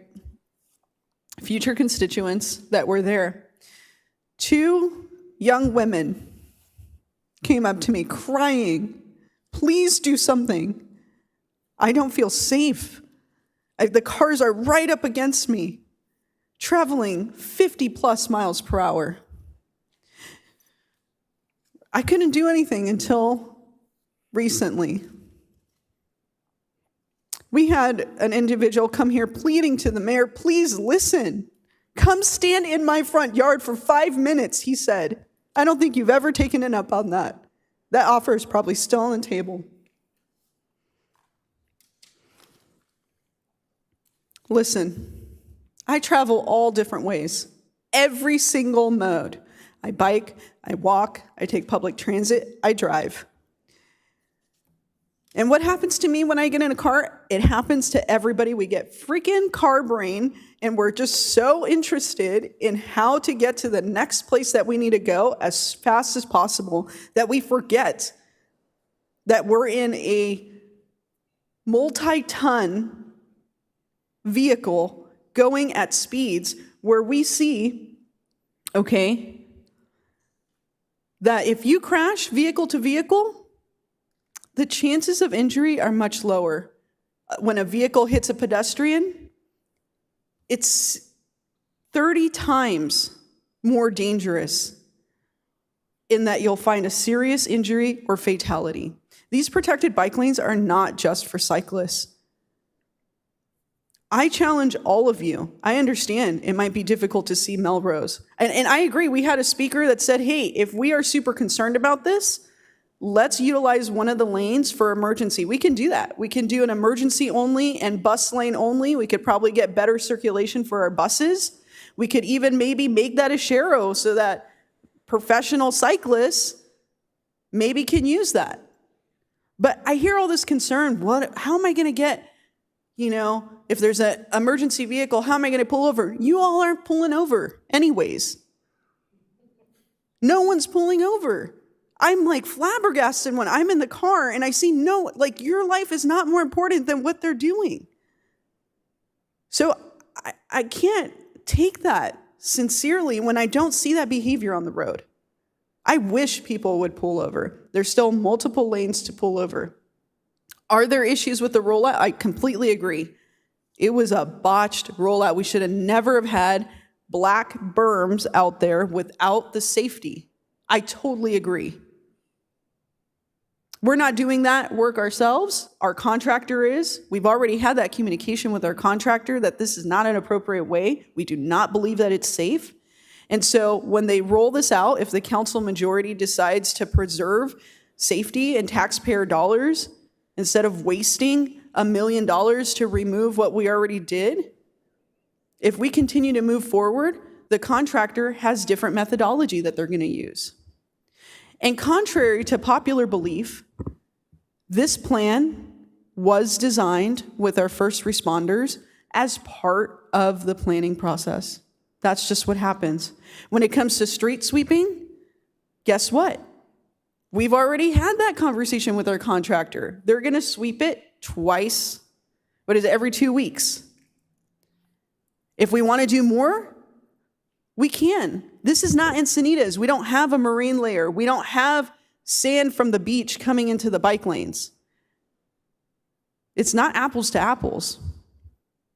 How many more people are riding their bikes? Every time I go to that stretch, there are tons of people riding the bike. Do you think that factors into some of the crashes? Yeah, maybe. I'm here to create a comprehensive safety plan for our city. And we see that all the data indicates that this is the way to go. Are there some areas? I really appreciated one of the public commenters saying, maybe some individual consideration. Yes, let's take a look, okay, at areas that are challenging for folks. Maybe we could start something online where people can submit, hey, I have a problem with this berm or this part of the protected bikeway for this reason. I would love to get that direct feedback about the actual issue, not hypothetical issues, so that we could address it as a council, because we do want to make sure that we have public safety. Now, the funding for this could only be used on roadway improvements. I don't know if maybe we had some cannabis funding. I'm going to ask city manager to address where the funding for this project came from. Which he's thrilled to do. Yeah, I believe we used traffic impact fees for a good portion of it, and then we had some year-end fund balance that we had set aside, and I think 2023. So it was a combination of general fund and traffic impact fees. Right.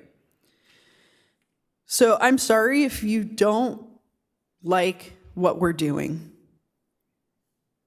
But my constituents, they have begged for more safety.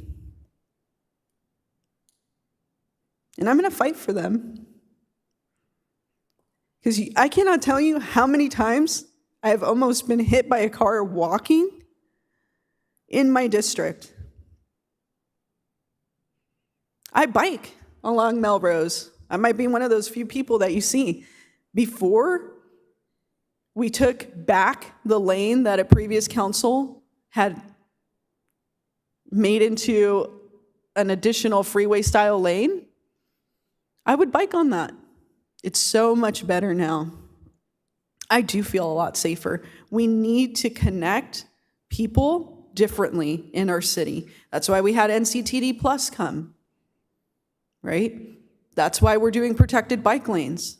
That's why we're doing traffic circles. They actually reduce the amount of fatalities.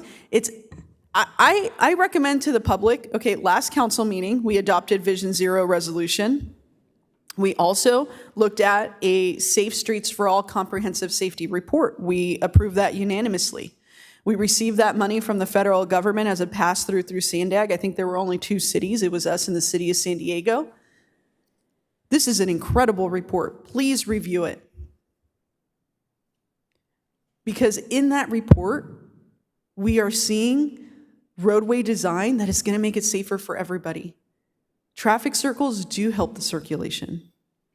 The traffic circle going in at Gaia Jules and Beaubier, those folks, to connect to Northgate, for neighbors to connect to one another, right now it's impossible. There was a fatality there not too long ago.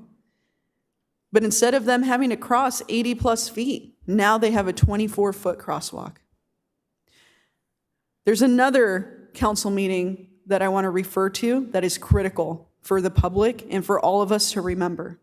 And that's when Circulate San Diego came here, because they did a walking audit on South Santa Fe, Paseo Santa Fe. And guess what? Since the traffic circles, roundabouts were installed there, we have had no fatalities. That's the only stretch of Vista that has experienced 0 fatalities. So in our Vision Zero resolution that we adopted 5-0, between January 2018 and December 2023, there were 12 fatalities in the city of Vista. Guess how many homicides we had? We had 18 homicides, okay, within that time span. These 12 fatalities could be prevented, and they will be prevented. But it's going to take all of us working together. And if there are issues, we can isolate those issues. But we can't throw away everything that we're doing for protection. We just can't. It is completely just, how could we financially justify that? The project itself, I think, was $3.3 million. Now we want to spend $1 million without a 0 complete project and to remove what we did? I'd rather give that $1 million to another bucket of safety. Maybe we do get 2 more motor deputies. Right? I don't know. Let's have that conversation. But it is completely negligent to say that we're going to spend that money to remove something that we know is going to be safe. Someone said no one wants this. Clearly, that is not demonstrated by the public comments. Street sweeping, that was addressed, right? If the council wants to sweep these lanes more, we already have that cost built out. I requested that information from Mr. Conley. You know, see, I'm not going to go out into the public to create hysteria. I'm going to go out to the public and present the information so that we can actually have a conversation. But I have seen over and over and over again, before I was elected, since I was elected, that we do have a member on our council that likes to create this type of mass hysteria, and I just do not stand for that.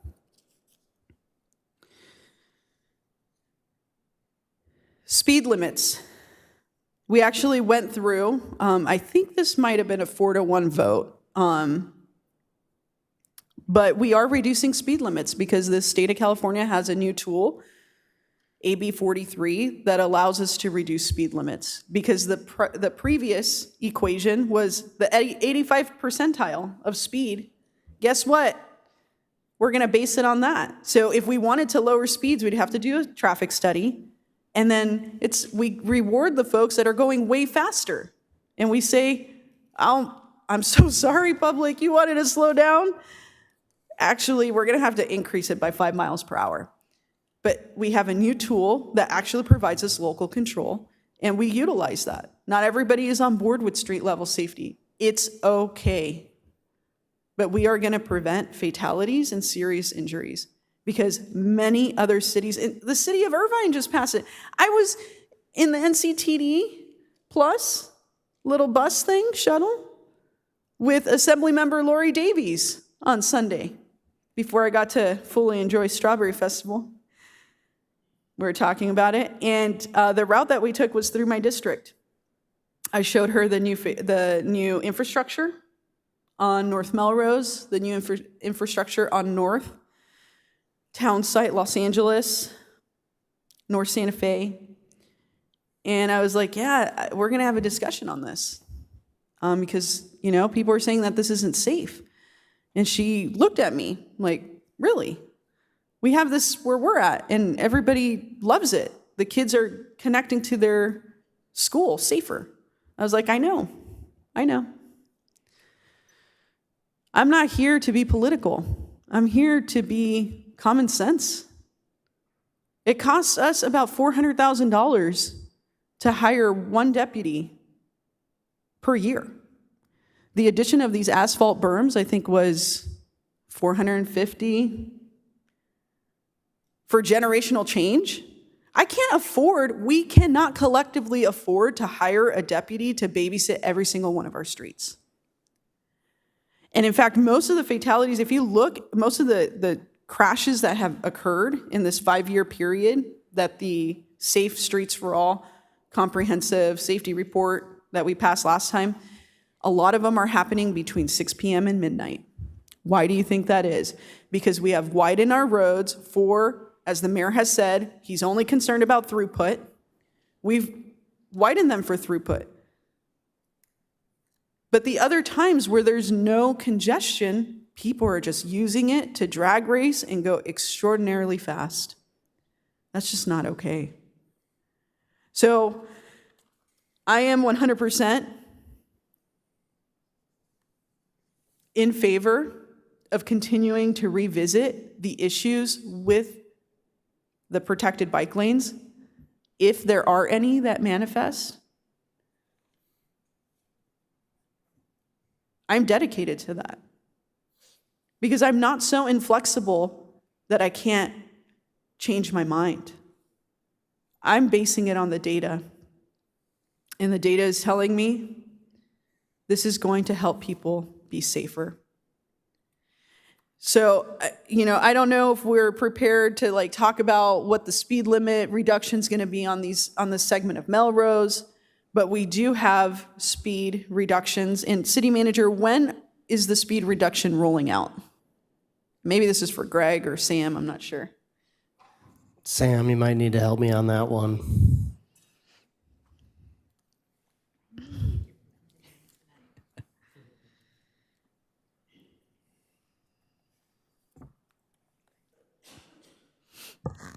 Good evening, Mayor and Council. The item is scheduled for the June 24th City Council meeting to adopt the final ordinance. And then once that happens, then we'll have to do the work changing out the signs probably over the following 2 months after City Council approval. Okay, so when this comes back, assuming that it moves forward with approval, we probably would see by the end of this year those speed reductions. And do you know off the top of your head, I'm so sorry to put you on the spotlight right now, Sam, do you know this section? I think a lot of the concern is focused around Melrose, South Melrose. This section of roadway, what is the speed going to be? Are we maintaining it the same or are we reducing it? I'm sorry, I do not have the list with me. No worries. If I may, Yes, I please. can speak to that. So the stretch from, sorry, that's very loud. The stretch from Shadow Ridge all the way through to the 78 will be consistent to 40, so there'll be a reduction there. Because there's not a lot of residential between Shadow Ridge and Palomar Airport Road, we chose not to reduce any of the speed limits there, which is a point I will touch on when I do speak. And then it was strategic along Sycamore, as well as some of the back cut-through roads that people utilize to get to the 78 and avoid the thoroughfare that Sycamore and Melrose have become. Thank you. I appreciate your input on that. Do we have, thank you so much, Sam. Sam was our employee of the year, not this time, but last time. He's amazing. Do we have our fire chief here? Mr. Washington, Chief Washington, may you make yourself available for a question? Here we go. He's our Oscar statue. He's awesome. You took the long one.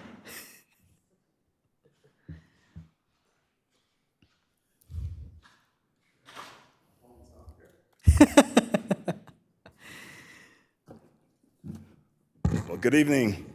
Good evening. Thank you, Chief Washington.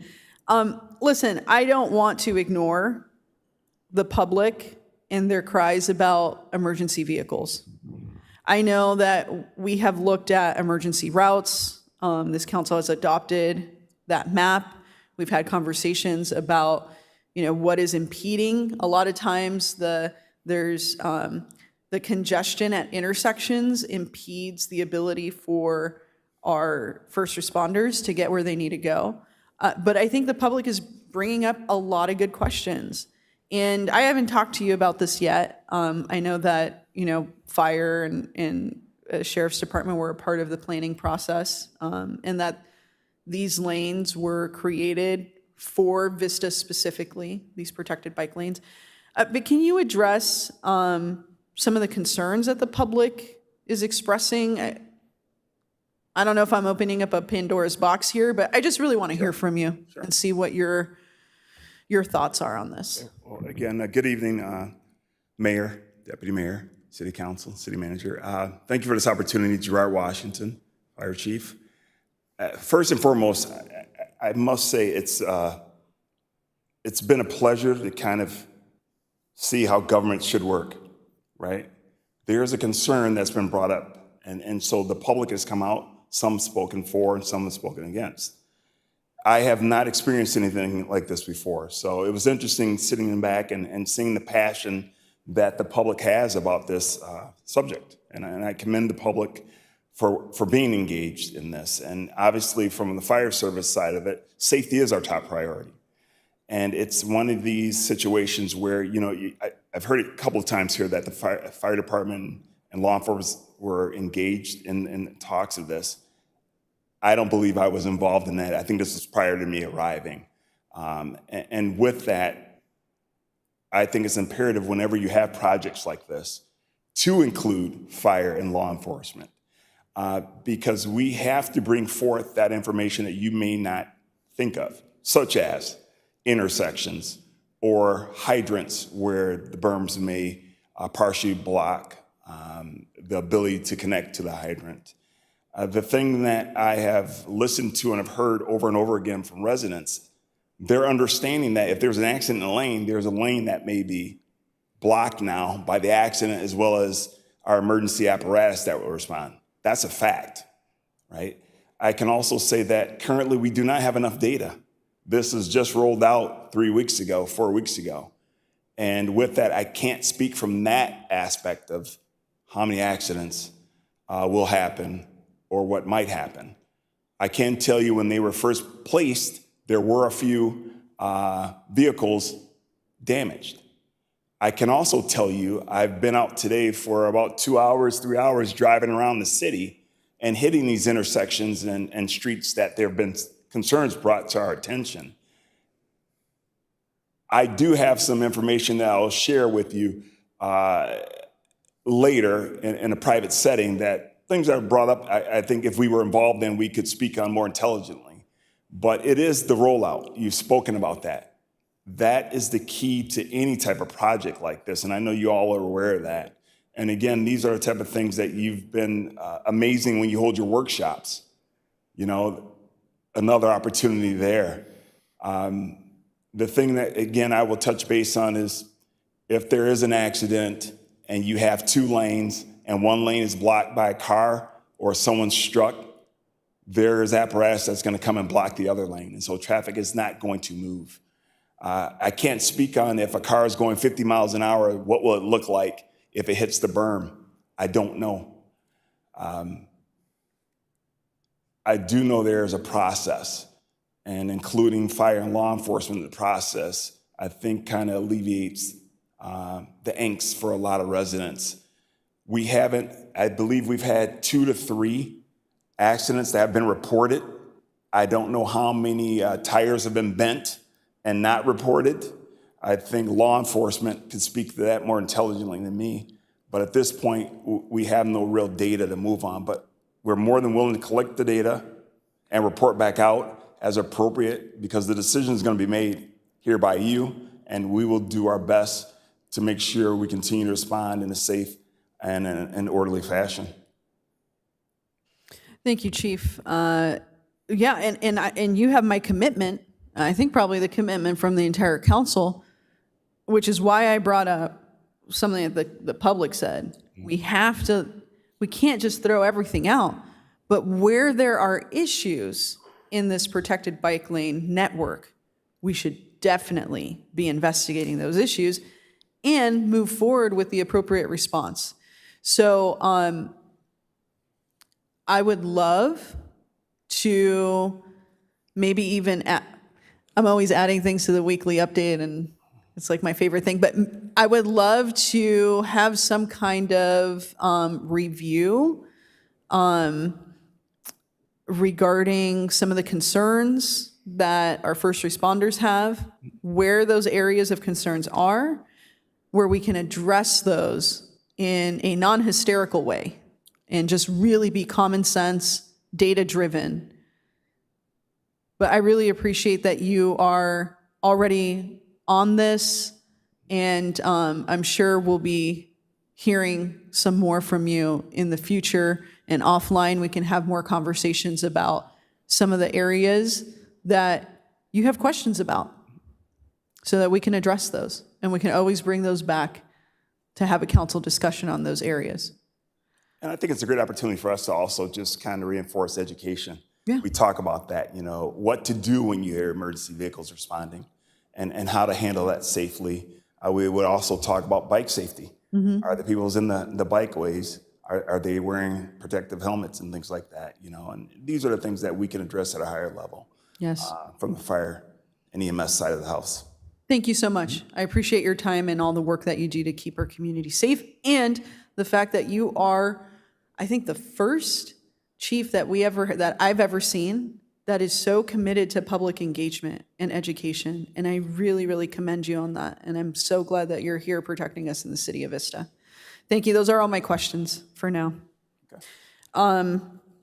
I did also want to just end with this. There's a lot more I could say, but I want to end with this. Earlier in this meeting, when we were going through our consent calendar, our mayor said, "I support the bike training and giveaway." Where we have a e-bike rebate program and we have training. In fact, I think there was, you know, if you get a ticket and you need to like fix it, you can go to these bike trainings. But I think it would be wholly irresponsible of the city to do an e-bike rebate program if we are not providing protection. You cannot have both things. It would be so irresponsible for us to continue doing an e-bike rebate program and say, go fend for yourselves, good luck, have a good time. I think that's why this council, for almost all the votes, has been unanimous. Anyways, that's all I have to say for right now. I appreciate all the comments, and we're going to keep our eye on this. I don't know how this vote is going to go today, but I really don't want to waste almost $1 million to remove something that's going to be enhancing safety for folks. Thanks. I'm going to renew my motion, but this time in the nature of a substitute. If it does receive a second from another member of the council, it will become the motion on the table and take precedence over the motion that is now on the table. Councilmember O'Donnell. Is there a motion to extend the meeting? Has that been made yet? I think Deputy Mayor Melendez effectively offered the motion. Do you want to second it? I will second that and would like to take a vote on that if it's procedurally correct, so we can not have to do it in 12 minutes. I hear your motion to call the question. I second it. So please cast your votes on extending the meeting until, what shall we say, 11 or 11:30? Let's see if we can get through item D2 very quickly. Okay. Because we're going to know where we stand. We'll say 11 o'clock, 11 p.m. So we'll do a half-hour extension. We can always extend Always again. vote again. Thank you, City Attorney. I will lock my vote so we can actually get the vote done. Okay, that motion to extend the meeting until 11 o'clock passes unanimously. The floor is mine, correct? Yes, it is. All right, thank you. First, I want to say thank you to all the speakers. I do want to thank Chief Washington as well as Captain Malin from our Sheriff's Department. I've had a couple conversations with the chief. I know I had a few with our captain as well. I've involved our engineers, Sam and Greg. I've talked to our city manager and a multitude of people to try and figure out what exactly is going on with these berms. I will tell you this. I've been supportive of bike lanes since I was elected. I talked about it when I ran. It's not something that's new. I know that we've talked about it in the public multiple times. But sometimes the greatest of intentions don't always have the outcomes that will meet the expectations of what they are. It is my job to represent my community as well as it is to represent this city. I believe the motion on the floor is for a blanket motion across the city, which I will not be supportive of because, as it was stated in previous meetings, I think we all know our districts best. And so, pardon? We'll get there. And so I'm going to let each council member speak to their own district because I'm not in a position to tell you what's best for districts 1, 2, or 3. I know what's best for District 4 at the moment, and I will get to that when we get there. But one thing that is evidently clear from every comment that was made is it is not a question whether or not there is aggressive speeding that takes place on Melrose, especially on South Melrose. You know, I had someone tell me I was a liar when a traffic deputy told me that they pulled somebody over midday doing 104 miles per hour down South Melrose. Why would I lie about that? It is dangerous to traverse that area any time of the day. I play hockey every Sunday. I've come home and not even realizing doing 60, and I have people flying by me going down South Melrose. So it is a very real concern. And one of the largest concerns I heard from the public was the speeding on Melrose, Shadow Ridge, and Sycamore when I campaigned. It was a top issue, that and cut-through traffic. But when I bring up stuff like reduction in speed limits, I'm told, no, we don't want to do that. When I bring up speed humps, which are led by residents, not by this body up here, we approve them, but they're led by resident requests. People don't want them. You know, the Melrose and Dawson stoplight, I literally went to every single door in Dawson's Ridge and put a flyer on their door letting them know that that item was coming before this body. They had been asking for a decade for that stoplight. And I made sure that I went out and got it for them. It's been funded, it's been approved. It's coming up on a CIP project, and the reason we didn't do 3 separate ones is because it's less expensive to do 3 at once and contract it out that way. But it's coming because there was a need from the community, and it is a safety issue. You know, stop signs, you know, we have one going in on Lupine Hills, and even that is to reduce the speeding in an area that has a high pedestrian count. People don't want it. And the only solution I've heard over and over again, especially from the most vocal individuals on social media, is we need to hire more deputies. I mean, do you know how many deputies we would need to hire to blanket this city with traffic deputies? I mean, we'd probably have to hire 30 more, which would cost us $15 million. It's not feasible over the course of time. I had a gentleman suggest to me that we should put in speed cameras like they have in New York that don't count against your record, they don't go to your insurance company, but if you don't pay it, you can't renew the license on your car. I bring that up to people, they say they don't want Big Brother watching them. We talk about LPRs, and it actually makes our deputies more effective at doing their jobs to keep our community safe, and people don't want the cameras to read license plates. And so it's like every time we have something to try and make our community safer, it is met with resistance because change is difficult. It really is. And that's the one thing and the common theme I've gotten from the people in my district, and that is they don't like change. And this rollout was very aggressive.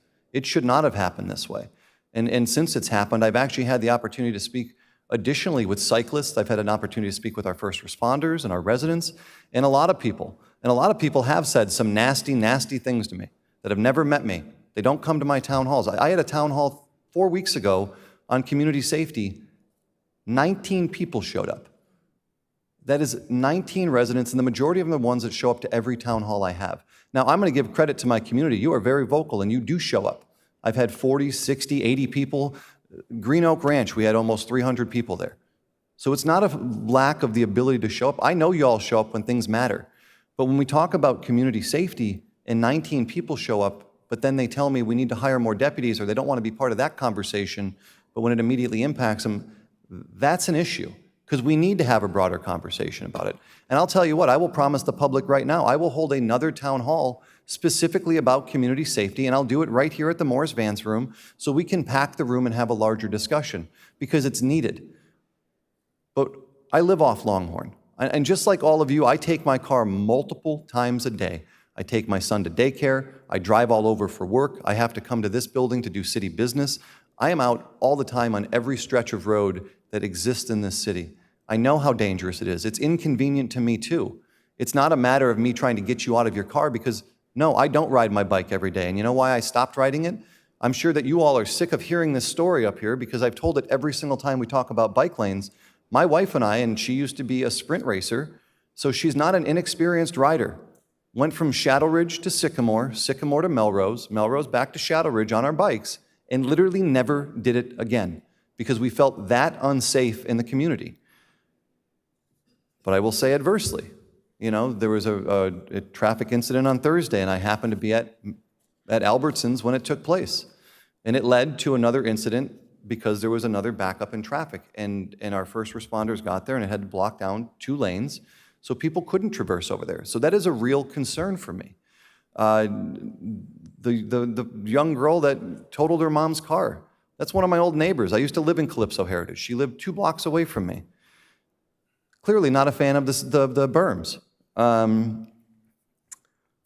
But then I walk out of my house yesterday, and I'm waiting to get skewered by my neighbor who says, hey, these bike lanes. I'm like, yeah, I know. I've heard a lot about it. He's like, they're great. It's like, it's the first time I've ever felt safe taking my kids out on their bikes. They live right off Longhorn, just like I do. I've had so many parents tell me that. It is the first time they feel safe. The inconvenience of not having parking from graduation, I understand. But the amount of residents that have told me they feel safe walking. I have a neighbor across the street with a tiny dog. She hates the berms. Literally, like, she's like, they're an eyesore. But again, never felt safer walking her dog on Longhorn. So they're there to provide safety to the community. And they're working, you know, but the unintended consequence has been there have been accidents when they weren't painted, and the rollout is a huge issue with that, and that was one of the first things we talked about was the striping. And first the argument was nobody can see them, they're too dangerous, and now it's, oh, they're too visible, you know, and we can't have both arguments. And it makes it really challenging to have a conversation when literally 3 days prior someone's complaining you can't see them at night, and the next day they're saying I hate these zebras. You know, it's difficult to frame the conversation because what we want to do is protect community safety.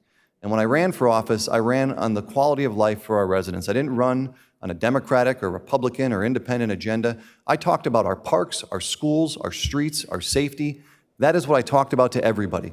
I didn't care if you were Democrat, Republican, or independent. I still don't. The amount of people that don't know what political party I belong to until someone tries to utilize it against me as if I'm some extremist would blow your mind.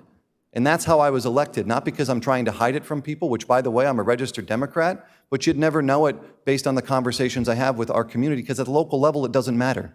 You want your potholes fixed. You want your parks clean. You want to feel safe going home at night. That's what matters. And I speak of all this because it talks about a larger scope of what community safety means to people. And community safety for some, because we had multiple conversations on bike lanes, meant bike lanes. Now, what works in District 1, 2, and 3, as I said earlier, doesn't work in District 4. And I can tell you, I've talked to a lot of cyclists that tell me, if you get on a flat lane, there's a mixed opinion about whether or not these are safe or dangerous. But when you get on a heavy ingress or egress like you have on South Melrose, coming down to Station 5, it is a clear message from every cyclist I talk to that I don't care how experienced you are, if you hit one of these things, you're going down. And you cannot control which way you're going. You might go flying into a lane of traffic. If you're going uphill, you're in much better shape. But if you're coming downhill, you're 200 feet before you stop, especially at the speeds they can get. And so there's areas that I'm gonna suggest we take out this evening, and that's gonna be one of them. I did have a question if Sam is available, because it was brought up to my attention multiple times that there is a law that states that there has to be a 200-foot clearance before an entrance to a driveway or place of business. Is that accurate, or is that a misunderstanding of what it is? Because I know that I called you all the second I saw the one by Starbucks on South Melrose. I think it's been removed since then, or it's in the process of being removed, but it felt tight, and it wasn't 200 feet. So I'm just curious if that's mistaken or what the situation is with that. Yeah, the specific California Vehicle Code section, and it applies to intersections, which are defined specifically in the Vehicle Code as public street intersections. So it doesn't apply to driveways. I think the idea of having public input where people do have issues, right? And so I know that we've addressed it already. I think it was addressed today. A resident in my community has a child who has special needs. and the bus could not get over to pick up their child to go to school. And that's a problem. I don't care if you support these or not, that's a problem. And so we had to remove strategically berms in front of those homes to make sure that they can get picked up. So I would like community feedback on that, especially from the residential areas. Branding iron is a terror getting out of. I think we all know that if you've ever driven coming out of there trying to head south onto Melrose. And so if that's an issue that has become less safe for people to exit or enter, I'd like to explore that one as well. But I'm going to offer a substitute motion at this time specifically to District 4, because I agree stopping this rollout after we've already spent so much money would not be the correct thing to do. Without data, as our own fire chief has said, because we don't know what's safe or unsafe at the moment. I'm seeing what's happening in my district. I've seen 3 accidents, well, 4, one I wasn't aware of until today. I've seen the damage caused to berms that people aren't reporting. I don't want to speculate on why that might be, but I have a number of reasons that I could throw out there. But that's not for me to decide. So my motion would be this for substitute motion. Remove all berms and delineators from Shadow Ridge to Dawson on both the north and south sides of the street.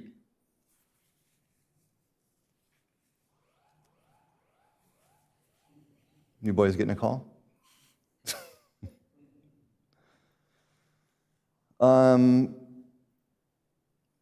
From Dawson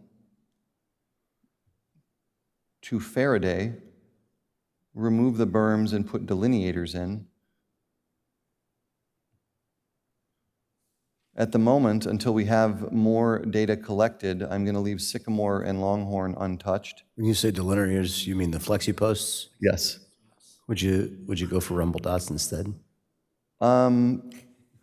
As one of the cyclists You know what? said. But so I literally had a cyclist text me while we're up here saying that the rumble dots, while they're not as unsafe, they're getting a little slippery sometimes.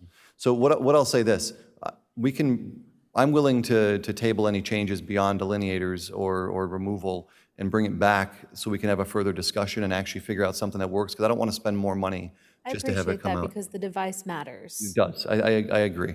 So for the moment, I want to take the berms out then all the way to Faraday. From Shadow Ridge to Faraday, take the berms out. And then from Shadow Ridge to Dawson, remove all berms and delineators, both north and south on Melrose. I would like to explore option, this is not going to be part of the motion, I'm going to end my motion there. So that would be my motion for the time being. I would like to explore options with the inclusion of San Diego Bike Coalition to find alternate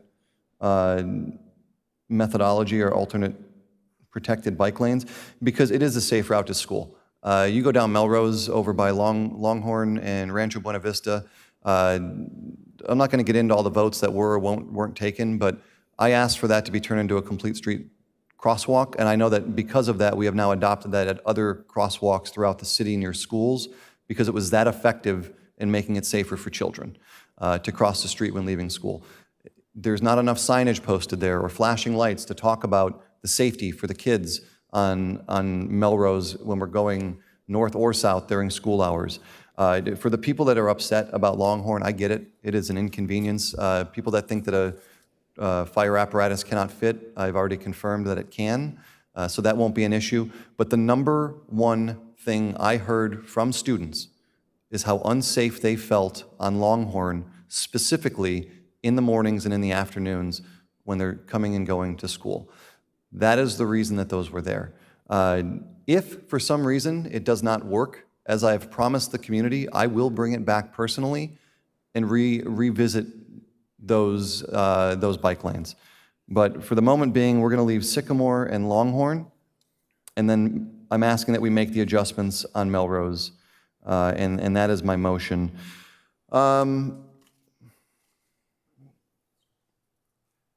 Yeah, I mean, I'm going to say that we would leave separate motions for each district. I mean, if that is the request of the council. But I guess I would wrap in my motion that we continue the project in other districts unless a council member states otherwise and has the support to do so. And council member, would you be willing to give direction to staff on the education piece that I think we probably all can support? Yeah, there absolutely needs to be education. I think that we should work with our deputies and our firefighters to make sure that education in the public goes out, especially when it's coming to the discussion around the apparatus and their ability to be mobile around the community. Because I think that's the largest concern I've heard that's valid so far, and that is the ability for our fire engines and our ambulances and our deputies to traverse the city, especially if there is, I mean, we're talking about a fender bender that blacked up Melrose. I mean, if this is a major collision, there's no room, you know, and I agree with our residents, that is not safe for anybody. But yes, I would give direction for that as well. Is my motion clear at the moment? I've talked a lot through it, so I just want to make sure. I also had residents tell me that their trash cans didn't get picked up on trash day. They had to call EDCO and have them come back and get picked up. I know a lot of people have compared Pacific Coast Highway to what we're doing here in Vista, but it is not apples to apples. Pacific Coast Highway straddles a coastline that has a tremendous amount of sand that gets blown in to the bike lanes. People walk in those bike lanes. There's a much higher rate of foot traffic over there, a much greater amount of debris. You also have, and I'm not claiming that any of these accidents were that, but you have a lot of incidents where people ride their bike to the bar and then they ride their bike home because it's safer than operating a vehicle, and they find out it's sometimes equally as dangerous. It's not to negate any of the concerns, because there have obviously been an increase of traffic or bicycle accidents over there, but it is not exactly the same. So I do just want to say, before I close my comments, and we can go to the vote on that, I really do appreciate the information and conversation on Nextdoor. For those who have kept it cordial and kind and just trying to be informative, I do respond to it. Everybody who's emailed me that it wasn't just a copy and paste email, I've tried to get back to you, and if I haven't, I apologize. It was not intentional or because of anything you said in there. And I'm sure we'll have greater discussion about this, but when automobiles came around, the number one reason to vote against or to not put in the infrastructure form is because they are reckless and unsafe. And it is the same argument that I'm hearing right now about e-bikes, but the reality is e-bikes have jumped dramatically in purchase and ridership, and they are a thing, and they're not going anywhere.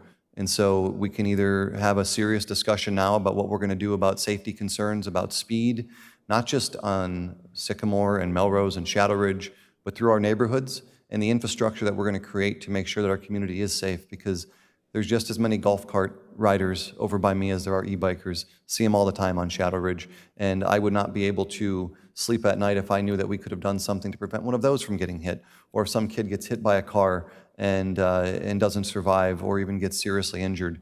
I mean, that is why we're having this discussion. But I appreciate the concerns brought forward by the community. It is my job to listen to you, as I always have in the 2.5 years I've served on this body, which is why I'm making the motion I'm making, and I will continue to listen to you, and I hope that we can have some cordial, good conversations about what we can do to make our community in South Melrose safer. So those are all my comments for now, and I will look forward to that vote. Councilmember Fox. Okay, just for question's sake, with Councilmember O'Donnell's motion, we would be making separate motions for each district. It sounds like we don't have support for it. I would support the mayor's motion, but it sounds like we don't have support for it currently. We would each need to make... One way to find out. Well, it sounds like we'd each have to make separate motions for each district as of right now. Is that where it stands, or do we amend on to that current motion? Yeah, so you could add District 2 to... Okay. And I will accept that as a friendly amendment. Okay. What I will not accept is a blanket for the city. Okay.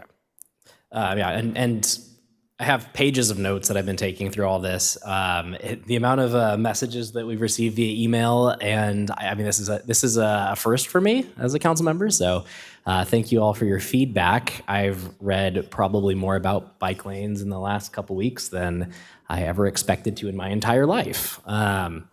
But there was some very interesting reports in there. There were some very interesting presentations, like the one that that came through today.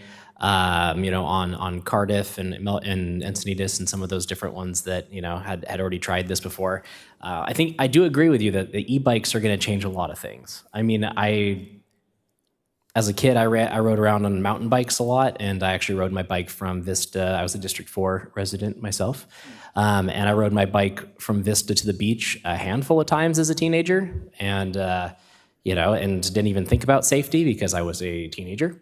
And I can only imagine what would happen if I had an e-bike instead. That would have been scary. So,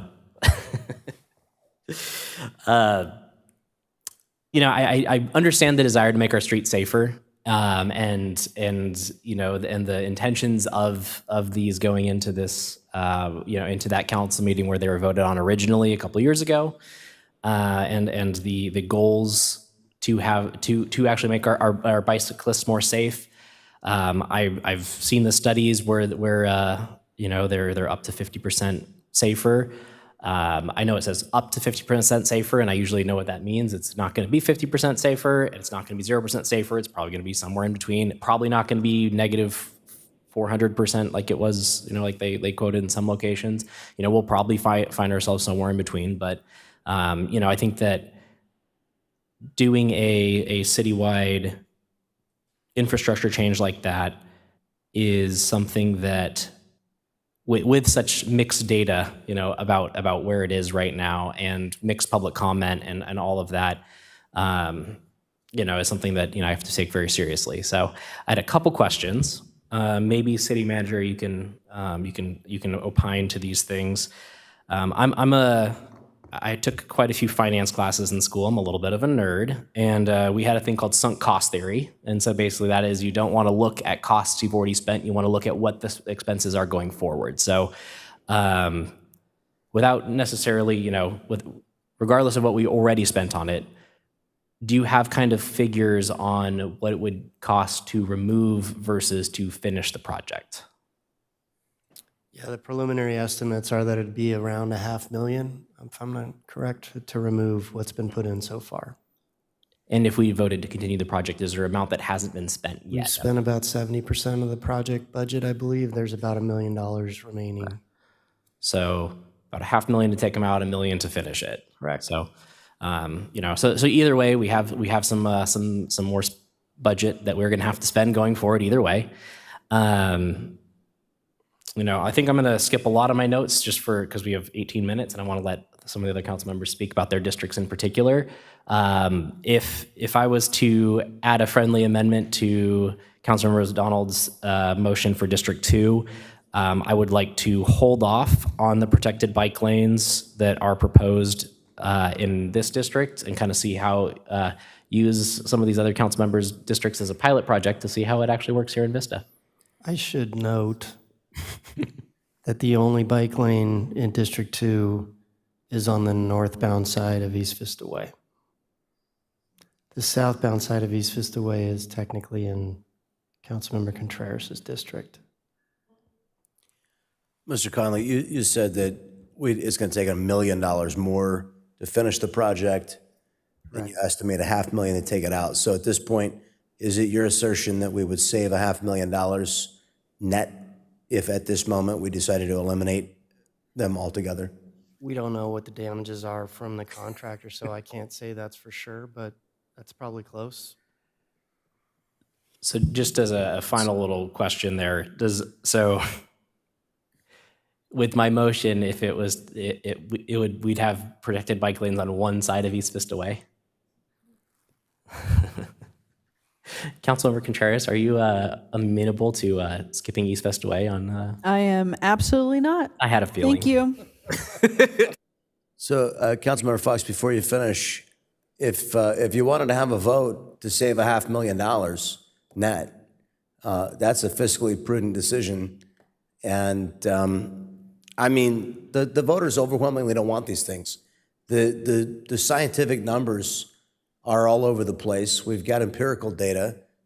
We've got cyclists that say they're not safe, they don't want them. We've got accidents. We've got accidents that have already happened in Vista. We've got accidents that have been documented in other cities because of these. I mean, why not sometimes just give the people what they want and take something out that they're looking at, they think it's dangerous because it is, they think it's ugly because it is, and they just don't want it. They don't want all these impediments to traffic. Most of the accidents with bikes are happening at intersections. They're not happening mid-block. I was talking to somebody about a bicycle accident. They said, oh, it didn't happen at an intersection. I said, did it happen in front of a driveway? And they said, well, yeah. I said, yeah, that's where, when cars and bicycles are crossing each other's lane and path of travel, that's where you're going to have the majority of your accidents. Do we even have any information, Sam, on people swerving into the bike lane and causing accidents? Do we have any idea of the number of bicyclists that got taken out because somebody swerved into a bike lane versus somebody was trying to make a turn into a bike lane? I have the data on all of the city, but I would have to decipher through it to find those specific crashes. Yeah, I wish we would have had it before we move forward with this. They tried to blame it on you tonight that you suggested this. Did you suggest these, or was this a council initiative? Were they your initiative, Sam? I'm going to go ahead and answer for Sam. Or were they a was staff initiative, Mr. Conley? initiated. The staff did not. That's what I want to know. Bike lanes, the painted bike lanes. Point of information, though. Who blames Sam? Somebody tonight said that staff, and he's our traffic engineer. For clarification, specifically said that staff had made a bad recommendation. And honestly, I made a note on my pad that I wrote down Sam didn't do it because Sam and the engineering staff didn't deserve to be maligned as the source of this because they weren't the source of it. The council people on this dais came up with this idea. And it sounds like, we didn't properly consult the fire staff that are our chiefs that are sitting here. I didn't get, so anyway, we can save a net $500,000. I mean, this is also new information we didn't have earlier. Let's just fix the mistake. Let's save $500,000. Let's make, 77% happy. And, we're probably going to save some poor kid from hitting these things and going end over end and, having a traumatic brain injury or worse because of these, somebody online called them road furniture. And I think they're right. Deputy Mayor. I'm going to bat it back over to Councilmember Councilmember Contreras. I'm sorry. I'm Councilmember going to O'Donnell. acknowledge Councilmember. Councilmember Fox. Point of order. Councilmember Fox. I'm going to recognize Who seeks Fox. recognition? Raise your hand. Does Councilmember Fox seek recognition? Okay, they want you to talk, so go ahead. I mean, I'd be open and amenable to that, but I don't think that we have the votes for it. So, Yeah, but why can't we just have a vote and show the people, look, people care about this. They came in overwhelming numbers. 1,000 of them have spoken out. Why can't we have a vote on it? Why can't we show people where the council stands?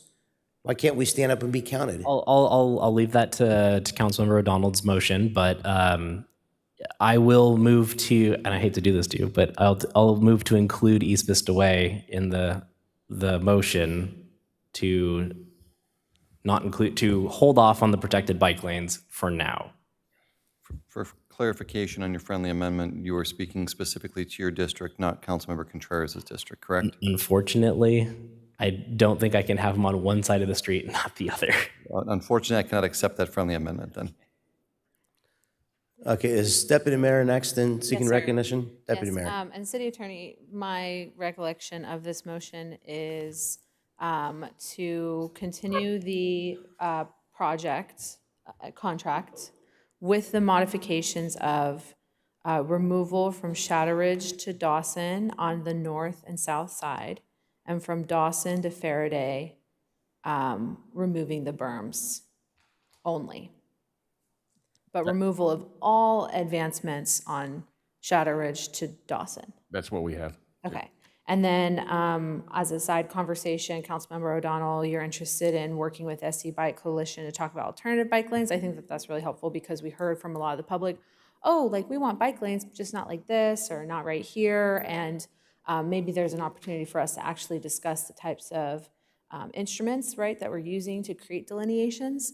But as far as your recommendations in District 4, I'm amenable to that. I do, have some concerns about connectivity. And so whatever we can do to kind of, bring back connectivity and see perhaps there's a way of piloting this so that we can ensure that the other areas that are completed under the contract are as effective as the studies have indicated they would be, then maybe we can continue again. But I understand you're describing some extreme topography from Shadow Ridge, to Dawson in particular. And I've driven through the area and I understand where you're coming from. I think that that's a very severe hill. So I am amenable to that. And I'm glad that we're including the education piece, right? But I don't necessarily, want to go through an approach where we're taking district by district, right? You're giving specific examples that are very helpful, and I appreciate your overall vision, right, of safety and a comprehensive plan for our cyclists, for our motorists, and for kids getting to school, and for just our community in general. So I appreciate that larger vision, and for you providing some specific examples. And then, of course, we'll continue to work with the community. If there are complaints, I think that has been direction from the whole council. So I would go ahead and second your motion. To be clear, I'm not going to make any changes to the mapping that we've provided in District 3. I don't identify any problems. And when problems are potentially identified by our fire department or perhaps from residents that need special needs accommodations, right? All of those considerations should be made. But the largest swaths of public right-of-way need to have more protections for cyclists. And our community is awaiting those improvements, right? I have constituents in my district calling me saying, please defend the bike lanes because I want to be able to take my kids out. I want to be able to take them from our home and cycle to downtown so we can get ice cream. And it's beyond ice cream at this point. We need to keep people alive and keep people safe. So I really do appreciate you trying to find a balance and understanding of how this is going to look comprehensively. So I support it. I appreciate it.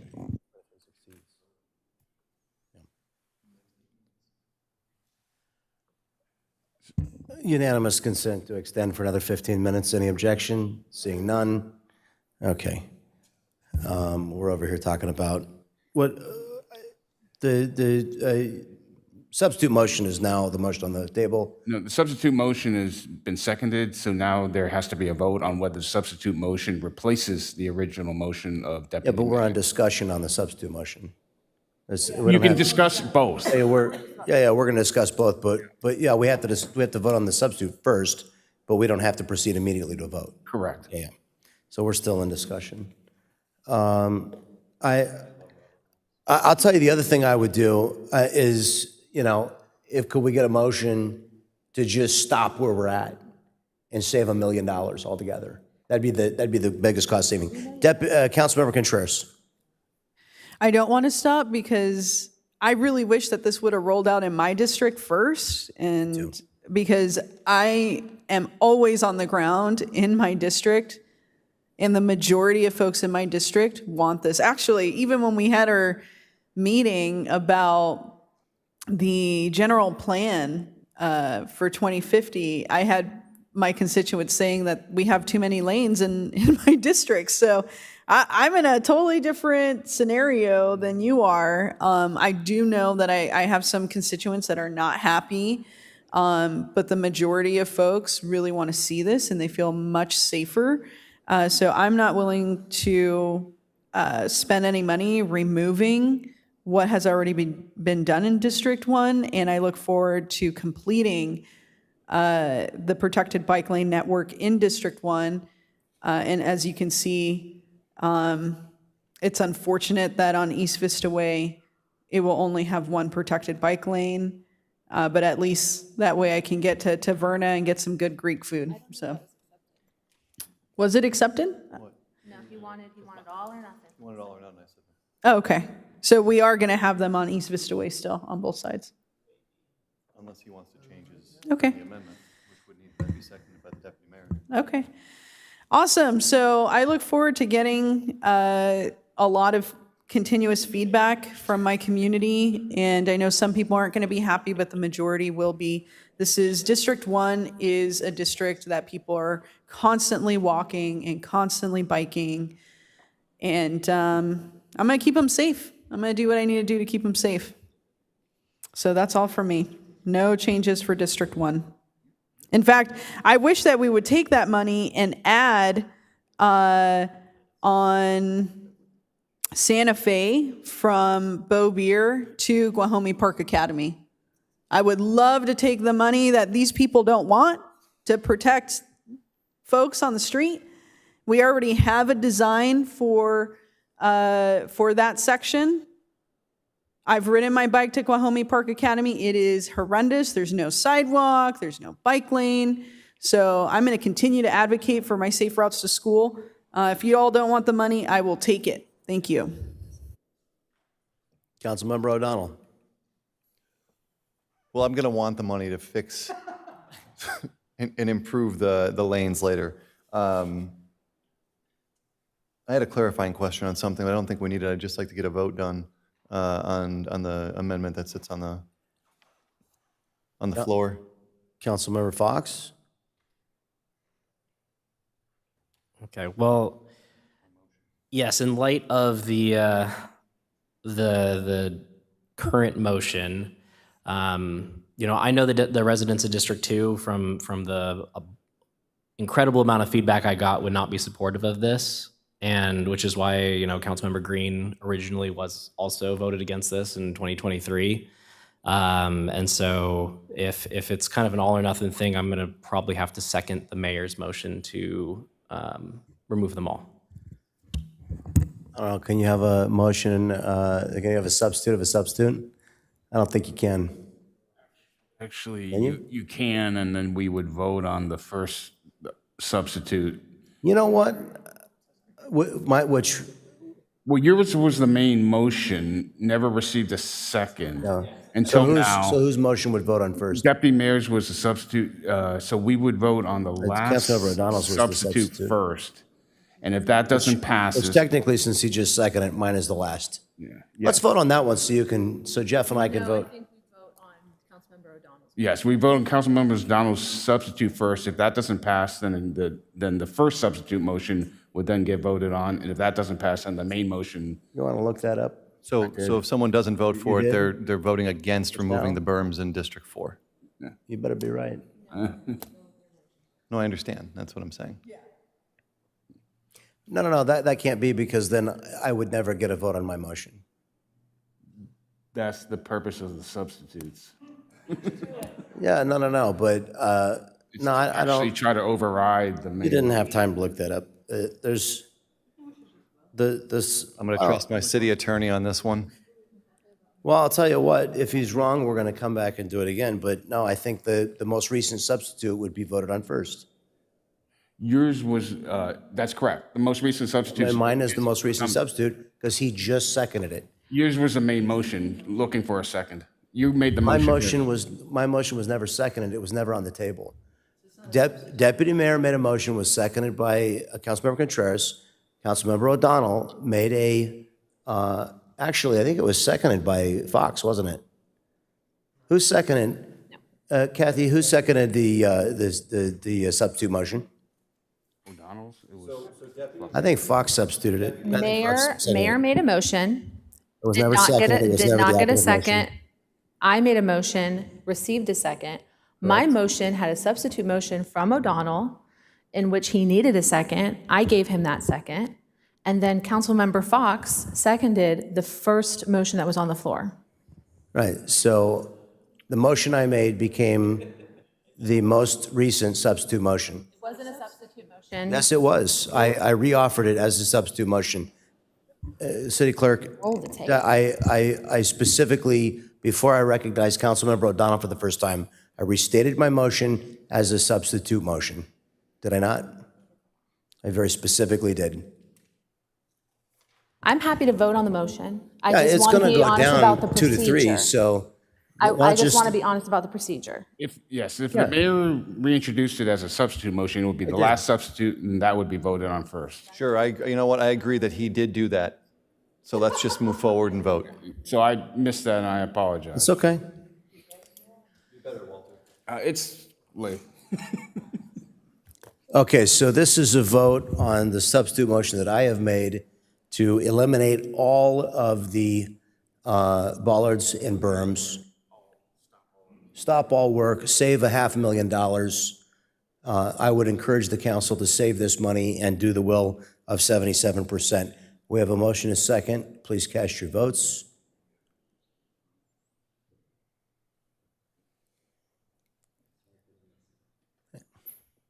I encourage you to vote yes.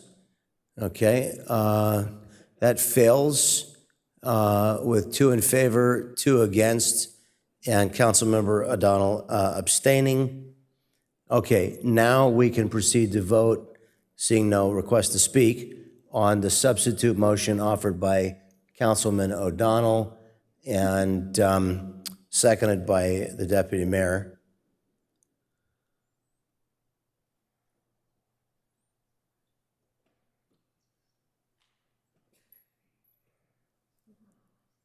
I don't know if I do want to vote yes. I'm very unhappy that we're going to proceed with this and we're going to play patchwork quilt of what, because this is supposed to be an interconnected regional, I don't know what all the high-minded, I encourage you to vote your conscience.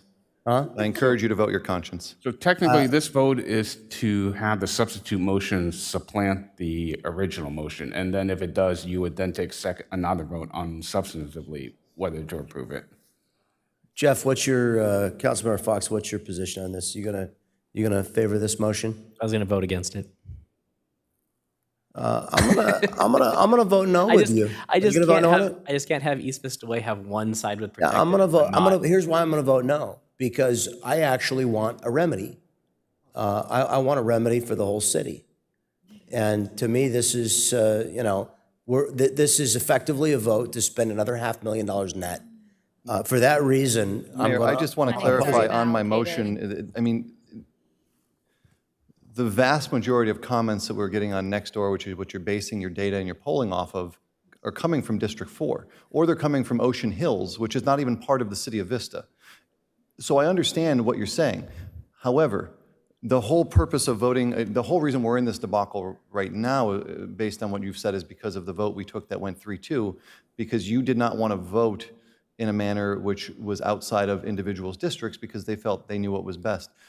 I'm not doing that to replicate what you're saying, but what I'm saying is I agree with you that it is not my place to tell districts 1, 2, and 3 what is best for their district. Again, this may work very well in their district. I know, and I've seen the issues in District 4, that it does not, which is why this is my motion. There was a poll that was put up on Instagram by Deanna Ferrone in the downtown area.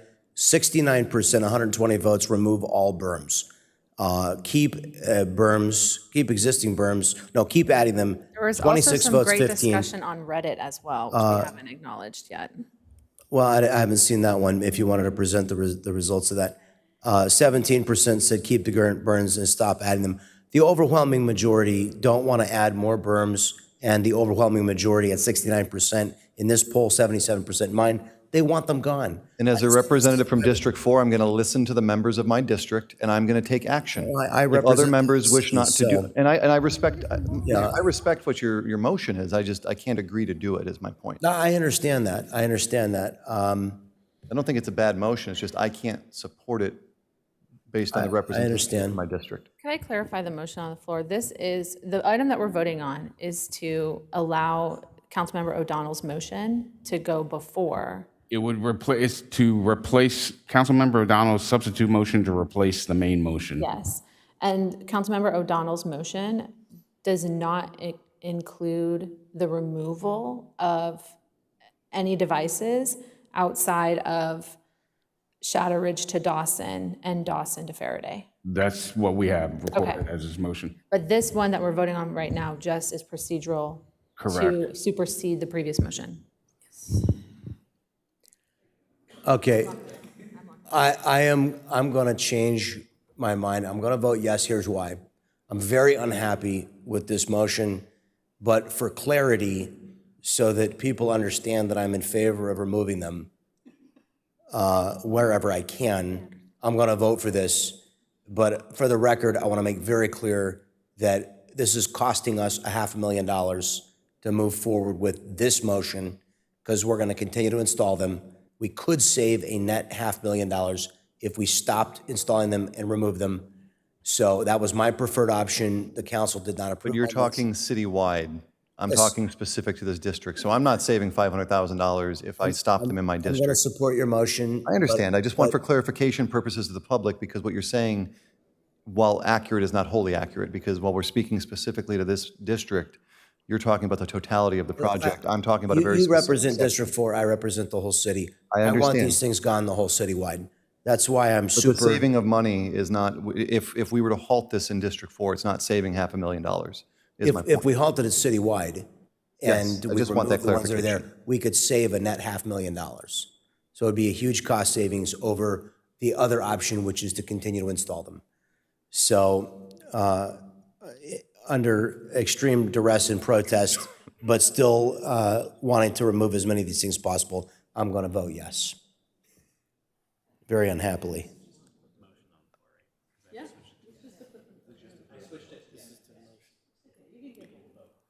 Don't we vote, Walter, are you sure? We should be voting on his motion if it approves. We don't vote on whether it takes precedent. It is. If we approve it, it superseded it. We already voted.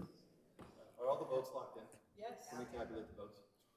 So now your motion becomes the main motion, and that's the one you would need to vote I don't think we have to vote on it again, but well, let's vote on it again because Walter's, but I don't think we're supposed to vote on it again. I think that was, once you vote on it, if it succeeds, that's it.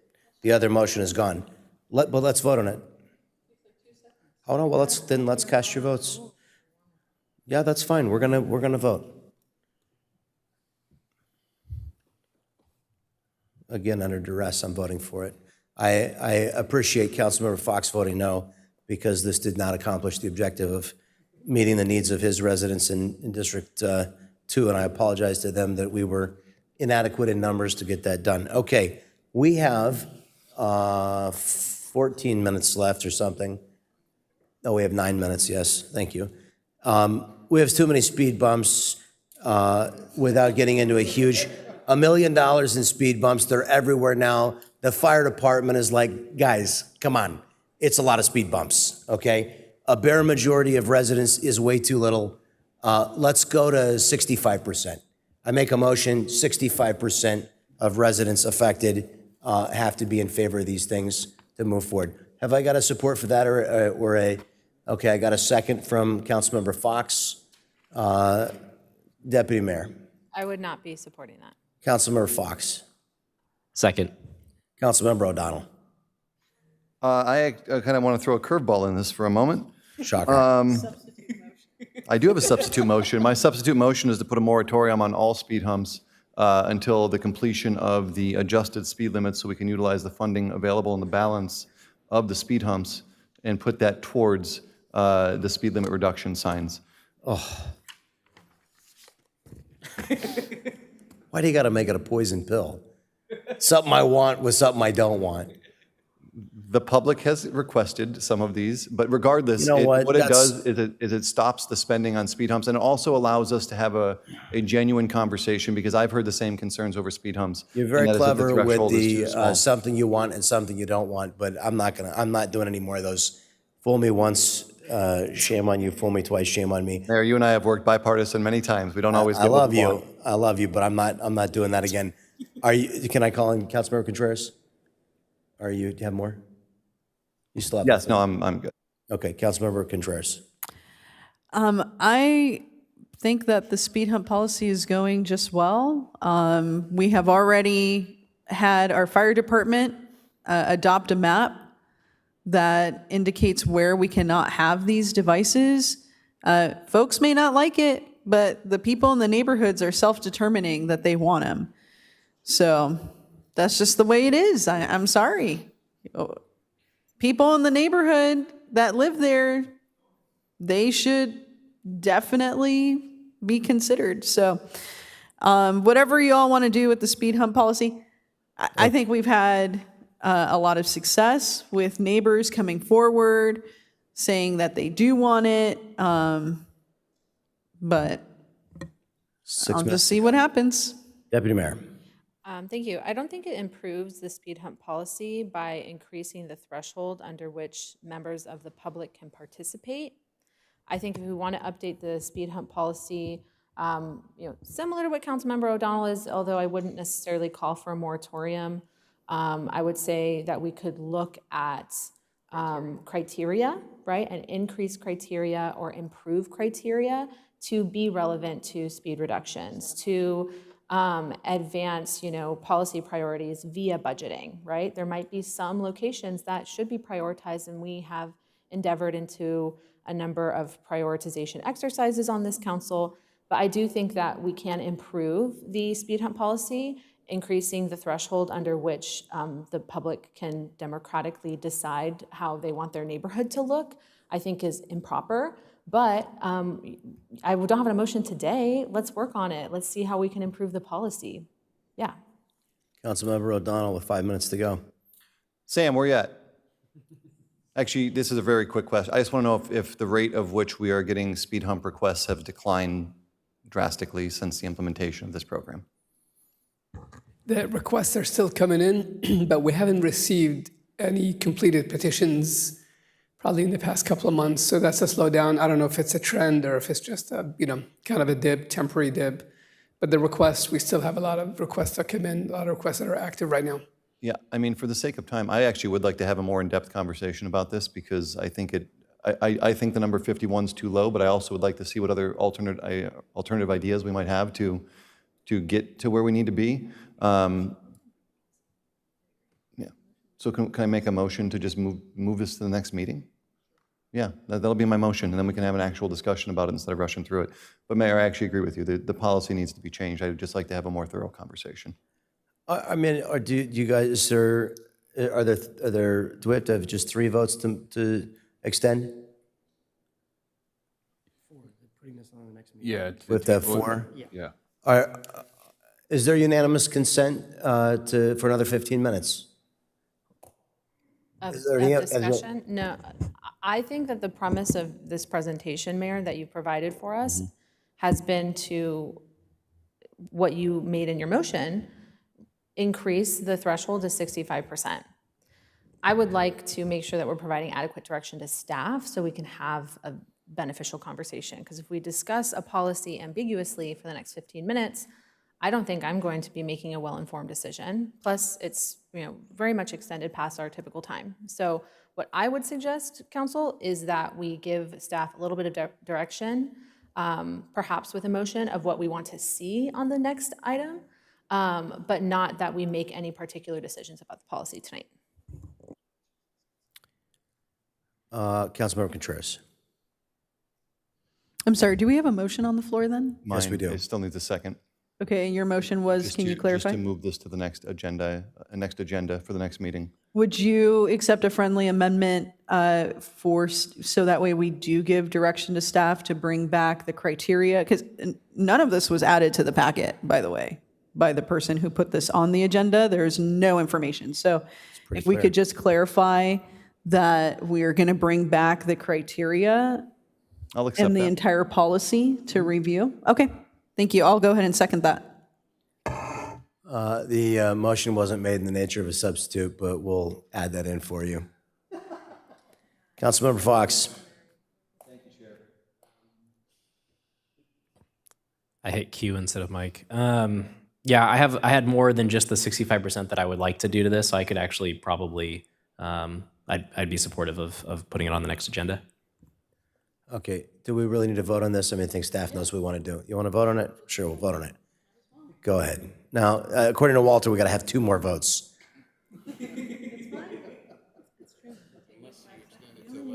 No. Let's get them in. This is yes on replacing the motion. Okay, now let's vote on the underlying motion. You got to double check that. I don't think we needed those 2 votes.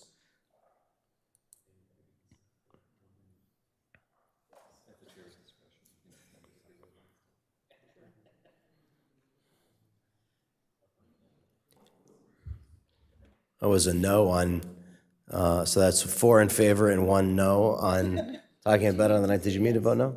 I thought we were voting on the second item. No, we were voting to extend it. It doesn't matter. Yeah, we're voting it to move it to the next. Did you intend to vote yes? Okay, let the record reflect that the deputy mayor intended to vote yes, so the result of that vote is unanimous. Does anybody have anything in the last 30 seconds? If not, we're adjourned. I love my wife. She's great. I love my wife. She's the greatest. Ditto. Jeff, going once? Ditto. There you go.